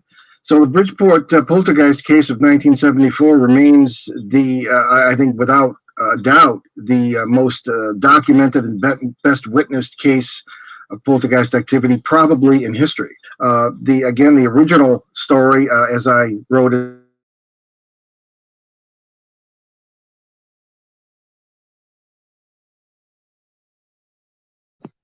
1998. It's available now. We have an updated version of things I didn't dare write in 1998 in our book from 2016, Behind the Paranormal, Everything You Know Is Wrong. That's available in stores. Or if you want to have them autographed, we're happy to do that. go to behindtheparanormal.com or newenglandghosts.com. There's an online bookstore, and we get the order directly, and we're happy to sign them for you. And they make good gifts for the holiday season, I think. Well, if you also want to find out more about us, you can go to behindtheparanormal.com for that. Listen to our radio show and or recorded shows. Actually, you can get that at behindtheparanormal.com as well. And all of our upcoming guests and information and events and places we're going to be speaking at, you can get there as well. Don't forget to leave a like and subscribe to us here on YouTube. We got some big plans for the upcoming years, and hopefully we'll be collaborating with some of our good friends and making some new content. We're going to be working on a short vignette about Mystery Hill. Hopefully soon we get our pre-production meetings done and out of the way, and have some cool new ideas and some more case files and stuff on the way as well. So thanks for watching. Leave a like, subscribe, and we will see you next time. I got another one. I think the dude was talking about the guy. It's a cat. I guess it was, not a dog. I just pulled something up. So we're talking about the cat. But that shit crazy as fuck. Yeah, that's wild. Say the motherfucking refrigerator lift up 6 inches off the motherfucking ground and shit. Move it across the room and shit. Motherfucking TV spinning around. That shit crazy. Yeah. That, you know, though, got a little girl standing behind you, and some fucking thing and shit just fucking dips behind your ass and shit and throws a little girl across the room. Yeah, that's nuts, man. You know, when it comes to stuff that profound, I dare not say anything, you know, because it could put my foot in my own mouth. The energy I would think that it takes, you know, vice versa. During ritual, you know, you're very, very, very tired. I would think that it works the same way on the other side. That side coming to this side, you know, and the energy and the power that a spiritual entity would need in order to make those things happen here in the physical is like beyond. You know what I'm saying? Yeah. I would say that whatever spiritual creature that is was never alive. Yeah. That's wild shit. Yeah. That's some crazy motherfucking shit. That's some crazy shit right there, boy. Damn. Yeah, I never knew where it was and shit. And my boy, he said, yo, that's that house and shit. The dog was talking and shit. I was like, yo, that's the house. I was like, oh shit. I looked at it, and it's the smallest house in the area. Yeah. I saw the picture. You put it as a tiny little house. Yeah. They only got 4 rooms in it and shit. Damn. Yup. A little asshole forgot. And it's still there. Somebody live in that bitch. Somebody live in that motherfucker. Yup. Somebody lives, I guess, still live up in that bitch. Someone at least owns it, keeps it up. Yup. But the one that I was telling you about and shit, that motherfucker was torn down. They tore that bitch down. They ain't built shit on that motherfucker since. All it is the Aunt Adams family gate at the front of the property. Yeah. Because they're like, this is the area was the mansions. Like the old school mansions. Like 1700. You remember I showed you those tombstones and shit? I sent you the pictures of the tombstones from that shit from Revolutionary. That shit is before the Revolutionary War. That's nuts. Yeah. All out here shit is all old colonial shit. There's mad houses out here that was built before the revolution. Like, damn. Yeah. And the motherfucker's still there. Like, if you buy those houses, you can't do no renovations and shit. If you do, you have to use the same materials that they use back then. Yeah. Like, you can't just go adding on to the house. The town or the city won't let you do it. Damn. Yeah, it's like they're official historical like houses. So like you can't add on to nothing and shit to that motherfucker. It's like you gotta use all the stuff. My boy, his wife, she went to school for that. I forgot what the type of thing that she does, but she researches like these historical houses, and she tells the people how they were built and stuff, and what materials were used, and all types of shit like that. Yeah. That's crazy. Yep, that's some wild ass shit, boy. Well, shit, man, we going on 3 hours and 3.5 hours. We want to do some closing comments and stuff. Yeah, do the whole comment. Yeah, man, that was a deep fucking thing you wrote down today earlier, and you can see how we was going on and talking about stuff. A lot of that shit took us for a loop. Yeah, I love it though, man. That's Right the kind of stuff I love. What she says. Read something about entities with dragonic backgrounds can alter their appearance. I need you to rephrase that. I don't understand what you're trying to say, Lack of Black.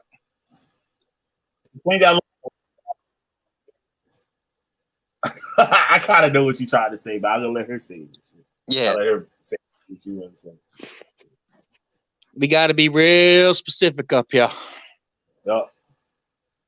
So like a person, dragonic. Oh, what do you mean by dragonic background? Like draconian, like a dragon.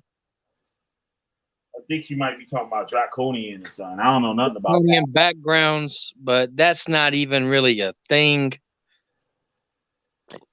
except for in Dungeons and Dragons. Can alter their appearance. I don't understand what you're saying. Can somebody say like a cultist or something like that in the craft or whatever? Is there such thing as a person basically changing their appearance or shape shifting or like, you know what I mean? Like once they reach a certain level, they can change appearance in a drastic way. I mean, if y'all are thinking in like a theatrical, magical way, no, that's not possible. Now, you can change your appearance energetically. The vibe that you put out, you know, I'm actually very good at this. You know, where I'll run a tree service during the morning, and then I go sell solar, or I can go be a father and then go run thoughts down at the club. You know what I'm saying? Yeah. I wear many different hats. I can wear many different hats. The vibe, the look, the person that you see when you look in my eyes at the club is not the person that you see when you look in my eyes when I'm playing with my baby. Yeah.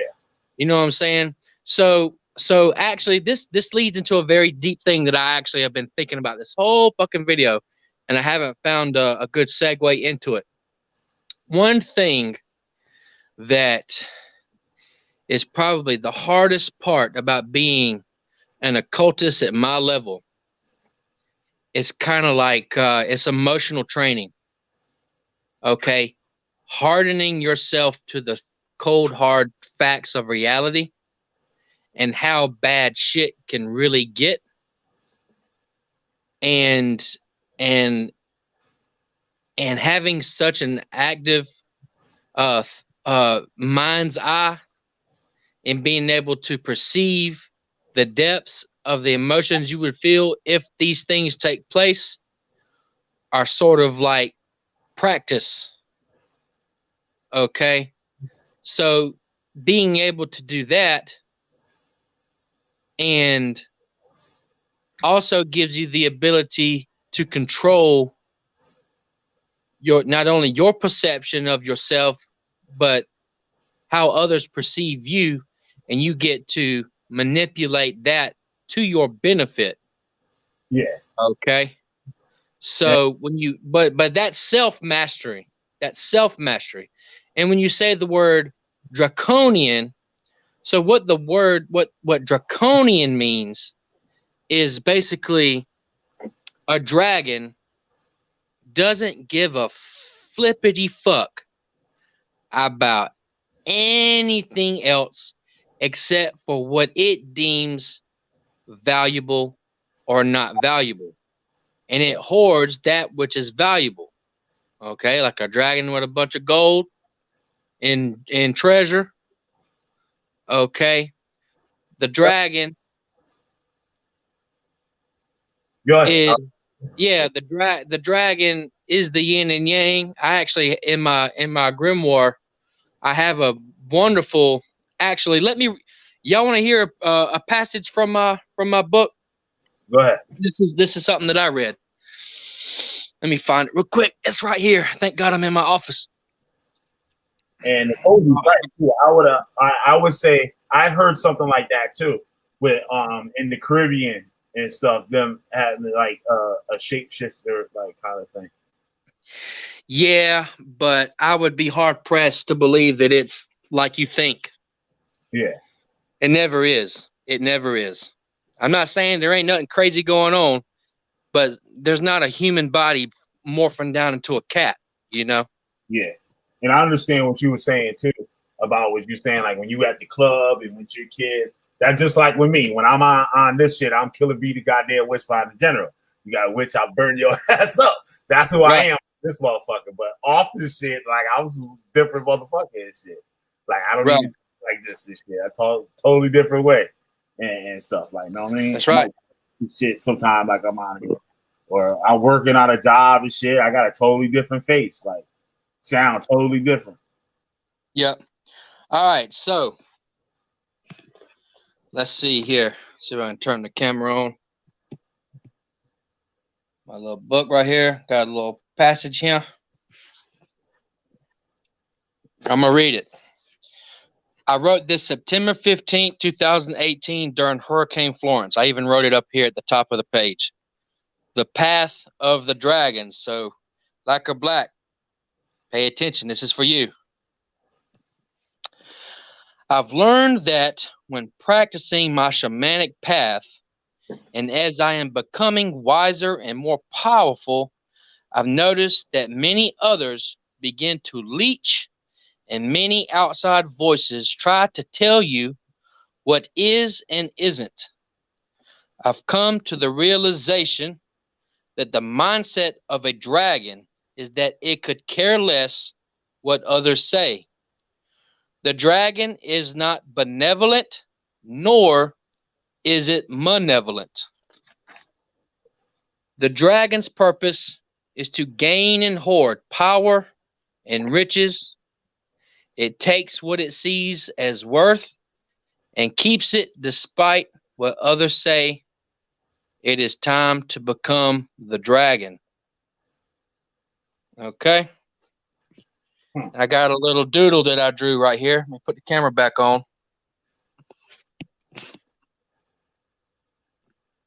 Let's see. Can y'all see that? Yeah.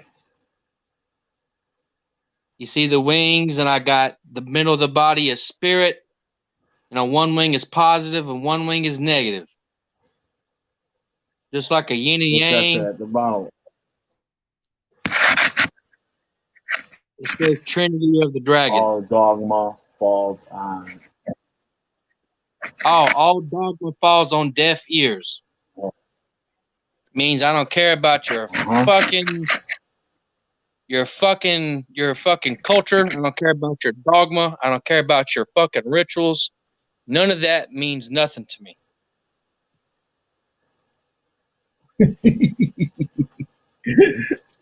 Because I'm a dragon, and I don't give a fuck. That's exactly what that means. What you mind giving a tour of the office? Like you want to see a tour of this bitch? Yeah. Because all these African motherfuckers would be African and shit. Like y'all think y'all African? Okay, I got African for you right here. It's a little disgruntled. Okay.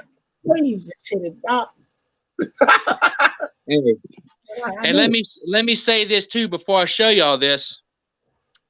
I did not steal this, nor did I buy this. Okay.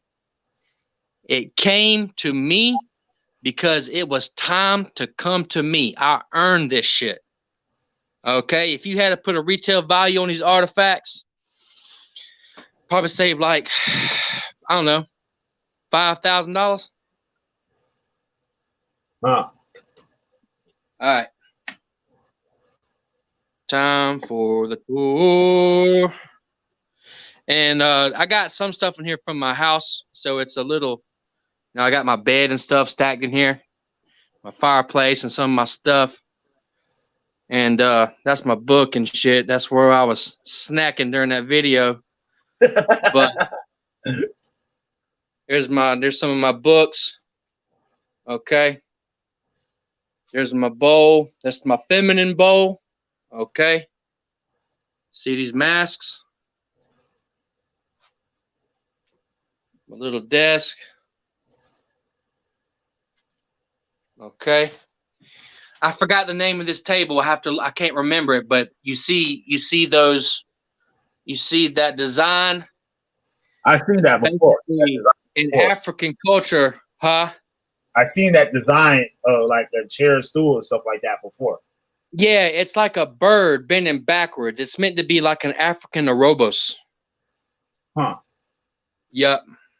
Can you explain that stork thing? Because I know that shit bugs motherfuckers out and shit. Yeah, so I've got two matching ones, man. The one thing that I love about the stork, and what you have to do, you got to remember that there's always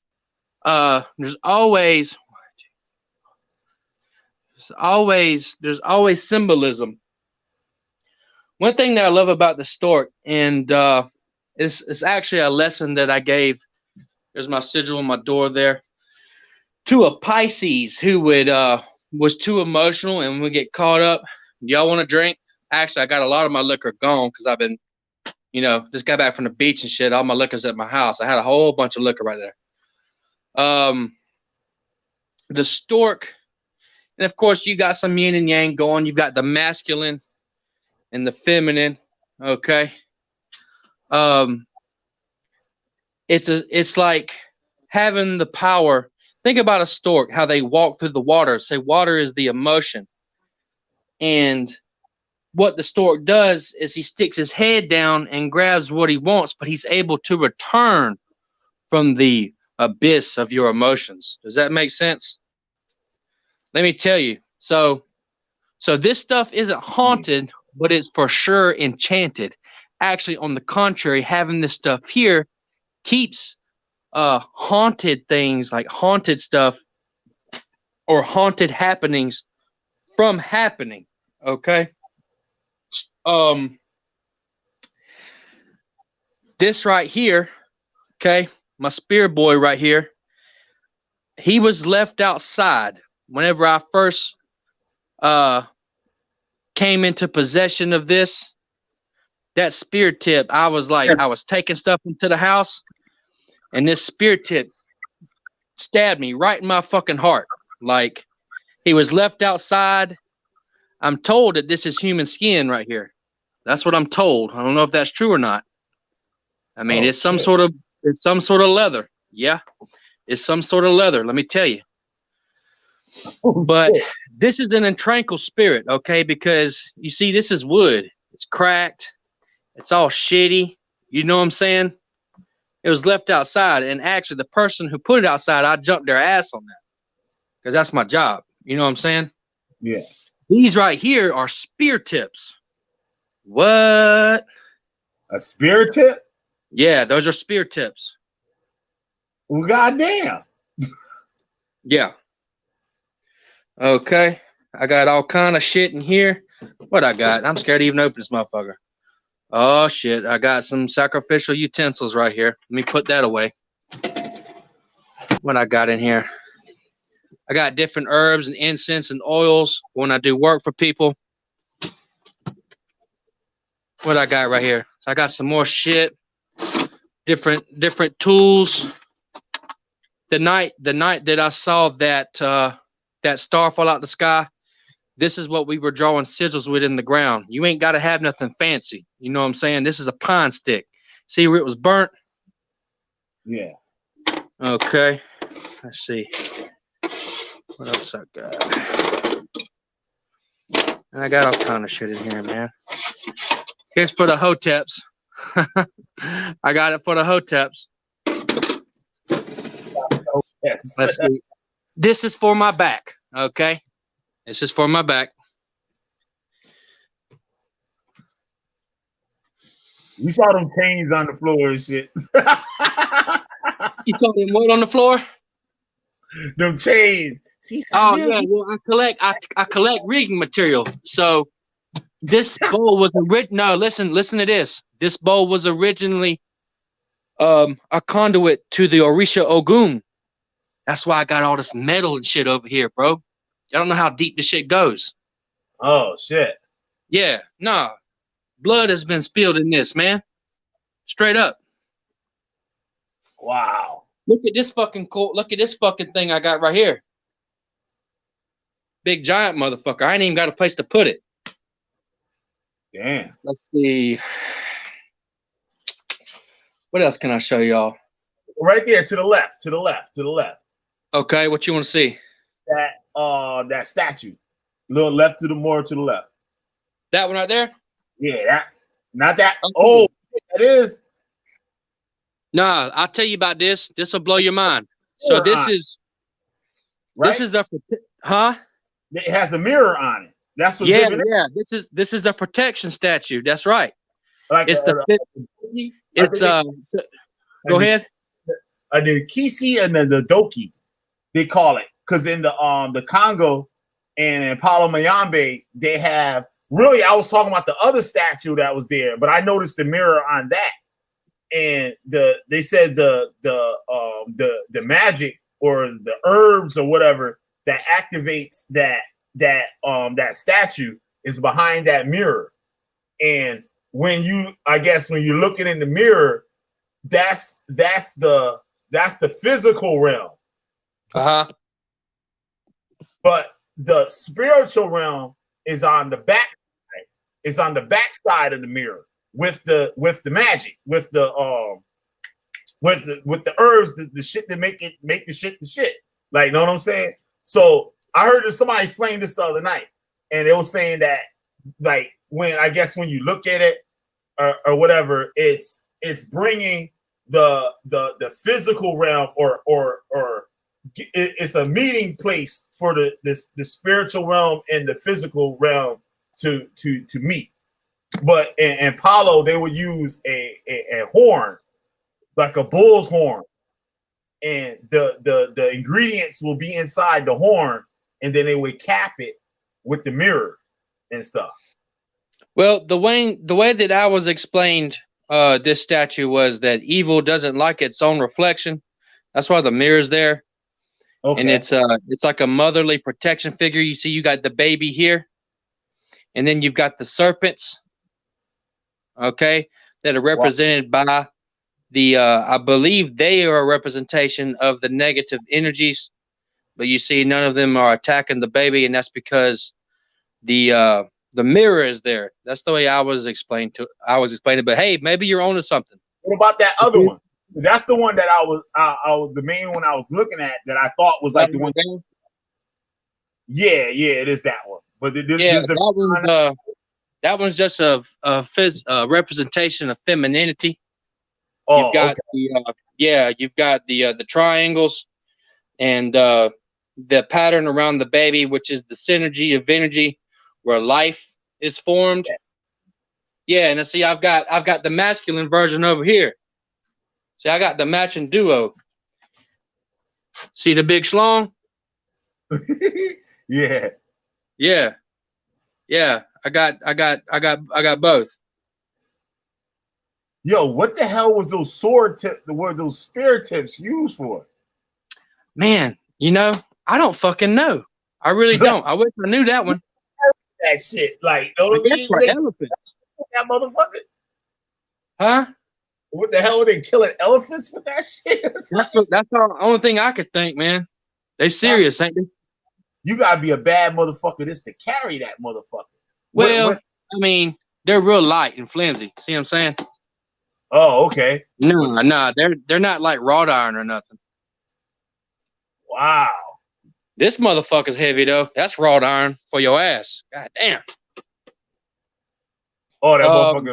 Oh, hell yeah. Yeah, and this fucking cable was like it's like at a ship. It's like a shipyard cable. That motherfucker's heavy too. Yeah, I know. That shit look heavy. That cable not even flexing. That motherfucker's weird. Yup. Well, let me tell you something about this. So this was like a protective. This isn't African. This is South American. You know, down there where they be catching them devil squids. Yeah, devil squid. I never heard of that. Like go the Diablo Rojo, them big squids they be catching that be dragging people to their death and shit. This is like a squid guardian spirit. What it that was does again? put on. You see the face, right? Can you see the face? Yup. Well, now With the black obsidian eyes and third eye for protection. Now you see all this. These are tentacles and suction cups like a squid. Bring the camera down. All right. All right. Can you see it? Yeah, we can see it now. Yeah, these are tentacles. This is like a devil squid guardian spirit that was put on a turtle shell. Oh shit! This was actually the first thing ever given to me as I progressed through the arts. Wow. Yep. Very first antiquity I was ever given right here. That shit's heavy. That's real turtle shell. That shit crazy. Yeah, it's real. And I don't even know what this stuff is made out of, man. It's super durable. You see that white tack up there? I ain't been in here in about 2 weeks, and it fell, and it was on its face under the chair, which tells me that something's going on, of course. Yeah. And nothing's damaged, man. This thing is durable as shit. I don't know what it's made out of. Yeah, I got a lot of shit, man.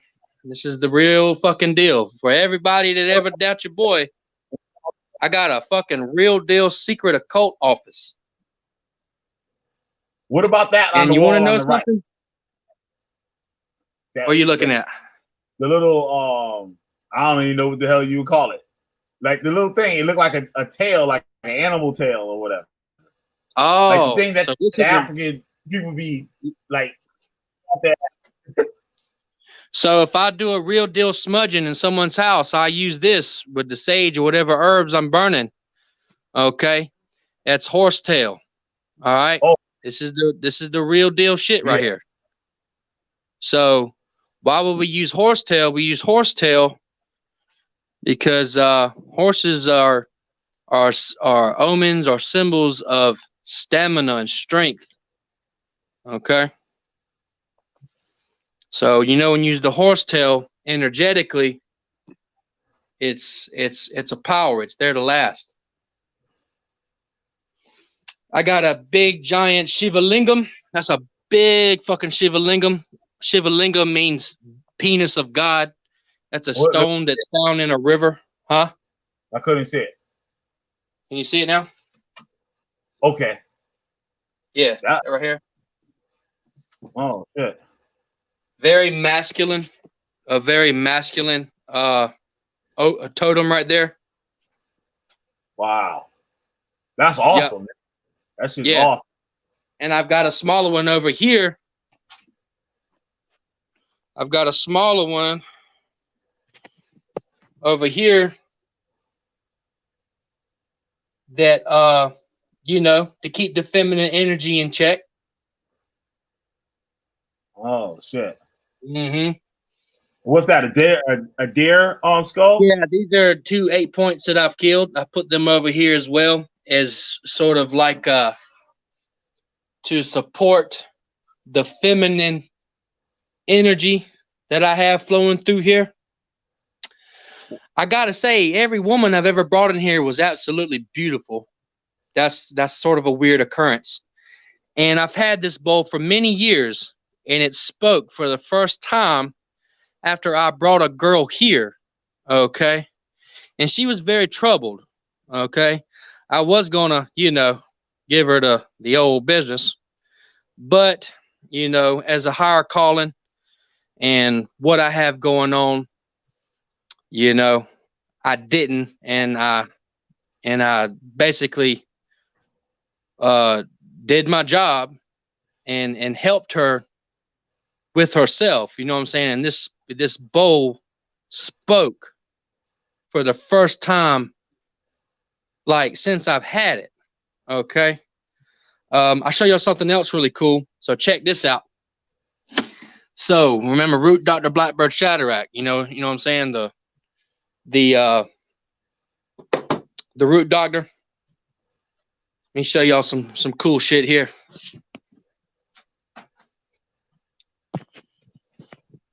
We gotta get him on the show one night. If I can, man. He's a hard one. He's a hard ass. He's hard. If it ain't about doing work, he ain't about it. Yeah. But I respect that. So see if I can get. Okay. So this is the chessboard that I learned how to be a savage on. Okay. Straight up savage. Got my ass beat the fuck down. All right. This is the day that I learned. Am I going the right way? Nope, going the wrong way. Sorry about that. This is the day that I learned about the cross. Okay. It's the crossroads. Okay. Even the cross, the Christian cross, is still the crossroads. Okay. All this dust right here that's in this box, it's all dirty because it was in a trunk of a car that I went to go do ritual with. And you remember when I said that I blew an alternator 3 consecutive times after ritual one summer, whenever I was really going through like the trials and tribulations of the dark arts? Yeah. Well, that dirt came from one of those times where even the seal of the trunk fucked up. And I had this in the trunk because I was going to go see the root doctor to train.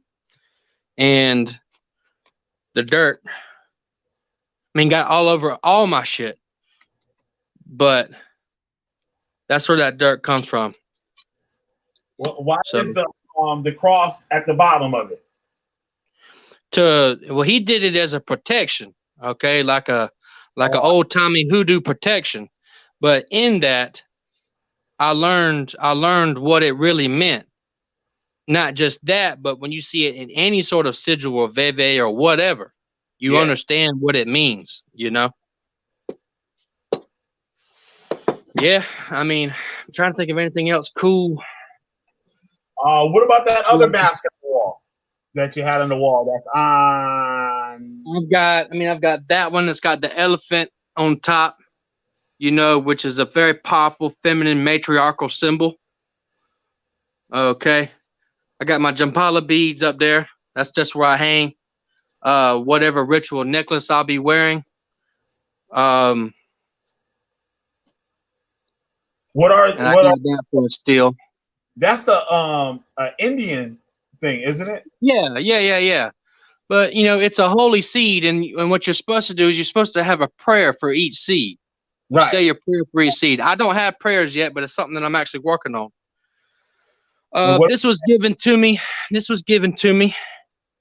Before I had my daughter. This is, probably bought at a Tuesday morning somewhere, but what it means is it's a fertility spirit, a Native American, and actually the natives and the Africans both shared this deity. Believe it or not, it's called a kokopelli. It's a native fertility spirit. Okay. You'll see pictures of these with baby animals, baby humans on their back and stuff, Yeah, pretty cool. Yep. Yeah, those are cool. That's what I was talking about, the one on the wall right there. That one right here. Yep. Okay, let's see. What I like about this is you've got the positive and the negative, the nothing, and the something of 3 dimensions, 1, 2, 3, which is what I've always read from this. It's sort of like a cosmic face of God with an African twist, in a feminine form. Positive, negative, the nothing, the something, 3 dimensions, Well, Wow. You know, masculine, feminine. I mean, you can break this down whichever way you want, but the numbers never lie, no matter what culture it's from. And then I got this one over here. It's more of a masculine.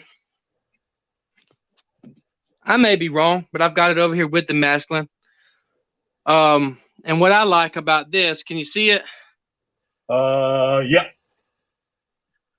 1, 2, 3, 4, 5, 6, 7, 8, 9. 9 is the number of creation, creating with the mind, but not creating as in the number 5, like I've explained in previous videos, but creation as in already created, as in the flow of energy of things that already are, which makes this person or this deity whole, I guess would be a good way to say it.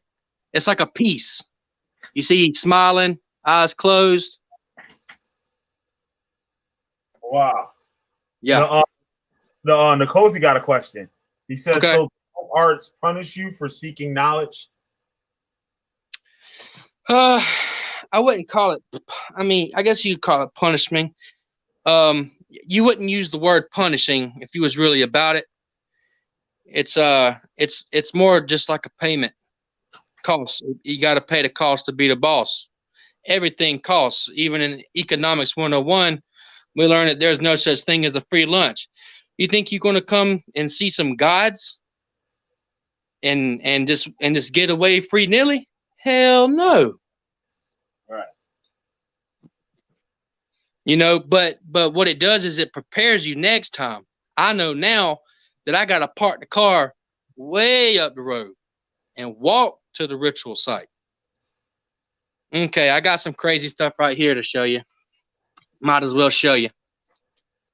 I've got some contracts, some demonic and angelic contracts from previous engagements. Y'all want to see these? Yeah. I need to see some thumbs up in the... Need to see some motherfucking thumbs up or something. Y'all got to pay to see this shit. I need to see some big thumbs or something in the damn comments. Come on, let's see some thumbs, y'all. You see some thumbs. Y'all can't see this shit for free. You crazy? Have you lost y'all's mind? Hell no. I'm trying to get my thumbs up in there. Hold on. Get your fucking thumbs up in this bitch. Not a hell. Well, yeah, I'll take that like a black. Hell yeah. I'll take a hell yeah.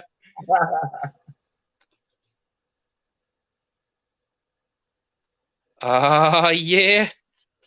The double thumbs. That's what I'm talking about. Yeah. Let me make sure I got them all. Shit. I'll take a yep. Yep. yeah, I'll take that.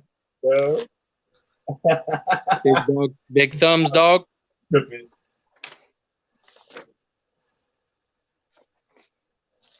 Some of these are rough drafts.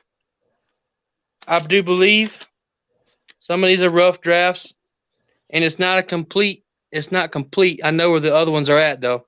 They're just not here. They're at my secret location. All right, let's get it.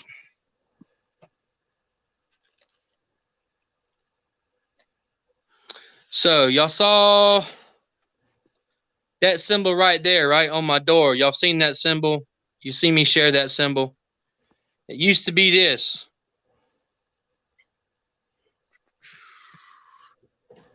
Oh, that's dope. Hold it still. Okay. It used to be that. It used to be within the circle. Okay.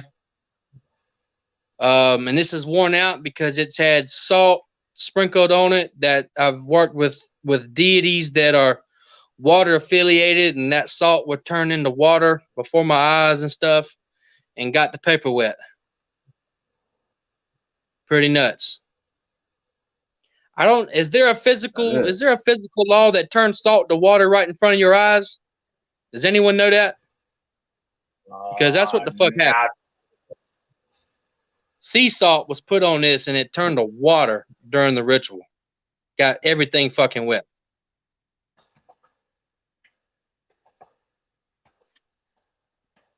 I know salt can draw out water out of things. Okay, maybe that's what it was. But at the time, I was like, whoa. Okay. All right, here's the deep stuff.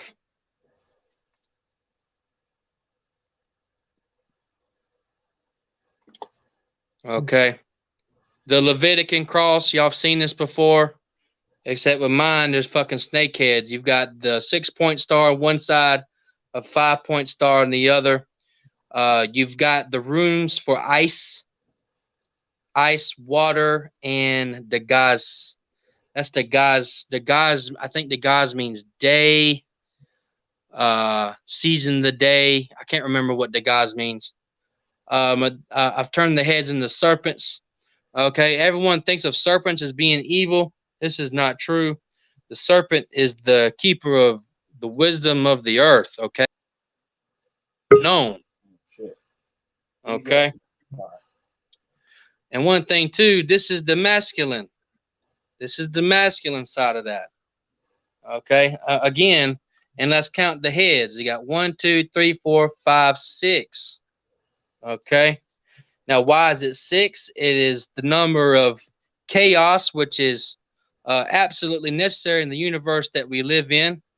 You got to plow the field before you can grow the corn. So negatively charged spirits, which, yes, you would call this a demon, okay, does not mean it's evil. I've gone over this a whole bunch. If you don't know this by now from me, then you're not a fan, okay?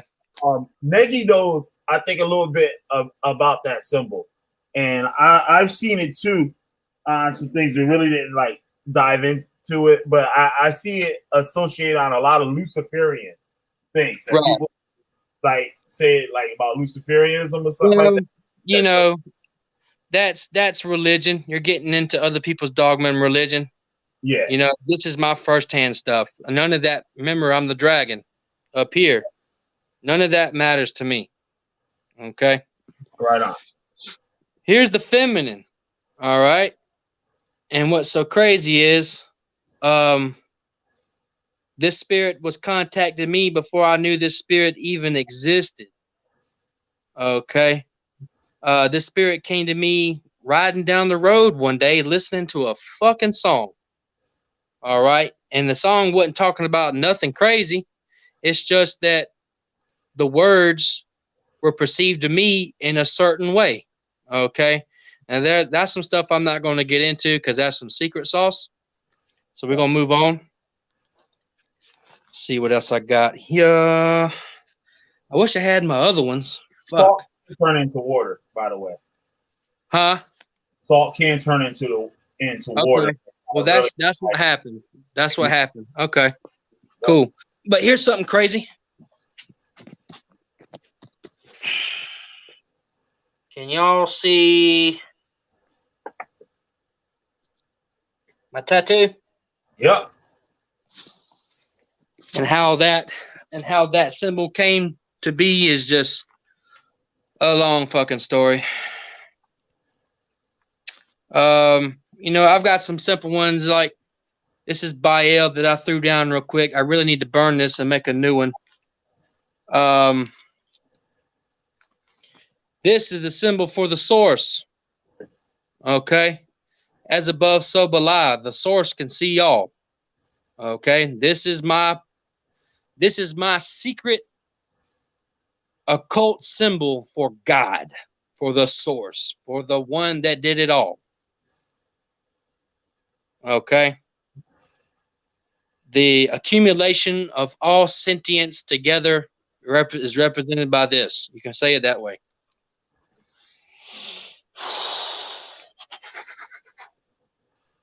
I've only had one person under me that ascended to such levels that ascended to such levels that he was able to create his own sigil that represented him in a metaphysical way. Here it is. Here's his sigil. Oh wow. Yep. His name is Titus. He's a really, really cool guy. Very mellow, very chill. Lives in Oregon. So you said those things are contracts? You No, call them? no, no, no. So these are these are like signatures. These are like, hey, I'm summoning you. These are like phone numbers. Oh, Okay, so I'm about to get into the contracts now. yeah, so you would use those in your work or whenever you're Yes. doing cool and stuff. Like you know, I don't want to get too in depth here, okay, but if you look at that one, you can tell which ones have been used and which ones haven't. right. You know what I'm saying? I'll just leave it at that. Everything costs, man. Everything fucking costs. So let's get into a contract. Here's a pretty cool one. See if I can get a close up on this one. There's a lot of math, a lot of symbolism going on here. Oh wow. Yeah. Yeah, there's a lot going on. Actually, you've probably seen some of this on some of those videos you be watching. I was gonna ask you about one that you showed the other day, and I've used that same symbol in one of my videos. So I wanted to learn a little bit more about it. You probably end up showing it or something. But, Right. I question. I saw that symbol on the other, and on a other paper that you had, that M symbol on the right. What does that mean? That's the symbol for Scorpio. My client was Scorpio, and and that's in the east, so that's in the wheel, the wheel of a Scorpio. Okay, you see in the west, that's the symbol for a female. Well, she was feminine, and she was, and for what she needed, what you see in the center there is money. Okay, she was already plenty beautiful enough. Okay, nothing special going on there. But in her emotions and in her mind, there's a lot going on. Okay, you see that symbol in the top. You see that symbol with the S and the B's on the end? Yeah. That's Root Dr. Blackberg Shadrach. Oh. You see this symbol right here with the snake on the bottom? Uh-huh. That's Shaman. Oh shit. See down here at the very bottom? Yup. That's me. Now this symbol with the three circles, that is the singular goddess variable. That's some fucking math. I can whip a book out and show y'all some metaphysical math I did. Okay. Now, if you see this top symbol, now here's something that's nuts. Okay. Now this is crazy what I'm about to show y'all. Y'all want to see how fucking crazy this shit is? I already got a question too. Go ahead. Okay. This is two gods combined as one because they already know that they're one. Okay. You got Baal, number one of the Goetia, and below is the symbol of Anubis. This particular energy would be called Balnubis. Why did I combine these energies? Okay. She needed money, but she was very reserved. Okay. So you go to Baal for the money. Okay. And you go to a god of death for charisma. For example, the barons of voodoo. Okay. They're gods of death, yet they're very charismatic. Yeah, he wear the suit and all that stuff and be chilling. And like he be drinking and smoking and fucking. Yeah. Okay. Yup. Gods of death, for more or less, in my work, are wonderful when it comes to boosting your charisma, because they will, if chosen, if agreed upon, they will show you that you don't have all the time in the world to do this. You need to make it worth it and make it happen. Okay? Live every day like it's your last. That sort of thing. Right. All right. Let's see what else I got. I got some more crazy shit going on. Oh yeah, the question I had about that at the top, those things that look like clovers. Oh yeah, I've answered this for you before, but I'll answer it again. So it's a cool segue. Y'all see at the very, very tippy top looks like clovers. Yeah. Now, this is my firsthand experience. Y'all might hear someone else say something different, but I fucking doubt it. Okay, because I had to figure this out on my own. A lot of your demons, Baron Samedi, that's right, Nkosi. Yep. But there's more barons than just that.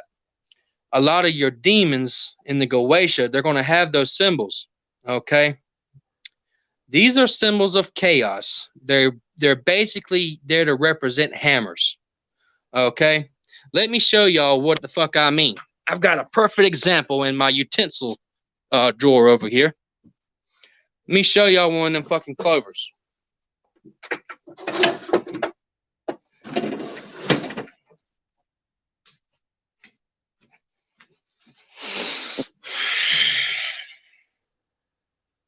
That's a clover, ain't it?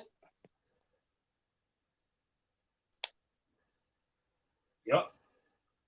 Oh shit. Yep. Basically the same shape.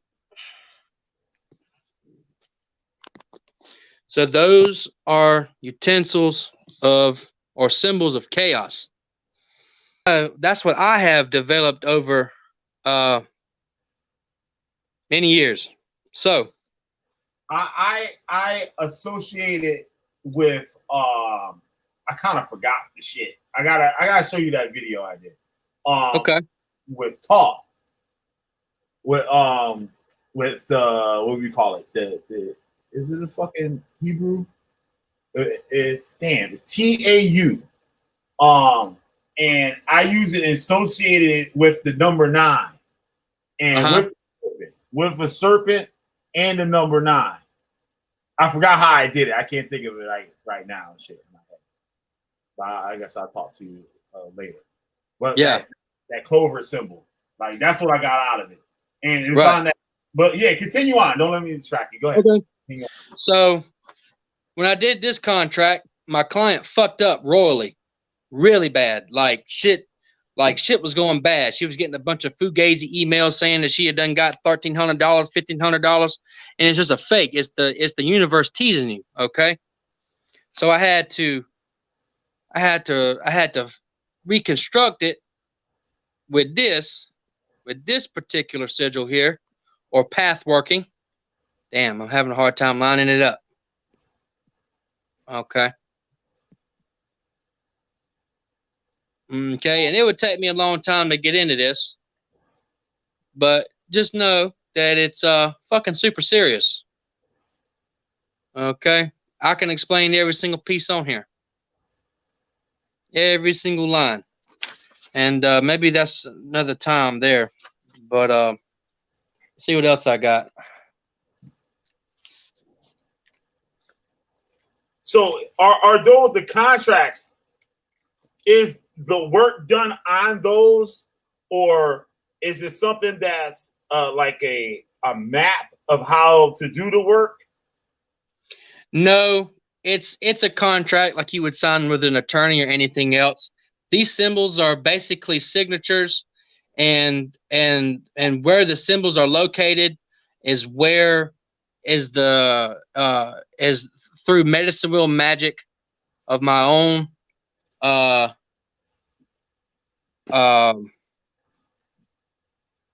device. It tells you the specific roles in which the spirits will perform their duties in order to fulfill the contract. Okay, so this is straight up Goetia right here.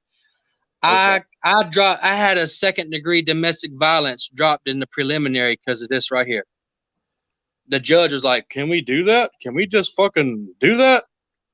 They're like, we're kind of in a pickle.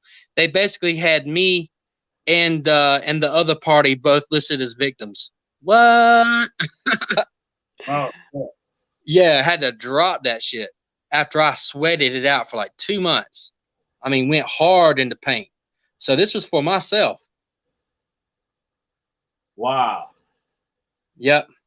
So you've got Baal top left, you've got Leviathan top right, you've got Person in the north, you've got a feminine deity called the Duchess Bune in the east, you've got myself in the south. I drew my sigil, my old sigil, as if I were a goetic spirit with my name even written around the symbol. And you've got Vine in the west, in the physical. Vine is a very bloodthirsty, very narcissistic, very mean, pessimistic spirit. Person, very calm, cool, very masculine. I would say probably like our boy Nikosi probably is. You know, Bune, she was there for the feminine aspects, the passive aggressiveness that I needed in order to see this through without getting any more trouble. And then you've got Baal as like the top attorney on the case, and Leviathan is sort of like you just got to pay your props. You know what I'm saying? I made a mistake when I talked about that symbol earlier, and I said a Luciferian, but it was a Leviathan. That's right. What I said. Yeah. Yeah, I mean, this shit goes crazy. So this particular one right here, I brought a man's wife and kid back. Okay, after he had got strung out homeless on meth, I brought him back from the dead. Okay, here's the negative side. Of course, I've got Leviathan at the top because I am a serpent, and in the architecture of my magical gifts, you've got Baal, my patron, top left. You've got the source, top middle. Okay, then you've got Beleth at the top. You've got Amon top. You got Amon on the right. Okay, which is a duke of the Goetia. But let me tell you, this spirit Amon is in my. If I had to put a pin on it, I think would be an analog of Satan himself. This was a very heavy, dark energy that came on very strong and had me very nervous. And of course, Vine in the west and the physical because of his ferocity. Okay. And of course, myself there in the south. But if you flip it over, we've got some angel work going on. Okay. Mikael at the top. I've actually forgotten these angels' names because I hardly ever do angel work. But I've got them listed by their number. If you want to look up the number, the angels of Shem, number 13, number 1, number 45, and number 7. So I've got negative, positive, just like the battery on the car on your car. Okay. You fucking asked for it, man. And I'm gonna give it to you. Gonna give it to you so hard. And these were just some blueprints, some fuck ups that I need to burn. You know. That's all I got. All right. I've got a book. We can get into my grimoire. Yeah. Yeah, let me get this other book with that crazy fucking metaphysical math I did. Some things in this motherfucker I can't show, but we're gonna show some of it. Is that it? Okay. Oh, here. That's that. There's. I'm gonna put it on the screen here. You can see it. This is like a colorful one, but it's the same thing. Is that actually the same thing? Showed before. Oh, here it goes. Here it goes right here. Here's it right there.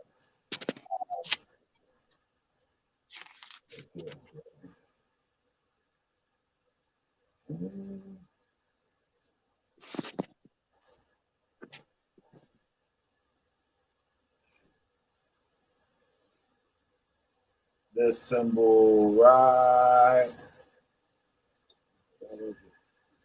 Sure, right here.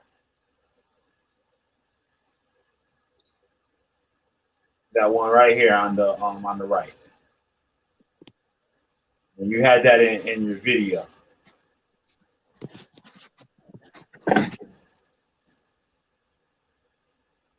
What is that? Some sort of seal of Solomon? Yeah. What is that all about? Like, what is that saying? Can you make it bigger? Okay. I don't really get into the seals because I think seals is kind of some hoe shit.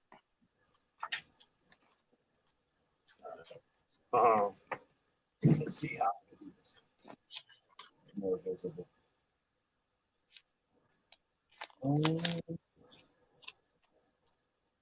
Do this here. Come on.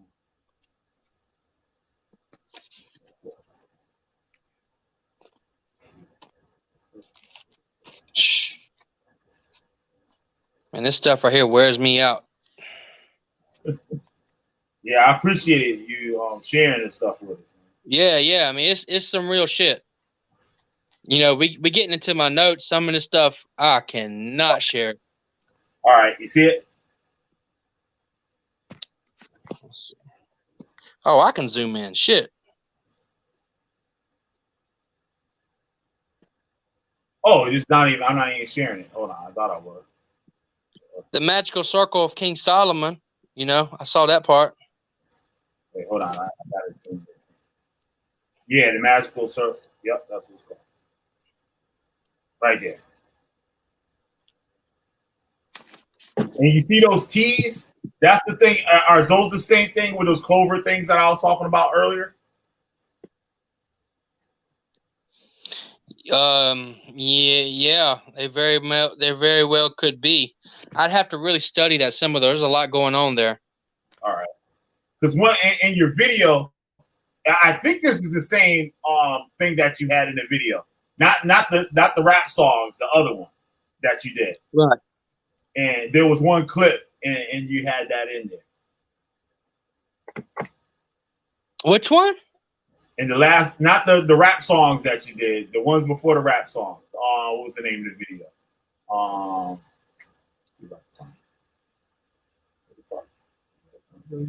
I did those shamanic walks before I did. After the shamanic walk, you did one.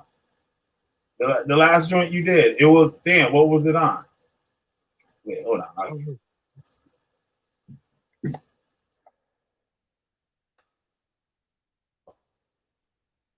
Okay. I'm gonna walk y'all through some math. I'm gonna blow y'all's mind with this. Y'all might want to get a pencil and piece of paper out. I'm about to take y'all down a fucking rabbit hole if y'all want to go down this. How many people we got watching? We got four people.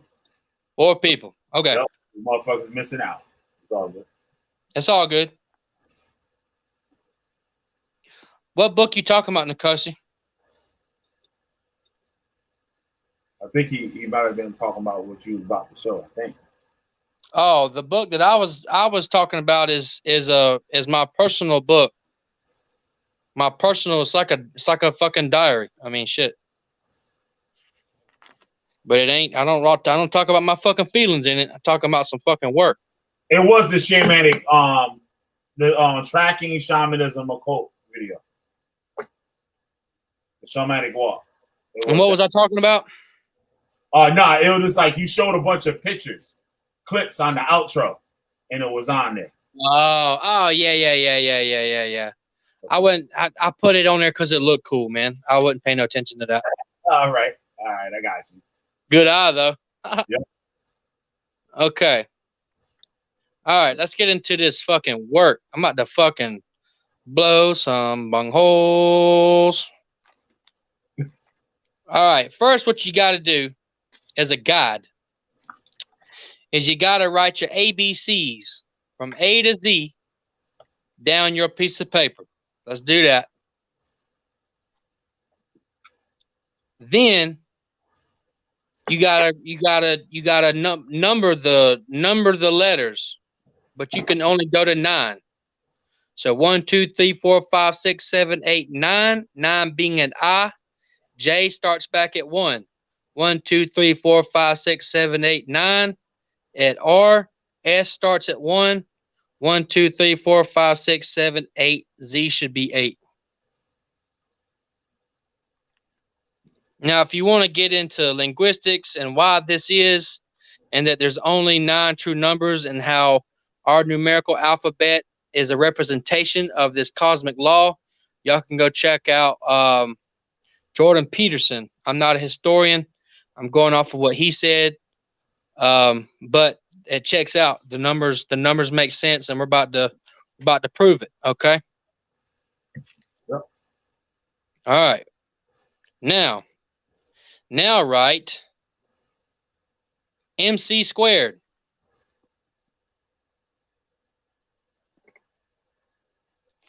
MC squared. Remember, like Albert Einstein's E equals MC squared? Yep. We don't need the E. We know what the E means. The E means this, the creating of things. 5, the number E is equivalent to the number 5, which is the number of creating. As sentient beings, that's why we have 5 fingers on each hand, because we create stuff like the universe. Okay? Now, that's, I mean, even the pentagram representing the elements that are the building blocks of the universe, there are only 5. Everything else in this universe is finite except for those 5 elements: air, earth, fire, water, and energy, or in our line of work, spirit. Okay? Now, let me go to my notes here. MC squared is 4 times 3 squared. Okay, please excuse my dear Aunt Sally. So what we got to do is we got to do 3 times 3 first, which will lead you to 4 times 9. 4 times 9 is 36. 3 plus 6 is 9.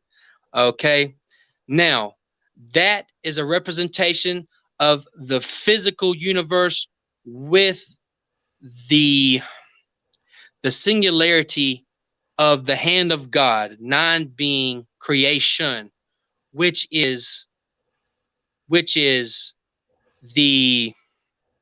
our physical universe, but with the what's the word I'm looking for?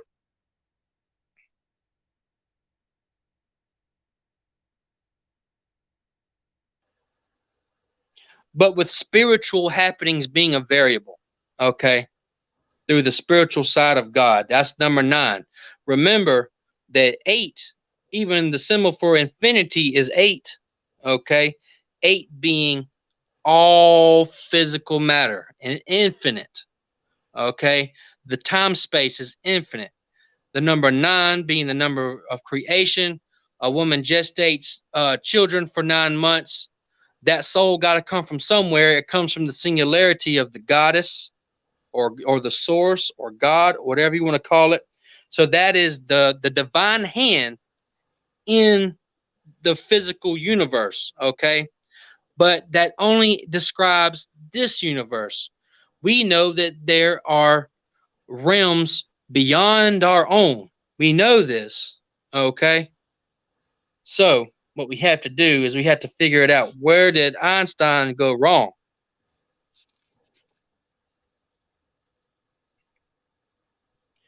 So I start going nuts trying to find the formula. MC squared is not the formula. And like, I was so crazy. I went through all kind of stuff, like O.s.i.r.u.s as the sign of God. Okay, let's see if I can show that. O and C as the sign. Like, you turn it around, that's the sign of God, ain't it? The ancient sign of God. 6 times 3 squared turns into 6 times 9. I must have figured out that wasn't right. What is 6 times 9 again? Everybody know? It ain't right. 54? Yeah. 5 plus 4 equals 9. What the fuck? 9 again. And here's the thing. Here's what's so crazy.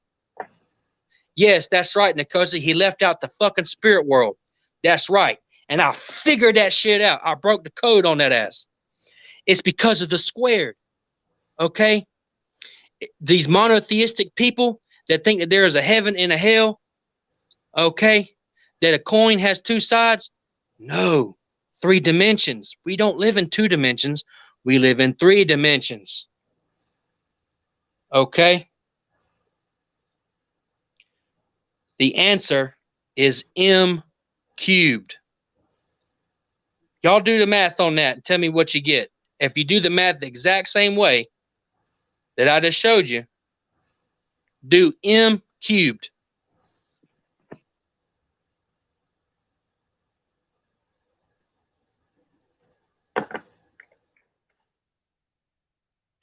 What's m cubed?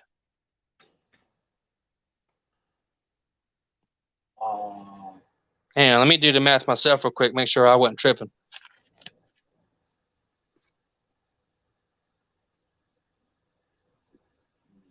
Yep, I was right. Okay. I don't think I got Who can give me the answer for m cubed? It's, I got it right here. Hit the wrong damn thing.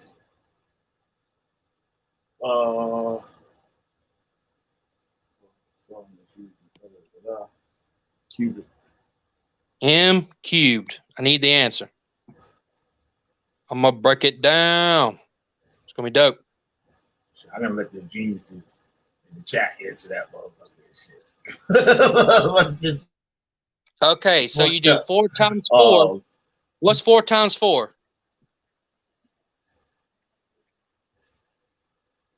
We know that m is a 4, right? Let me double check that, make sure I ain't tripping. 16. Got my little key right here. Yep, m is a 4. Okay, Nikosi got it. All right, so m squared would be 16, but we're doing m cubed. Now, Nikosi, since you got that right, do 16 times 4. 16 times 4. 16 times 4.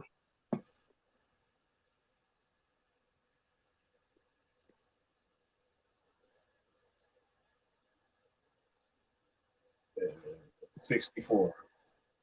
64. 6 plus 4. It's 10. 10. Remember the very first lesson I gave at the beginning of the stream? Yeah. The something and the nothing? Yep. That's it. That's the entire, all the realms. That's it. That's everything. Huh. Now, even M being represented by the number 4, okay? M represented by the number 4, which to me is the number of death, which means that everything that is on the plane, which is our fabric of reality, is a plane of 4 corners, north, south, east, and west. Everything is finite. Okay? That's what that means. Which represents our universe. And then you add the divinity to it, and that's the answer. The something and the nothing, and that's it. That's all there is. No matter what realm, dimension, physical, energy, whatever. It can all be perceived in some way or another. That's it. M cubed. Huh. Did I lose you? Oh, yeah. Sorry, man. I'm in the slow class and shit. I'm in the slow class. That's all good, man. The coach is a college guy and shit. He supposed to be quick with this shit. Yeah. I'm in the slow class. All right. Well, I know that was tough. I've got the singular goddess variable, but that one's even more complicated. That's this symbol right here. This one goes dummy complicated. Singular goddess. Yep. That one goes. It's Yeah. like And what did I do? Malak says 81. Sephiroths. Malak says 10 Sephiroths. So there's 10 Sephiroths in the tree of life, right? Right, Miss 10. Yeah, well, there you go. I mean, it all comes together. Is that including Malak? Is that including the off? Because isn't the off supposed to be a hidden Sephiroth or something like that? I guarantee that it does, man.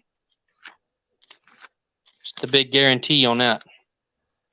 Nothing like that. No, this is a powerful ass video. Yeah, we went in on some shit on this one. Yep. Hell yeah. On the damn Killer B show.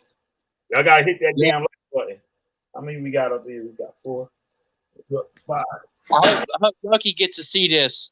Gets to see me fucking busting up physicists on this bitch. Yeah, right? What you gonna talk about? Fucking subliminals? Nah, bitch. Do math on here. All that motherfucker was doing was playing music. Straight spiritual mathematics on this bitch. Yep. It's like universal pattern without the cross.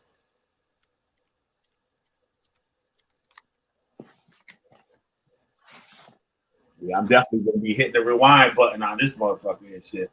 For sure. Yeah. I'll show y'all one more crazy thing, man, where I got into magical squares and shit got pretty deep, man. I got lost for about a week. I'll show y'all some notes on that real quick. I ain't gonna get into it. But just show you I've done the work. You know what I'm saying? Yeah. Here, I'll show you.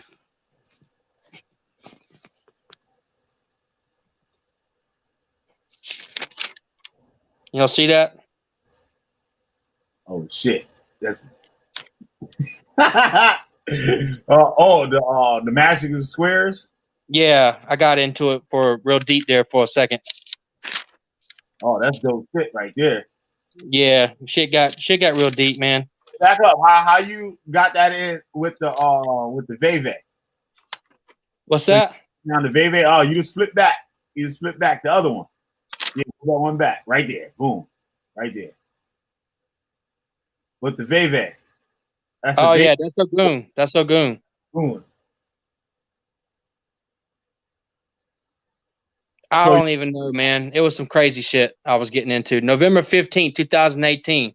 My baby had just been born, so I was like on some my vibration was very high. You know? Yeah. My vibration was very high.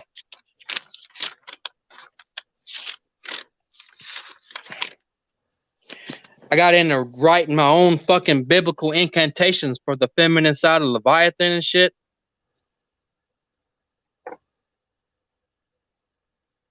Oh shit. Yeah, just man, this will make me sound like a nut, but I'll read it, man. We might as well. All right. Sorry, Nikosh, I didn't mean to not be able to show you. This will make me sound like a nut, but this is how fucking crazy it got when I came across this particular energy. Okay. The great mother of serpents, whose womb, now forbidden by God, whose coils swell the seas, and whose voice, a chorus of sirens, madness to men, her love for her children, a cold embrace that is boundless and forevermore, a power only vanquished by the Most High, and I meant that as not in a Hebrew way, but as in the source. And now she awaits in the spiritual abyss, yet her power and love so great, her children feel her across all space and time until we pass through the void and reunite with our great mother of serpents. Pretty fucking wild. Got super deep. Hell yeah. Yeah. How much time we been up on here? We've been on here for a minute. Yeah, we've been on this motherfucker for 4 hours, almost 5 hours, man. We was closing for go up 3 hours. We would have extra 2, brother. God damn. Got my forehead all sweating and shit. Trying to remember this shit. And what's crazy in this book, here, I'll show y'all something crazy too. This particular book was when the shaman fell on hard times, and I had to run his shop for him. That was basically the trial by fire that propelled me into being a great occultist. Yeah. So let me show you this. It's crazy he even let me keep this bitch. How we been doing? I ain't heard from him in a minute. He's good, man. He got that money from that damn car accident we was in. He's sitting pretty right now. That's what's up. Hell Many yeah. blessings. Oh yeah, many blessings for sure. Yep. All right. All right. So this all came later. I'm gonna skip through this. Bunch of other crazy shit. Blah blah blah blah blah blah blah. My very first day helping him at the shop. June 16th, 2018. Okay. His son was supposed to show up. He didn't show up. So I'm selling incense and sage and oils, all kind of stuff. Okay. Moon rings and different stones. But you see, as we progress, you'll see me start to go kind of crazy. Okay. I'll leave it at that. Okay. I'm still got my mind. Okay. Everything's cool. Everything's cool. All right. We're going to keep going. I ran this bitch. I was running a tree service. Okay. Starting to go cuckoo. All right. Starting to go a little crazy. Selling incense. Oh, I had to go do ritual. I made his sister fill in for me that day. Different handwriting. She sold $380 worth of stuff, though. Mm-hmm. I had to do more ritual. Root doctor's got his claws in me. Here she is again. Oh. Okay, I'm back. Okay. Oh, God. I'm getting crazy now. I'm getting into the Orisha.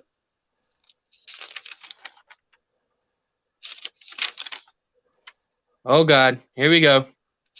I didn't even know how to draw a fucking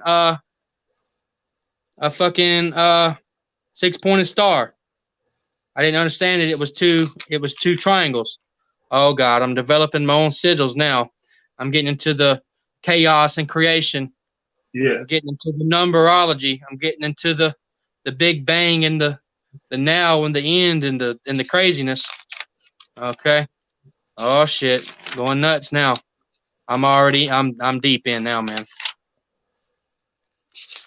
I made $765 that day. Killed the game.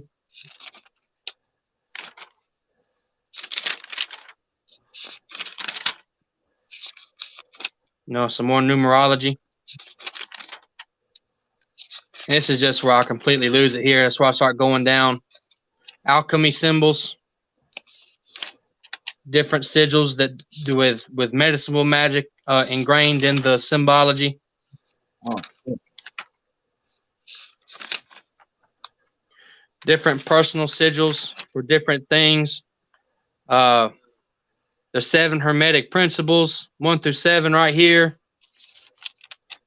This is these were symbols that I was developing for what I call the 3 sacral keys, which you've heard me speak on. Okay. Which is an original by myself. Starting to try to come up with sigils with magic squares and connecting the dots with spheres. The sacral key. Yeah. And we're back to where I was at earlier. So that's it, man.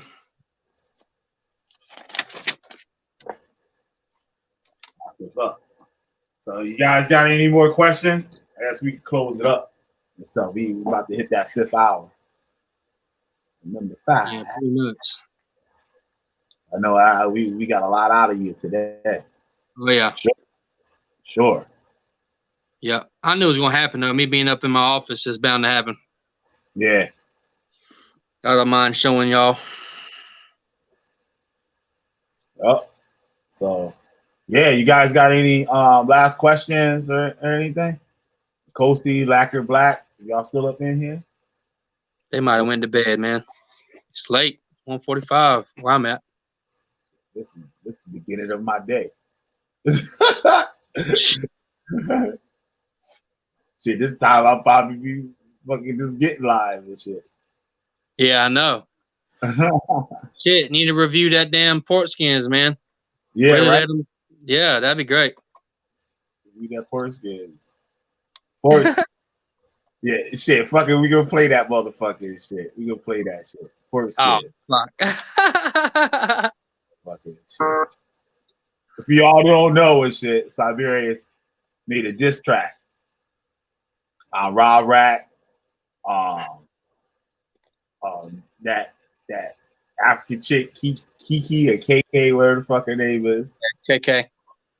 And Judah Nazareth and old short leg and shit, Lex Vortex. Oh, Stumpy. Yeah, the pie even made a cameo and shit in that motherfucker. This shit somehow. Yeah, hers is my favorite. Oh yeah, let me share the screen. I already know that shit will be exclusive. That shit probably had 100 views already, probably or close to it. I don't know, man. It's like 60 last time I checked. Yeah, shit. Like, more now. Pork skin. Thank you, Malak. I appreciate it. Yeah, if I wrote a book, man, it would be exclusive. But you know what? It'd be so fucking real that it probably wouldn't sell. I gotta be like EA Coeting, just put a bunch of bullshit out. Apparently, y'all are the only people that fucking I got to hear what I got to say. Yup. I just put a bunch of bullshit out there and then fucking get rich. Yeah, that seems the way you gotta do it is shit to get rich. Yeah. What's the bullshit? I'll put a bunch of bullshit out. I'm gonna get rich. I'm gonna keep the real shit to myself, man. Just tell motherfuckers what they want to hear. Yep. Just tell you what you fucking want to hear. Motherfucker said slam pigs.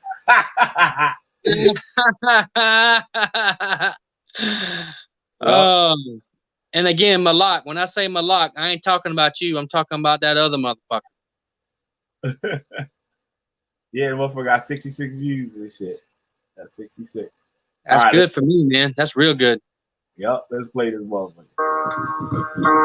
Yo, ain't nothing but a bag of fucking pork skins. Yeah. Chad overseas got KK pussy popping, got Rob in the band, busting nuts on Nagy Cotton. Ayo, Judah, come and sniff it up, dip it in your cup, get it stopped. You know what he about, slipping on some draws, licking balls, Nagy's nuts. Judah about to bust. Who gon' clean it up? Terry Smoot, he's a faggot boot. Hit him with the boot. Vortex got the shoe. Yeah, yeah. Triple soul shoe. Got KK taking off her panties. I'm like, bitch, what you doing? I just want the Becky. Terry Smoot is highfalutin, but he ain't practicing what he preaching. Nothing but white people on his webpage. Yo, actions kinda set the stage, don't they? Fuck you, bitch. Killer B told me about that shit. I ain't never gonna stop until you quit, bitch. Like a chicken head running around calling everybody kings and queens. Y'all some bums in the slums with Rob, smoking Reggie, drinking malt. Rob just bought Schlitz 40, 40, 50, drink it up till it's empty, yeah. Kitty fucking Napa, why she slut me like a Pepsi? Wait a minute, bitch. Judah said you got Hepsi. Ugh, bring that Barbara bitch. She got big lips. Malaka bitch. He's a dumb shit. Ugh. Yeah, who goes you who for that powder, baby? Snorting cocaine in the bedroom with his old lady on the stream crazy. She a dumb hoe. Don't know what to do. So that bitch is God. Ask him Yahoo. Meeting Killer B at the grocery. Yeah. Don't forget the pork skins. Yeah. We chewing up the pork skins. Yeah.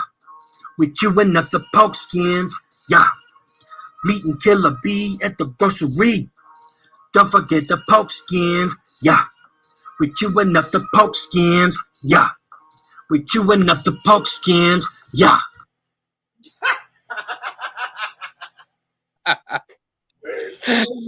Ah! I need to get that shit produced and make that a real song, man. Yeah. Lamar, if you're listening, man, help me out, man. Or Josh, we need some help. Yeah. I don't know shit. That's the very first rap I ever wrote in my entire fucking life. I need some help with the production. Okay. That shit is dope, though. I think we're good. Shabbat Shalom. I was putting some last minute notes in and wanted to make sure that everything. The fuck you playing, man? Nah, that was the video after that and shit. I thought I turned this shit off. That shit was bugging me. I'm like, goddamn, I got a motherfucking ghost in this bitch. The goddamn ghost came to my house and shit through the goddamn TV screen. I'm like, goddamn. Bro, yeah, that shit was funny. Like, if you call the niggas out and you do nothing but tell the truth, like Terry. Oh, that's what I'm saying, man. That's what I'm saying. Shit, talking about how he hate white people, he can't stand white people. But you go to his website, his business website, who he got up on the motherfucking shit, white people. Hey, I hate to say this, but Terry Smoot, if you ever watching this, you remember Torah Teacher Supreme calling you out? That was me, homie. I got judo on your ass. Oh shit! What? I didn't catch that. Yeah, he was like, Terry, you looking kind of suspect, bro. He was like, what you mean, man? Israelites always trying to bring me down. What did you say about him? Oh, you told Judah that he got white people on his No, I was like, either we gonna keep the Torah or we ain't.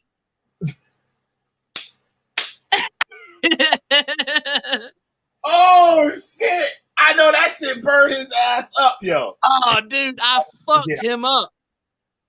Yup. I fucked him up. And that motherfucker trying to cop a plea and shit with Judah. But Judah, I'm sorry. Yep. I'm sorry. Yep. I'm sorry. Yep. Cause I was like, this is the number one Israelite channel on YouTube. Either we gonna keep the Torah or we ain't. Oh shit! Yeah, I went in his ass. Judah ate that shit up too. Judah ate that. He loved it. He loved it. I had to find it for you. Oh shit! I blasted his fucking ass. Anything. He's like, Judah, I do anything. I suck your dick. Yeah. I play with I'll sniff your drawers. I know you like that, Daddy. Oh shit. Yo, that motherfucker is like kind of weird though. Like oh, he's gayer than a wiffle ball bat, man. He's 2,800 miles away, and I can smell it from here. Yo, you know, I know the dude that he said it's gayer than a wiffle ball bat. The wiffle ball bat was made in Connecticut and shit. I know I know the dude's grandson and shit that made the fucking wiffle ball bat. Hey, Malak said he was watching that. Malak, you remember Torah Teacher Supreme that was calling Terry Smoot out? That was me. I was in there covert style. Hey, Siberius, I was the ninja. I'm the most badass Hebrew Israelite you ever seen, wasn't I? Man, I said, either we keeping this fucking Torah in here or we ain't. I said, in the tribe that I'm from, in my country, we'd stone you to death for that. Oh shit! Yeah. Oh Lord! Oh Lord! They calling me out. I said, you always on here talking about helping black people. I said, you think black people don't need marketing for their business? Like, I fucking got in his ass like that. Oh shit! You say you talk all that black shit, but you got white people on your site. Yep. I said, we keeping the Torah over here at Torah Nights. I don't know about you. I said, you fucking doing business with Esau while the black man goes hungry. Like, I was saying all kind of crazy shit. It's real, yo. He got white people on his website for motherfucking. He was like, man, my people always trying to bring me down, especially the Israelites. Rob Rap made him cry. Nicozy, did you ever see that? It was on the SVDL shit or one of them other side shit. I think it was SVDL and shit. Terry Smoot was up on there, and Rob Rap called him a fucking faggot and shit. He called him gay. I was like, damn, right? And this nigga started crying. He was like, this motherfucker going to make fun of me. He said, oh, yeah. He said, that motherfucker was whining like a fucking bitch. I was like, well, goddamn. I was like, I felt bad for the nigga and shit. And then I found out he fucking around. Next thing you know, he fucking around with Judah. After all them fucking gay Judah Nazareth videos we done did and shit, he want to go over there and chill with that motherfucker. Like that whole ass Chris Harris. You know, man, I actually feel sorry. I do feel sorry for Terry Smoot, though, man. I know in order for him to be a grown man that acts like that, he didn't have a lot of strong masculine role models in his life. And I ain't even, I'm really like, man, that fucking sucks, man. His eyes all yellow and shit. Like that motherfucker got bad motherfucking system and shit. I don't know. It might just be because he's so damn dark skinned. You know what I'm saying? Like I see that around here all the time. He said that. You stupid. He said, yo, man, because he's real dark shit. I see that type of shit over here all the time. I do, man. They got so much pigment that the white even got pigment. Oh, shit. The white part. Yeah. You know, pseudo shit right there. Nicozy, you heard that one? Hey, I'm just telling you what I see. Hey, maybe they go home and they got bad livers and they drink like fucking fish. That might be true. If your eyes ain't yellow, nigga, you ain't black. If your eyes ain't yellow, then shit, you ain't a black fella. Yeah. Speak. Eyes and pigment and shit. They had to put they had the marker or Photoshop Chris Harris's eyes in a picture and shit, so they wouldn't be red and shit. You know, white people eyes glow red, like in the camera and shit. And it's only white people that shit do. Like that shit only happen to white people and shit. Really? Yeah, I caught that shit. That nigga got red eye. I caught that shit in the picture and shit. The motherfucker. You know, I've got a picture of me tripping on acid, and there was a deer that used to come around my house. Yeah. And like my eyes are so dilated, my eyes are glowing like the deer. Yeah. You want me to send that to you real quick? Yeah. All right, give me a second. The Hebrew Israelites and shit say that white people ain't got a soul. They're like animals and shit. They ain't got a soul. That's why their eyes glow. No. Just and shit. But you look it up and shit, if you like, it's only Caucasians that eyes glow like that. You know, my eyes, I'll say this, I have superb night vision. Like I can see really good in the dark. Like I really can. And I don't know why. I have perfect vision. I have really good vision. I think because I'm just a fucking predator. You know what I'm saying? I meant just to be a fucking predator. I'm a hunter, dude. I'll hunt your ass down. I was gonna show that on the Chris Harris nuke bomb, the World War III fucking video and shit. Because I did the first airstrike and shit on Chris Harris. Then I did the second airstrike, but Judah his pussy was hurting and shit. Yup, Chris is white. He got his eyes is red. Don't make me find that picture and shit. Look at the picture. Put the picture I just sent you up. Let the Hebrew Israelites see that. I'm a fucking animal. I am a fucking caveman. Show them this shit. He said, I am a caveman. Oh shit! Hold on. I'll fucking eat your ass. Look at this shit. Post it up. Let them see this shit. Get that motherfucker. Hold on. Oh shit! Wait, come on, goddammit. Large. All right, here we go. Oh shit! How the fuck you petting the deer, nigga? Cause I'm the fucking I'm a shaman, man. I'm that dude. This thing got a pet deer. This motherfucker got a pet deer. Hold on. That shit crazy, the motherfucker. They got a pet deer. Show the picture. Look at our eyes, though. Well, I gotta make sure I ain't clicking on the wrong shit. My eyes are glowing like a fucking cat's eyes, man. There you go. Malak, I got like ocean blue eyes. Look at that shit.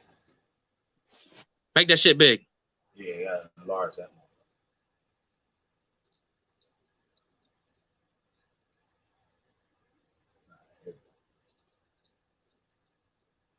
How the fuck I enlarge it and the picture gets smaller? Like, what the fuck kind of whole ass shit is that?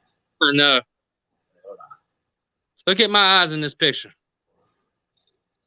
Now, what the fuck kind of stupid shit is that? That shit at 300% and everything else get big except that motherfucker.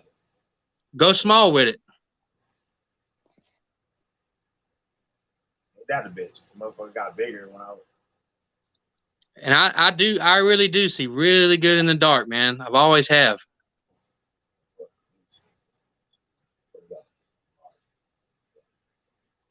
That shit crazy. Yeah, cozy Chris Harris is white. Y'all got an imposter in Team O.s.i.r.u.s and shit.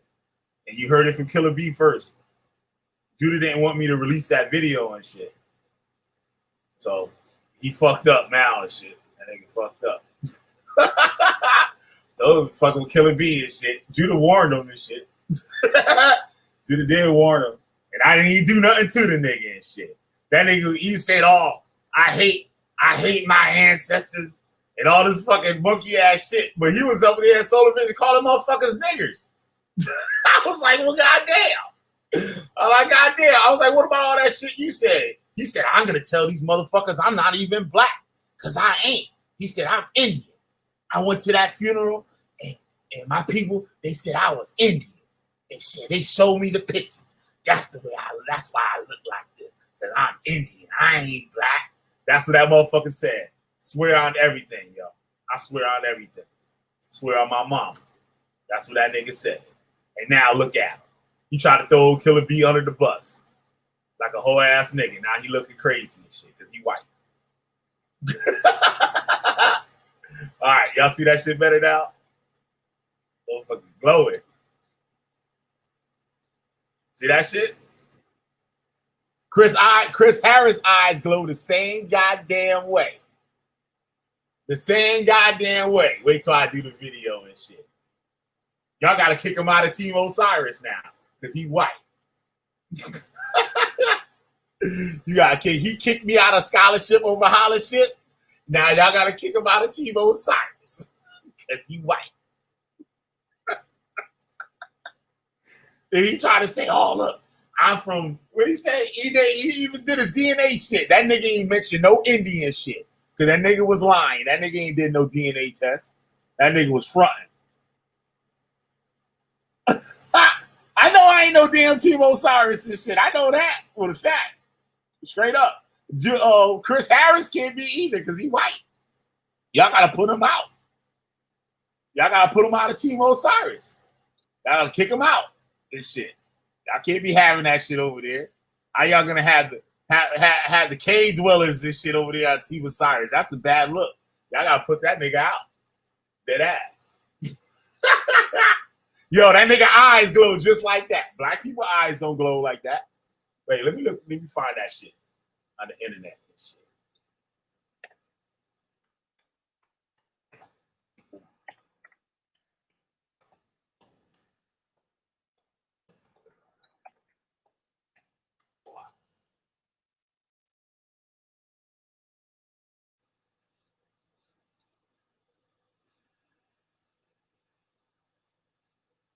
Look.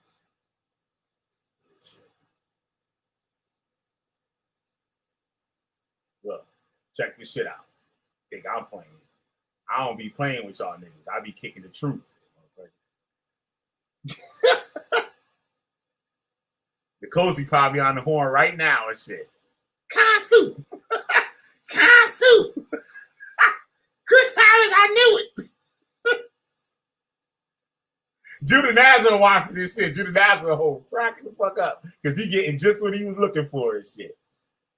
He pumped Chris' head up. Said, "Yeah, man, you gotta leave Killer B alone, man. Chris Harris like, yeah, you right. Because you got like 45 motherfuckers in and that be watching your streams and shit. I need that FaceTime. Get rid of Killer B. Oh, 10 viewer ass nigga. People want to see me. I'm Chris Harris. Bitch.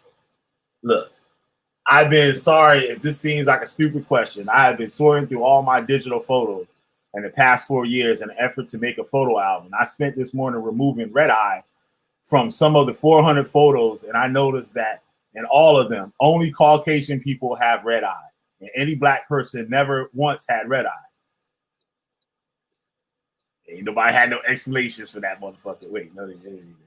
Ashley, you're close to being correct, but it's not skin color giving them the edge, but eye color itself. Blue eyes appear to be the worst, and blue eyes with black skin is a rare combination. So Chris got blue eyes. And look, the white people, that's really interesting. Look. Very true. I would say the 480% of the ones I had to correct were people with blue eyes. See? The white Chris, what crap? Yo, let me find that motherfucker. Yo, if I let me see if I can find that shit real quick. Y'all gonna be like, motherfucker, this fucking nigga. Because I found the original. Because in the video that I made, oh shit, what the fuck I just do? In the video that I had made, god damn it. Motherfucker. In the video, y'all still there? Seem kind of quiet. I guess my fucking shit went off.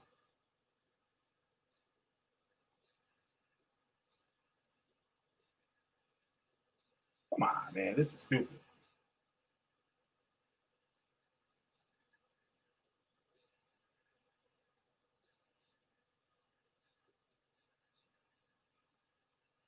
Come on, man. This is dumb shit right here.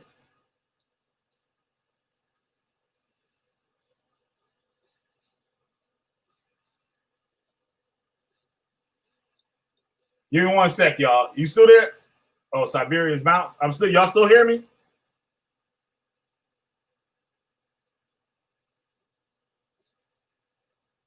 Oh, I gotta drop the link again? All right.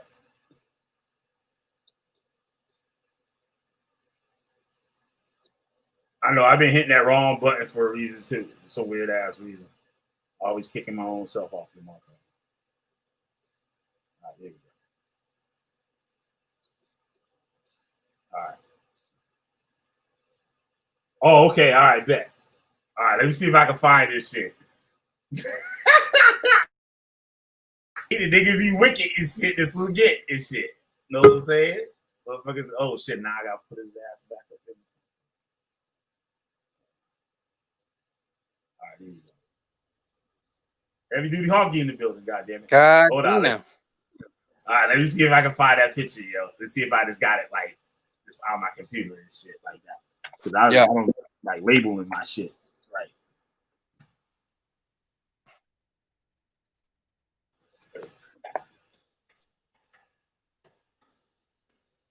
You can go and try to erase those motherfuckers if you want to. I know I got them on the computer. I'll find them something. He bad as a motherfucker. He be bad as a motherfucker. And all of the Hebrew Israelites gonna get out his ass, and Killer B ain't gonna be here to save him. They're gonna be looking for the Killer B. He be like, oh shit, damn, I forgot. Where's Killer B when you fucking need him? Yup. He be like, Killer B, fuck that, I'm getting Killer B. Oh shit, fuck, I forgot, fuck. You know, that just speaks, I think that speaks volumes for me. I'm like a top notch, what you call a witch or an occultist or whatever. You know what I'm saying? Yeah. But my biggest friend and comrade is the motherfucker that be burning their asses up. You know what I'm saying? Like,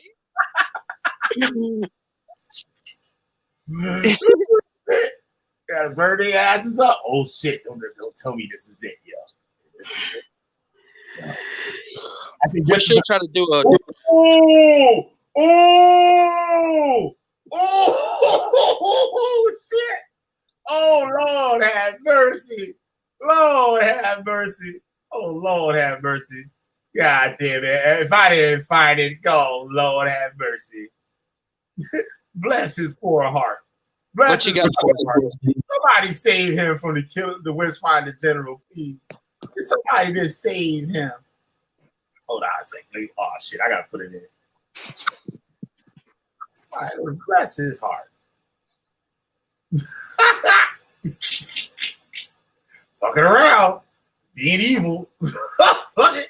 That shit come get your ass and shit. Being wicked. Shit come get you. Act like me crazy. All you had to do was be cool, nigga. That's all you had to do was be cool. But no, you didn't want to do it. Yeah. It's the Chris Harris and shit. Motherfucking MVP. And how many debates he done lost to me? Chris done lost 3 debates. And one of the best ones and shit was that Dr. Sebi shit. And his whole ass fucking got mad at me and shit for doing, oh shit, I just had the motherfucker on my goddamn shit. He got mad at me and shit, right? But and I tore his ass up, and then Kansu told him, like, yeah, that is some pseudo ass shit. Then his whole ass fucking took the video down like a bitch. Because he want to lick fucking Kansu's balls. Yeah. Whole ass nigga and shit. I ain't never heard of no whole ass shit like that for all my goddamn life. Suck that nigga, that grown ass man dick. Oh, here we go. Oh shit, he done fucked up now, nigga. You better drop something on the head, man. You done fucked up now, man.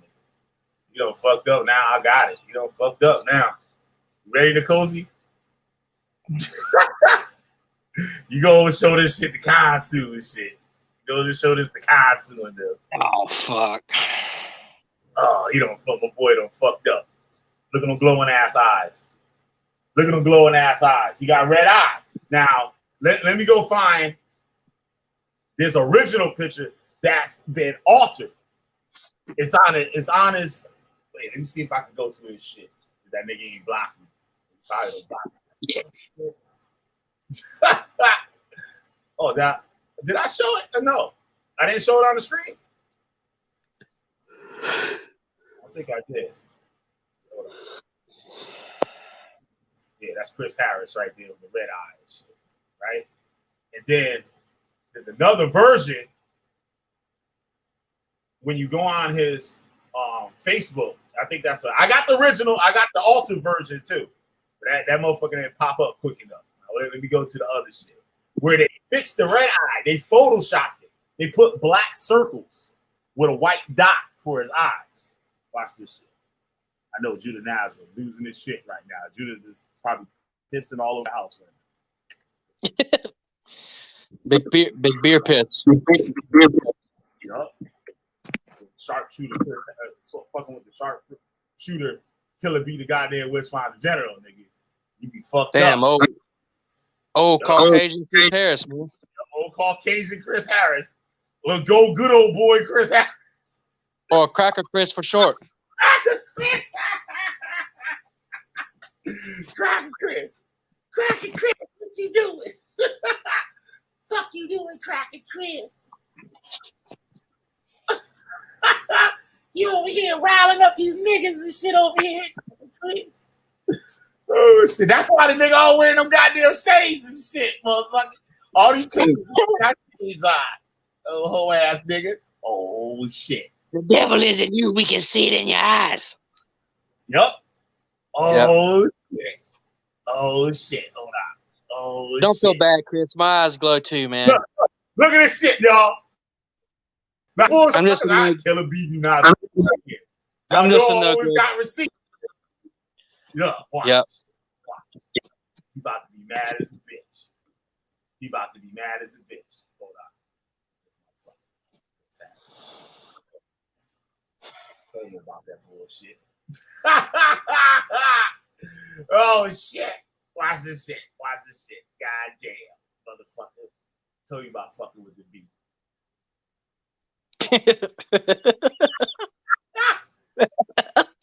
Chris. Cracker Chris. Goddamn Cracker Chris. now. Look at this. Oh shit, that's the wrong screen. Oh, cracker ass cracker. Oh, cracker ass cracker.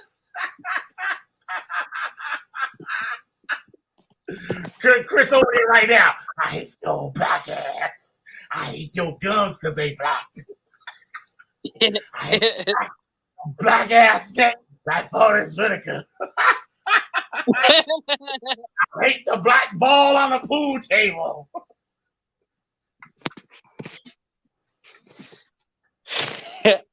Oh shit! Oh shit! Watch this, y'all. I'm sorry about the wait. You shit, yo. God damn it. I hope this. Because said Gary's having a ball right now. Yeah, that motherfucker having a ball. Hell, motherfucker. Why I keep going to the wrong shit? Wait, let me just. Man, Guinness Stout getting spewed everywhere. Yo, getting spewed everywhere. You can hit up Chris. Yo, Chris, I told you not to fuck with Killer B. Then they get Chris lying. Yo, look. He's like, Chris, we got no choice but to kick you out, man. You white as the. Yo, they gonna do it like the white people. Kasu gonna do it like the white people too. So oh shit. That's the crazy shit there. I gotta copy this bitch. Wait, hold on. I gotta save image ass, so y'all can get the real up close fucking shit. Man, don't click the wrong fucking buttons this time, man. I ain't click the wrong button this time. Shit. I got this nigga this time. Got this one. All right, boom. Y'all see that? That's nuts there. Look. Photoshopped eyes. Wait, can I? There you go. Photoshopped eyes. Just like they do to the white people. So they don't show that motherfucking red eye. The photographer fixed his motherfucking red eye. Let me see if I can zoom in on that bitch more. So y'all can see that those are Photoshop circles in his motherfucking eye to make it look like a regular nigger eyes and shit. But they ain't. They're Chris Harris cracker eyes. Look. Jesus Christ. They fixed the red eye. They fixed his red eye. Killer B, the levels you'll stoop to, man. The levels I'll stoop to. You goddamn right. But I be telling the at the same time, nigga. I be telling the goddamn truth too. At the same time. You wouldn't be the Witchfinder General if you didn't. Look at Siberius and shit. Oh shit. I didn't copy the other fucking shit. God damn it. Fuck. Y'all thought out shit. No, here it go right here. Mine look cool though, man. Let's save the image here. Look, my entire eyes is fucking shined out. Yup. Wait, hold on. I look cool as shit. I love this fucking photo. It's one of my favorite photos. Look at the red eye. Look at the red eye. Now look at the old black eye and shit. Old cracker ass Chris Harris eyes. Look, they fixed this red eye just like they do white people and shit. Wait, let me see if I can confirm this shit real quick. Photo. Red eye.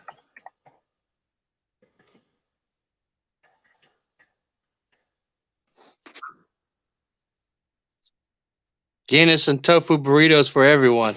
Yup. It's up for everybody and shit. And crab flavored soda. Here you go, right here. Boom. Wait, I'm gonna do him dirty. Like I told another motherfucker tour night. The motherfucker was just joking with me. He said, "Yo, what do you say if I go over there to back to Judah Nazareth?" I said, "Nigga, I'll do you worse than I did Judah Nazareth." I said, "So go on ahead." I said, "Go on ahead, nigga." I said, "I'll do you worse than I did that motherfucker. Trust me." You and Chris, y'all be talking on the phone? Huh? Me and Chris, you talk like every day. Straight up. Yeah. No, I ain't never had no issue with Chris since we first started being cool and shit. Now look at the nigga. He gonna go back to Judah Nazareth and kiki on this shit. Like what the Yeah, I mean, either you with us or you against us, you know? fuck and the welfare of black people and all that monkey ass shit. Look. Look, see how they fixed the red eye? Do the same thing they did to Chris Harris. You see the eye on the left? They just made a little black circle with a white dot in that motherfucker. Damn. Thank you, Nicole. I gotta put that on the screen. Team O.s.i.r.u.s says it all. What the fuck? His eyes look like vampires from 40 Nights of Darkness. That's right. Because he 40 daytimes of light, motherfuckers. Because he white, motherfucker. He sit there and lie to all these goddamn people. I was cool because I didn't even care if he was white. I didn't even Hey man, this is some funny shit. What if they do? Hey, what if they do? What if they do pass reparations, but they get it? They gotta take a picture, and if you got red eyes, that's what they should do. That's what they should do. That's just what they should do. Because Chris Harris said he ain't black anyway. Don't make me go through the chat and find that motherfucker saying, "Hey, oh shit, oh Lord Jesus, oh Lord Jesus." Then please don't let me find that motherfucker in the instant. Oh Lord, please don't let me find that in instant message. Because he gonna be fucked up. He gonna be all types of fucked up, nigga. I told you. Sorry there, Chris. No reparation for you. Your eyes as red as a fox's ass. Kasu, you gotta kick him out now and do him like a white person do at the job and shit. Chris, let me talk to you for a minute. We've been looking over the people that's in the group, and we appreciate everything you did for us. We're just looking for somebody just a little bit more polished. Just a little more not white. Yep, and a little bit not white. Fronting. Y'all heard him go up on his SVL, call everybody niggers. He didn't say nigga, he said niggers. With pride. Tell me, call me a lie. I dare somebody to call me a lie up in here. Nicozy, you seen it. You was probably there. You probably heard him too. He said, I'm tired of these niggers. Now that motherfucker was saying. Oh, racist ass Chris Harris. Racist. Having the white guy on the team is just counterproductive to the message we're trying to put out. That team O.s.i.r.u.s is on the horizon. Shit, motherfucker. Team O.s.i.r.u.s like a with this white motherfucker shining everything up and shit around that motherfucker. Look, Team O.s.i.r.u.s is on the horizon with them big ass red eyes, nigga. Look, that's the same exact thing they did to that nigga eye. Yo, you gotta call a meeting, Nicozy, because I know you make power moves over there. You like the motherfucking goddamn Michael Jordan of the motherfucker. You the goddamn Barry Bonds of that bitch. You the goddamn motherfucking motherfucking Kobe Bryant and LeBron James and bullshit over that motherfucking shit. You the goddamn MVP, Nicozy. You the motherfucking MPV. The MVP. You've been outside netter. Chris Harris ain't been outside netter. You gotta kick that nigga out the crew and shit. Be the goddamn cracker.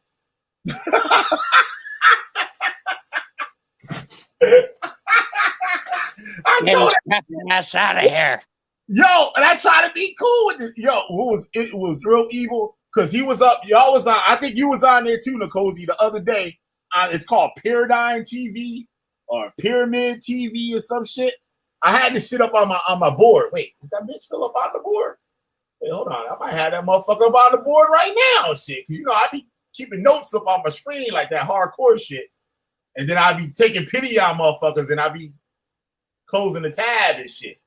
I still might have that bitch up on this motherfucker. Let me see this shit. What am I missing? What else is going on that Nicozy's involved in that I don't know about?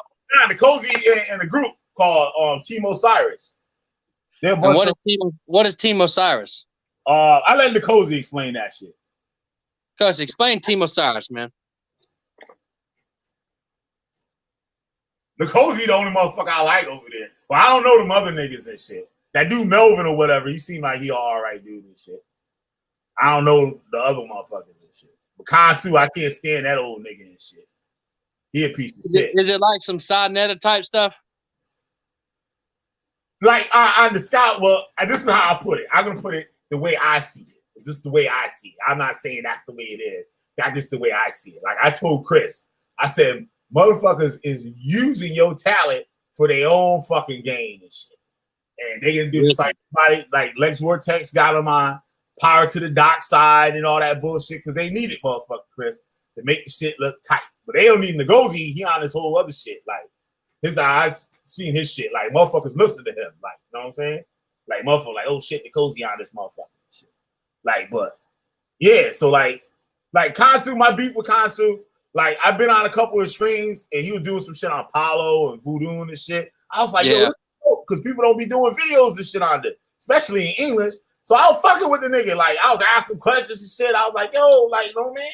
I was supporting the nigga and shit. Like, when I was with Judah Nazar, like, we was beefing, but the nigga knew who I was for years, right? So when Chris Harris got down with him, they did the thing on the George Floyd thing. No, the other kid that got killed in Georgia. The one that was up in the people's house, in the white people's house. And shit. So so they did a video on that. So I was like, that nigga wasn't supposed to be in the motherfucking house. I was basically like, I wasn't even talking shit or nothing. I was just saying, yo, I was voicing my opinion. I was like, yo, that shit wasn't no motherfucking murder. Like, know what I'm saying? Like, it ended up into some shit, but those people didn't have that rifle pointed on that boy when he was running up to the fucking truck. If they wanted to kill him, they would have shot that motherfucker before he even got to the truck. Know what I'm saying? So fucking my message like Chris Harris, you son of a bitch. No, that's me. I'm sending you some stuff. So, like, I just voiced my opinion, and the nigga got all Kansu got all butthurt and shit.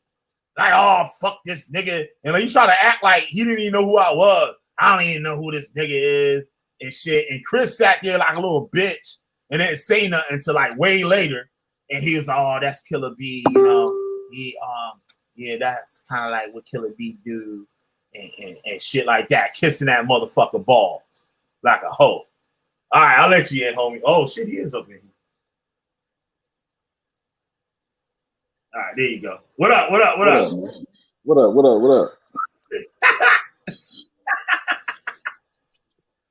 Yeah, so I ain't never been on those damn on that, and I damn sure ain't on Team O.s.i.r.u.s.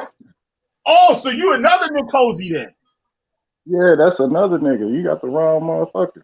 Oh well, shit. Well, your ass cool then. Ngozi. What the hell with all? Are you Nkosi? I talked to. Yeah. What's up, dog? What's up, man? Yeah, you got the wrong Nkosi, man. This is Nkosi. Damn. I talked to. Well, fuck it. I'm glad I'm with this Nkosi then. Fuck all the this Nkosi's way cooler. This Nkosi's too cool to be on some Team O.s.i.r.u.s bullshit. I was like, well, goddamn, like them niggas don't even like my motherfucking ass, but Nkosi be on a hard course. No, I got the wrong nigga, bro. Killer B. This is the All Father Nkosi. This is the Odin Zeus Ra motherfucker. Well, fuck it. I put it like this. Fuck Team O.s.i.r.u.s then, motherfucker. Yeah, fuck Team O.s.i.r.u.s. Hey, Nkosi, I just sent Killer B a badass picture of me playing rugby, man. Me and you was talking about being big athletes and stuff. Yeah. Yeah, Killer B, put that picture of me playing rugby on, man. People don't play rugby in South Carolina. Hell yeah, we do. I played for the All-Star team. I was a bad motherfucker. We had a rugby team at KU. Oh, shit. I ain't never playing rugby all over the world. Yeah, I sent you 3 pictures. I sent you 2 pictures with that deer again. Yo, you got a old deer, yo. Come on, man. You got that. Oh shit, Siberius. Oh shit. Yo, that's a real rugby motherfucker right there, shit. Straight up. Yeah. Show fucking Nkosi that shit real quick. All right. Yeah, I thought you was the other shit. I was wondering that shit. That's the brother name is Ngozi. His name is Ngozi.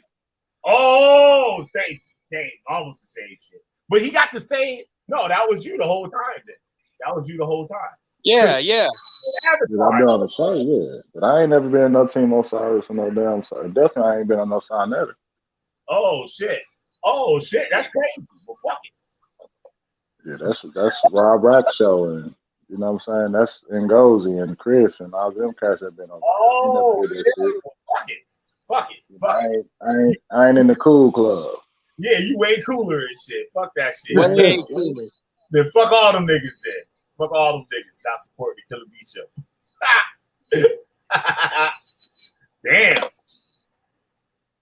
Where you at? I hope you ain't on the bottom of the damn pile.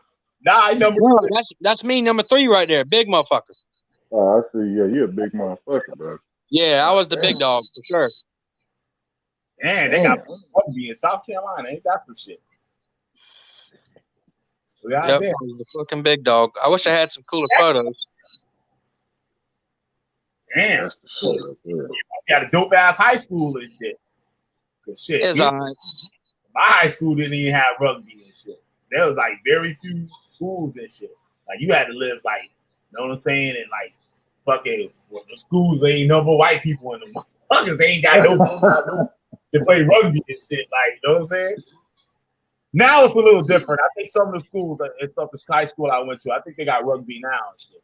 But back in the day, the rugby teams are usually not affiliated with the school. They're outside. They're independent. They're clubs. Wow. Yeah, ain't no schools gonna fund that shit.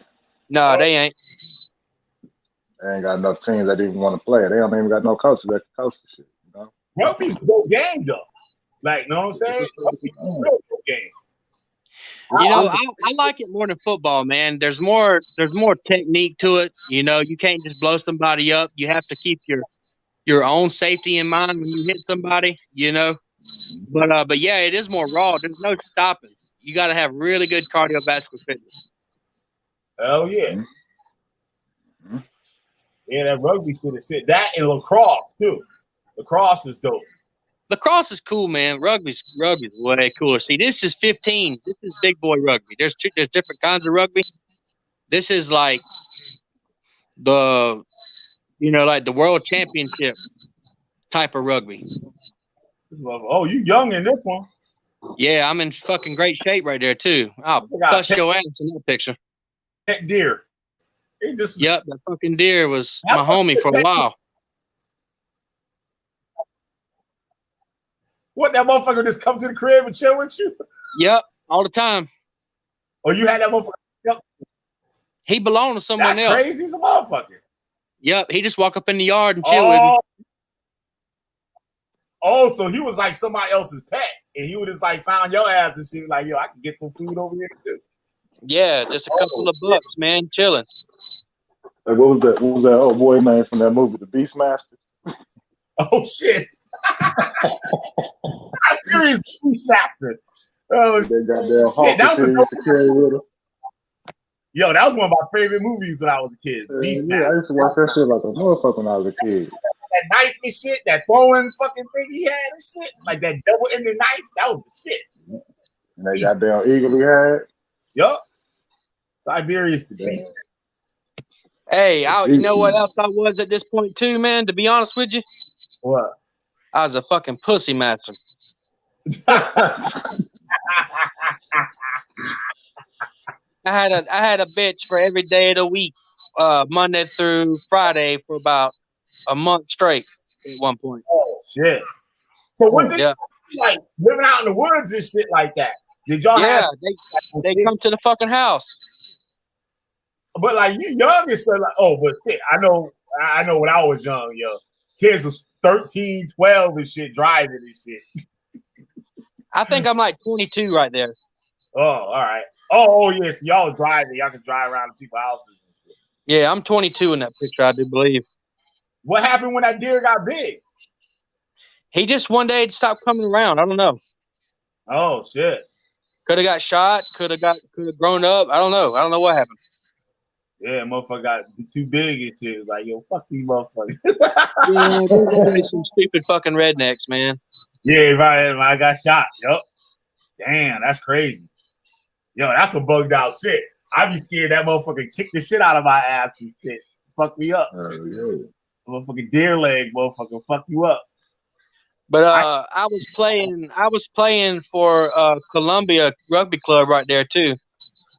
I was in high school. I played a position called tight head, which is like the biggest, strongest guy. Yeah. plays that position. But when I got real lean in this picture, oh, that's me fighting the deer. Oh, you bugging right there. Just chilling in the yard. I'm tripping on acid right there. Same night. Oh shit! Fucking with a deer on acid. Hey, that's right. I had a great time. I had a fucking huge time. Oh shit! Ain't that some? Motherfucker could have blinded your ass. That motherfucker would have thumped the shit out of your forehead. You would have left that motherfucker a little bit. Nah, man, that deer's not even 100 pounds right there. Maybe 100 pounds. Shit, that motherfucker got a hard ass head though, motherfucker. Hard ass hood in his feet too. I'm probably like 220 pounds. Shit. I know I had a lady that used to drive me around at KU when I tore my ACL. Yeah. And she got kicked in the head by a deer. It knocked her ass down. It's fucking blind. Damn. She had to drive around with these big ass fucking sunglasses on and shit. Thick ass glasses all the fucking time. Fucked her ass up. I was like, damn, why the fuck am I even riding with this? Oh shit. That's nuts. Fucked her up, bro. Fucked her up bad. I hit a couple of deers out here when I used to drive cabs and shit. I hit a fucking deer. I ain't see that motherfucker coming and going. That motherfucker, the whole windshield is turned gray on my motherfucking ass. And I had the window down, and I guess that motherfucker hit the side mirror, and the side mirror fucking flew in the motherfucking cab, clocked me dead in the jaw, almost knocked myself the fuck out. And I thought it was the deer like hoof or some shit. He came up in the car and kicked me and something. I was scared as fuck, and I felt the thing roll down my chest and onto the floor of the car. I fucking slammed that shit on the brakes and shit. I jumped out the motherfucking car like, oh shit, like what the fuck? I didn't know what that shit was. I thought it was like a deer park or something. I knew it had to be a deer. I couldn't see nothing, and there was a car coming the other way, and the little girl to stop, and she was holding her face like, oh my god. I ain't see that motherfucker coming or going. I got out the car, that deer was nowhere to be found. That motherfucker was gone. That motherfucker bounced. In the hood and the grill of the motherfucker and shit. I fucked up. That adrenaline be running through their ass when they get hit, boy. They'll run a fucking mile, 2 miles for their ass up there. And I hit a little one like that and shit one time. I tried to stop in time, and that motherfucker was like trying to get in front of the car and shit. I'm like, motherfucker, stop. And that motherfucker just jumped up and laid down the hood and shit. Then when I finally stopped, that motherfucker just slid off the hood and shit. It slid across the hood. That motherfucker got up and went to jump in the woods. Like, it wasn't really the woods. It was like the side of the highway. And you know how it had a fork in it? Like a fork tree? That motherfucker tried to jump through the fork and then clothesline himself. Fucked himself up even more. I was like, God damn. Crazy. But deers out here, they ain't afraid of nobody. Just like this motherfucking deer. Out here, usually deers will run from your ass and shit. Not out here. You motherfuckers look at you like, what the fuck you want? Like, shit, we eat all your fucking flowers and shit, motherfucker. We can eat everything out this bitch. Yeah, that was a cool deer, man. I wish I knew what happened to him. Yeah, that shit is crazy, though. You don't see shit like that all the time. Motherfucker just chilling with a deer. And deer just chilling, too. Like, yeah, what up, yo? What's going on? He probably ended up on somebody's plate. Yeah, yup. Just come around, come chill, man. Come be my homie. Hey, what's up, Siberius?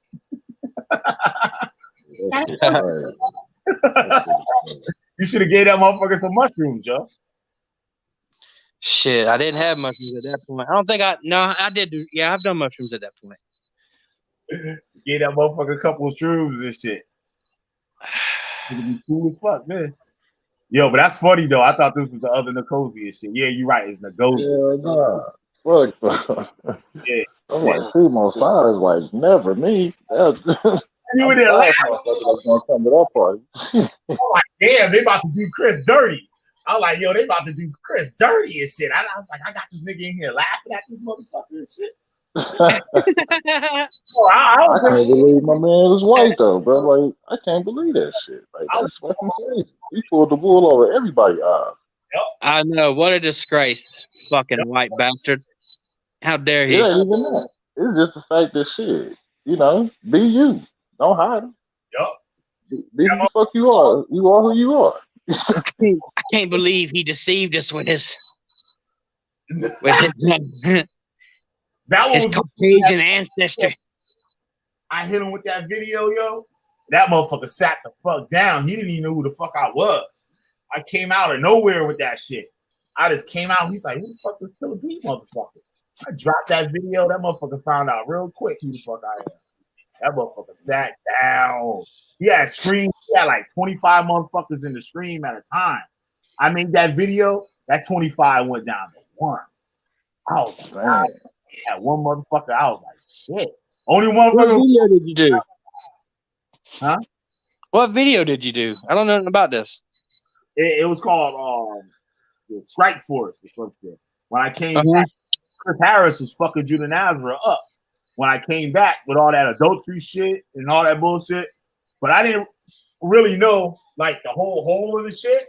I just know that Tor Knight's not supposed to lose. So I was like, where the fuck everybody else is at? Like, you know what I mean? Ain't nobody doing shit. I came back and fucking I did my Killer B shit and motherfucker sat the fuck down. I showed like how he was at a what was it? It was like some kind of party or some bullshit. But it was in a lodge. So that's when we was all on that Illuminati bullshit and whatnot and shit. So I showed how that nigga was in the lodge and shit. Niggas saw that shit. I know Benamon and shit. He was in here earlier. I know he probably ain't watching now. But he'll tell you about that shit. That shit was crazy when I dropped that video. Yo, they flagged the dog shit out of that motherfucking video. That shit up on like that video was up on like 10 channels and shit. Yep. Well, Killer B, you done got me into all this. They got me into all this beefing, man. It's like it's a drug, man. I enjoy it. It's your fault, though. Yeah, it's my fault. I feel bad I introduced you to it. I really do. Because I want to hear that's real shit you be kicking and shit. Like, you know what I'm saying? I be fucking your shit up with that shit. Well, it's all good though, man. I mean, I damn sure created a monster. Yeah. It's all on you, man. I had to put it on you. I was like, damn, I done created a monster and shit. But it's fun though, man. It's a lot of fun because everyone that we're against is whack. The shit be so easy, like oh man. All they say is a bunch of nonsense, and we say real shit, but don't nobody give us no props for it. Yeah, that's the ill part about the shit. That's why I need to be disrespecting motherfuckers and shit. I be straight up disrespectful. Yeah, straight up out the gate. Like I will never be cool. I will never be cool with Judah. I'll never be cool with Terry Smoot. I'll never be cool again with Rob. Yep. I have a special place for fucking Lex. That's a stupid motherfucker. Yep. He's stupid as he got everybody fooled. And I don't give two turtle dove fucks about that KK bitch neither. She coming. She gonna come and go. Well, she already gone because Rob Racking made no videos and shit. Like yep. That bitch is gone. We turned the heat. Everybody, it wasn't just us. Everybody turned the heat on. Judah really turned the heat on that ass. Yep. And she fucking dipped. Yep. Back to Chad. Judah might have got flagged by somebody. Yeah, he might have got flagged because fucking he did a stream in 3 days or some shit. Yeah, they both might be flagged. It's been 4 days for both of them. Well, that motherfucker killed himself or something. Yeah, that would be cool. Fuck Rob. Like, you know what I'm saying? He liked the limelight too much. That motherfucker was going hard. All of a sudden, a Loki curse really got him. Man, Loki. Oh, shit. He done sat his ass down too. I think Yeah. He's sat way down. He's down in a hole somewhere for sure. I got another one coming. I got some more shit coming. I do too. I do too. Listen, man. I'm a goddamn big warrior brute. If I can't get my hands on you, I'm just gonna keep pounding your ass. Yep. You bring up my family, man. Yeah, my family do nothing to you. Hey, Josh, when Josh said that shit in the chat, I'm like, what? Yeah, and Josh's family, how dare you fucking Josh is the homie. You don't fucking talk about that man like that. Josh is like fucking. He got the coolest ass spirit on him. Yeah, he's a cool motherfucker. One time I seen him got mad, and that's the only time. Any other time, he's the most. Even at a heated moment, he's the most coolest talking, calmest motherfucker. Like that motherfucker always got some ill wisdom shit to say, and I'll be looking at Josh I'll get all hot and start talking crazy and shit. I'll be like, let me chill. I'm like, Josh, say that shit to him, and Josh would say that shit say what I'm saying, but in a cool and calm, collected way and shit to get the point across without me cussing the motherfucker out. I'm like, Josh, explain shit to them niggas for me. That shit's weak, yo. That shit be cool as hell. But yeah, man, that shit crazy. He said Josh said that shit. I didn't even look to see what he said. I just motherfucking kicked him out. I just blocked him right off the rip. As soon as Josh said that shit. Yeah, the cozy and shit. I could have swore that was the other dude, yo. I could have swore that was the other dude. Nah, that's cool, Nkosi, man. Nkosi hit me up. Me and him had a good conversation. And Dak Nkosi right there, like I was talking in the beginning of the stream, he's the same archetype as Odin. Oh shit. He's the fucking Allfather, man. You gotta put some respect on that man's name. Nkosi's cool as fuck. So that shit been going on for months. What you mean? This Nkosi been watching me for a long time. And I always he's been watching both of us. Oh shit. Yeah, Nkosi's been on my team too, man. Yeah. Yeah, he's cool. I know who you're talking about. You talking about as a fucking hoe bitch. Oh damn. Call a nigga a hoe bitch. God damn. He is. Oh, hey, that shit was funny. We were like, you said Wiener Schnitzel. Wait a minute. Wiener Schnitzel. No. Yeah, look, I was talking about his girl's German. I don't give a fuck about that. That don't mean shit to me. And he still ain't getting them. If he is, he's having to do a whole lot of validating. Yup. I don't validate shit. Started on his ass and shit. We didn't even get started on him. Oh man, Loki, if you listen to this, you done fucked up, man. You done fucked up royally. He done saw how I just did Chris Harris, so he can just imagine what the fuck. Oh, Loki, what's coming your way, man, is a shit show. Oh, you know, me and Killer B, we have our minds are intricate enough to pick out the smallest, most minute psychological detail about your person that will just make you want to fucking die inside. And we're going to expose all of it. Yep. I've already hit you with a sample piece. And I was cool with you on my first video. Actually, I held so much back. I held so much shit back. Yeah. And I've still got way more. And I'm just waiting. And I'm just going to fucking slow drip that shit. Yep. When you think I'm done, I got a whole nother fucking barrel of monkeys waiting to attack. And I would have came out that motherfucker quick, but I like to let that motherfucker. I want to be in that zone when I do that shit. You catch me when I'm in the zone, your ass in trouble. Like how I did Chris Harris and shit real quick. That's how I just did that shit. Easy. That's easy. I want to be in the zone. So your ass be like, fuck. I don't fuck around fuck this nigga. But I know Judah Nazareth saw that shit. Judah Nazareth saw that shit tonight. She said, see, Chris, I told you. I told you. Yep. How many views have we gotten so far? I can't see from here. I think they got some shit now. I can check the views in real time. Let me check.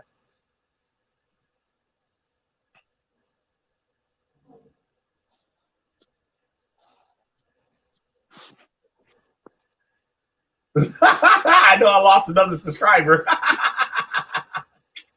It always makes me feel good. It always makes me feel good inside. Whatever, man. See, that does suck though. You've introduced me to such a large group of people, but they the most fucking spiteful, hating ass people that's ever existed. Yep. Damn sure enough is. You ain't telling no damn lie. I'm getting all these views and no subscriptions. Yup. That's a damn shame. Dropping shit that motherfuckers charge your ass for and shit. You know what though? I ain't in it for the views. I'm in it for the fucking truth. Yep. I love exposing some fucking fake shit. Y'all a bunch of fake motherfuckers. Yup. Just like Lucky. See, we don't fucking discriminate over here. Everybody can get it. You want to fucking front and bullshit and talk a bunch of wicked shit? Man, we got the fucking steak. Nah, I won't tell ready to go. Watched it so far. It'll tell me as soon as I close the stream up. All right. But yeah, we've been on this bed for 6 hours. Yep. So we can go out. We can go out with your song again and shit. All right, man. That's Hit it up. The shit with. We can get that shit some airtime and shit. Pork skins track, motherfucker. You like that one the best? With the pork skins, shit. That pork skin shit. Yo, we gotta do remix that motherfucker. Oh man, we gotta produce it, make it actually sound good. For one, get you on it, and get fucking get Lamar and Josh on it. I know Josh got. I mean, Lamar definitely probably got to.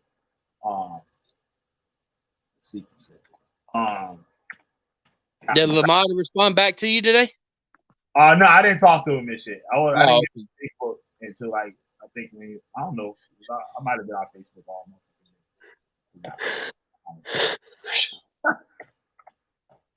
I don't know. My days just be going by quick as fuck. I don't even know what the fuck I be doing half the day. Like, what the fuck did I do today? Can't believe I stayed up. Yo, ain't nothing but a bag of fucking pork skins. Burn their asses up. Yeah.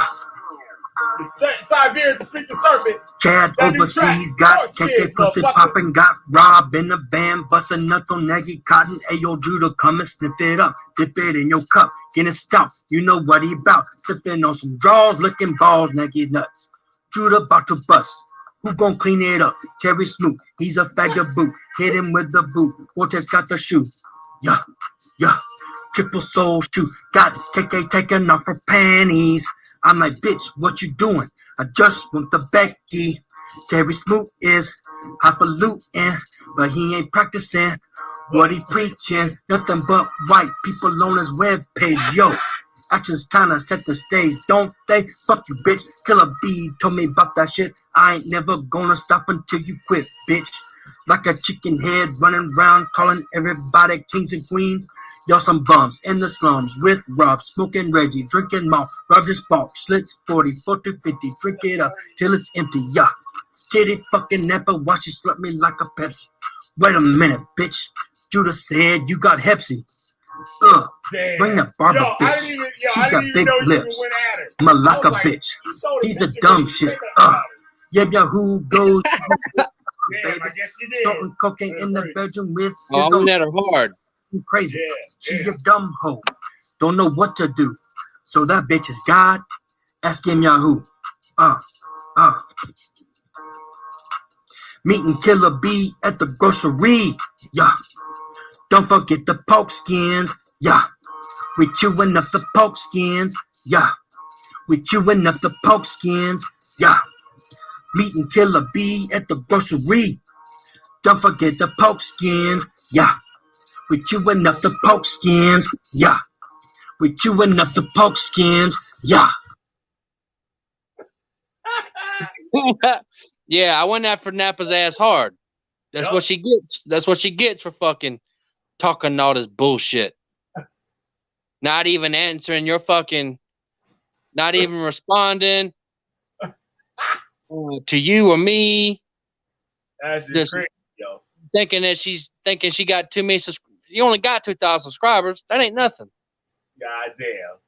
Siberius. So she needs to act right, or she gonna be on the next one. I like Napa. Oh, God damn. But listen, I like Napa, but she needs to quit being so goddamn flip flop. Either you want to be a metaphysician, or you want to be a blackety black.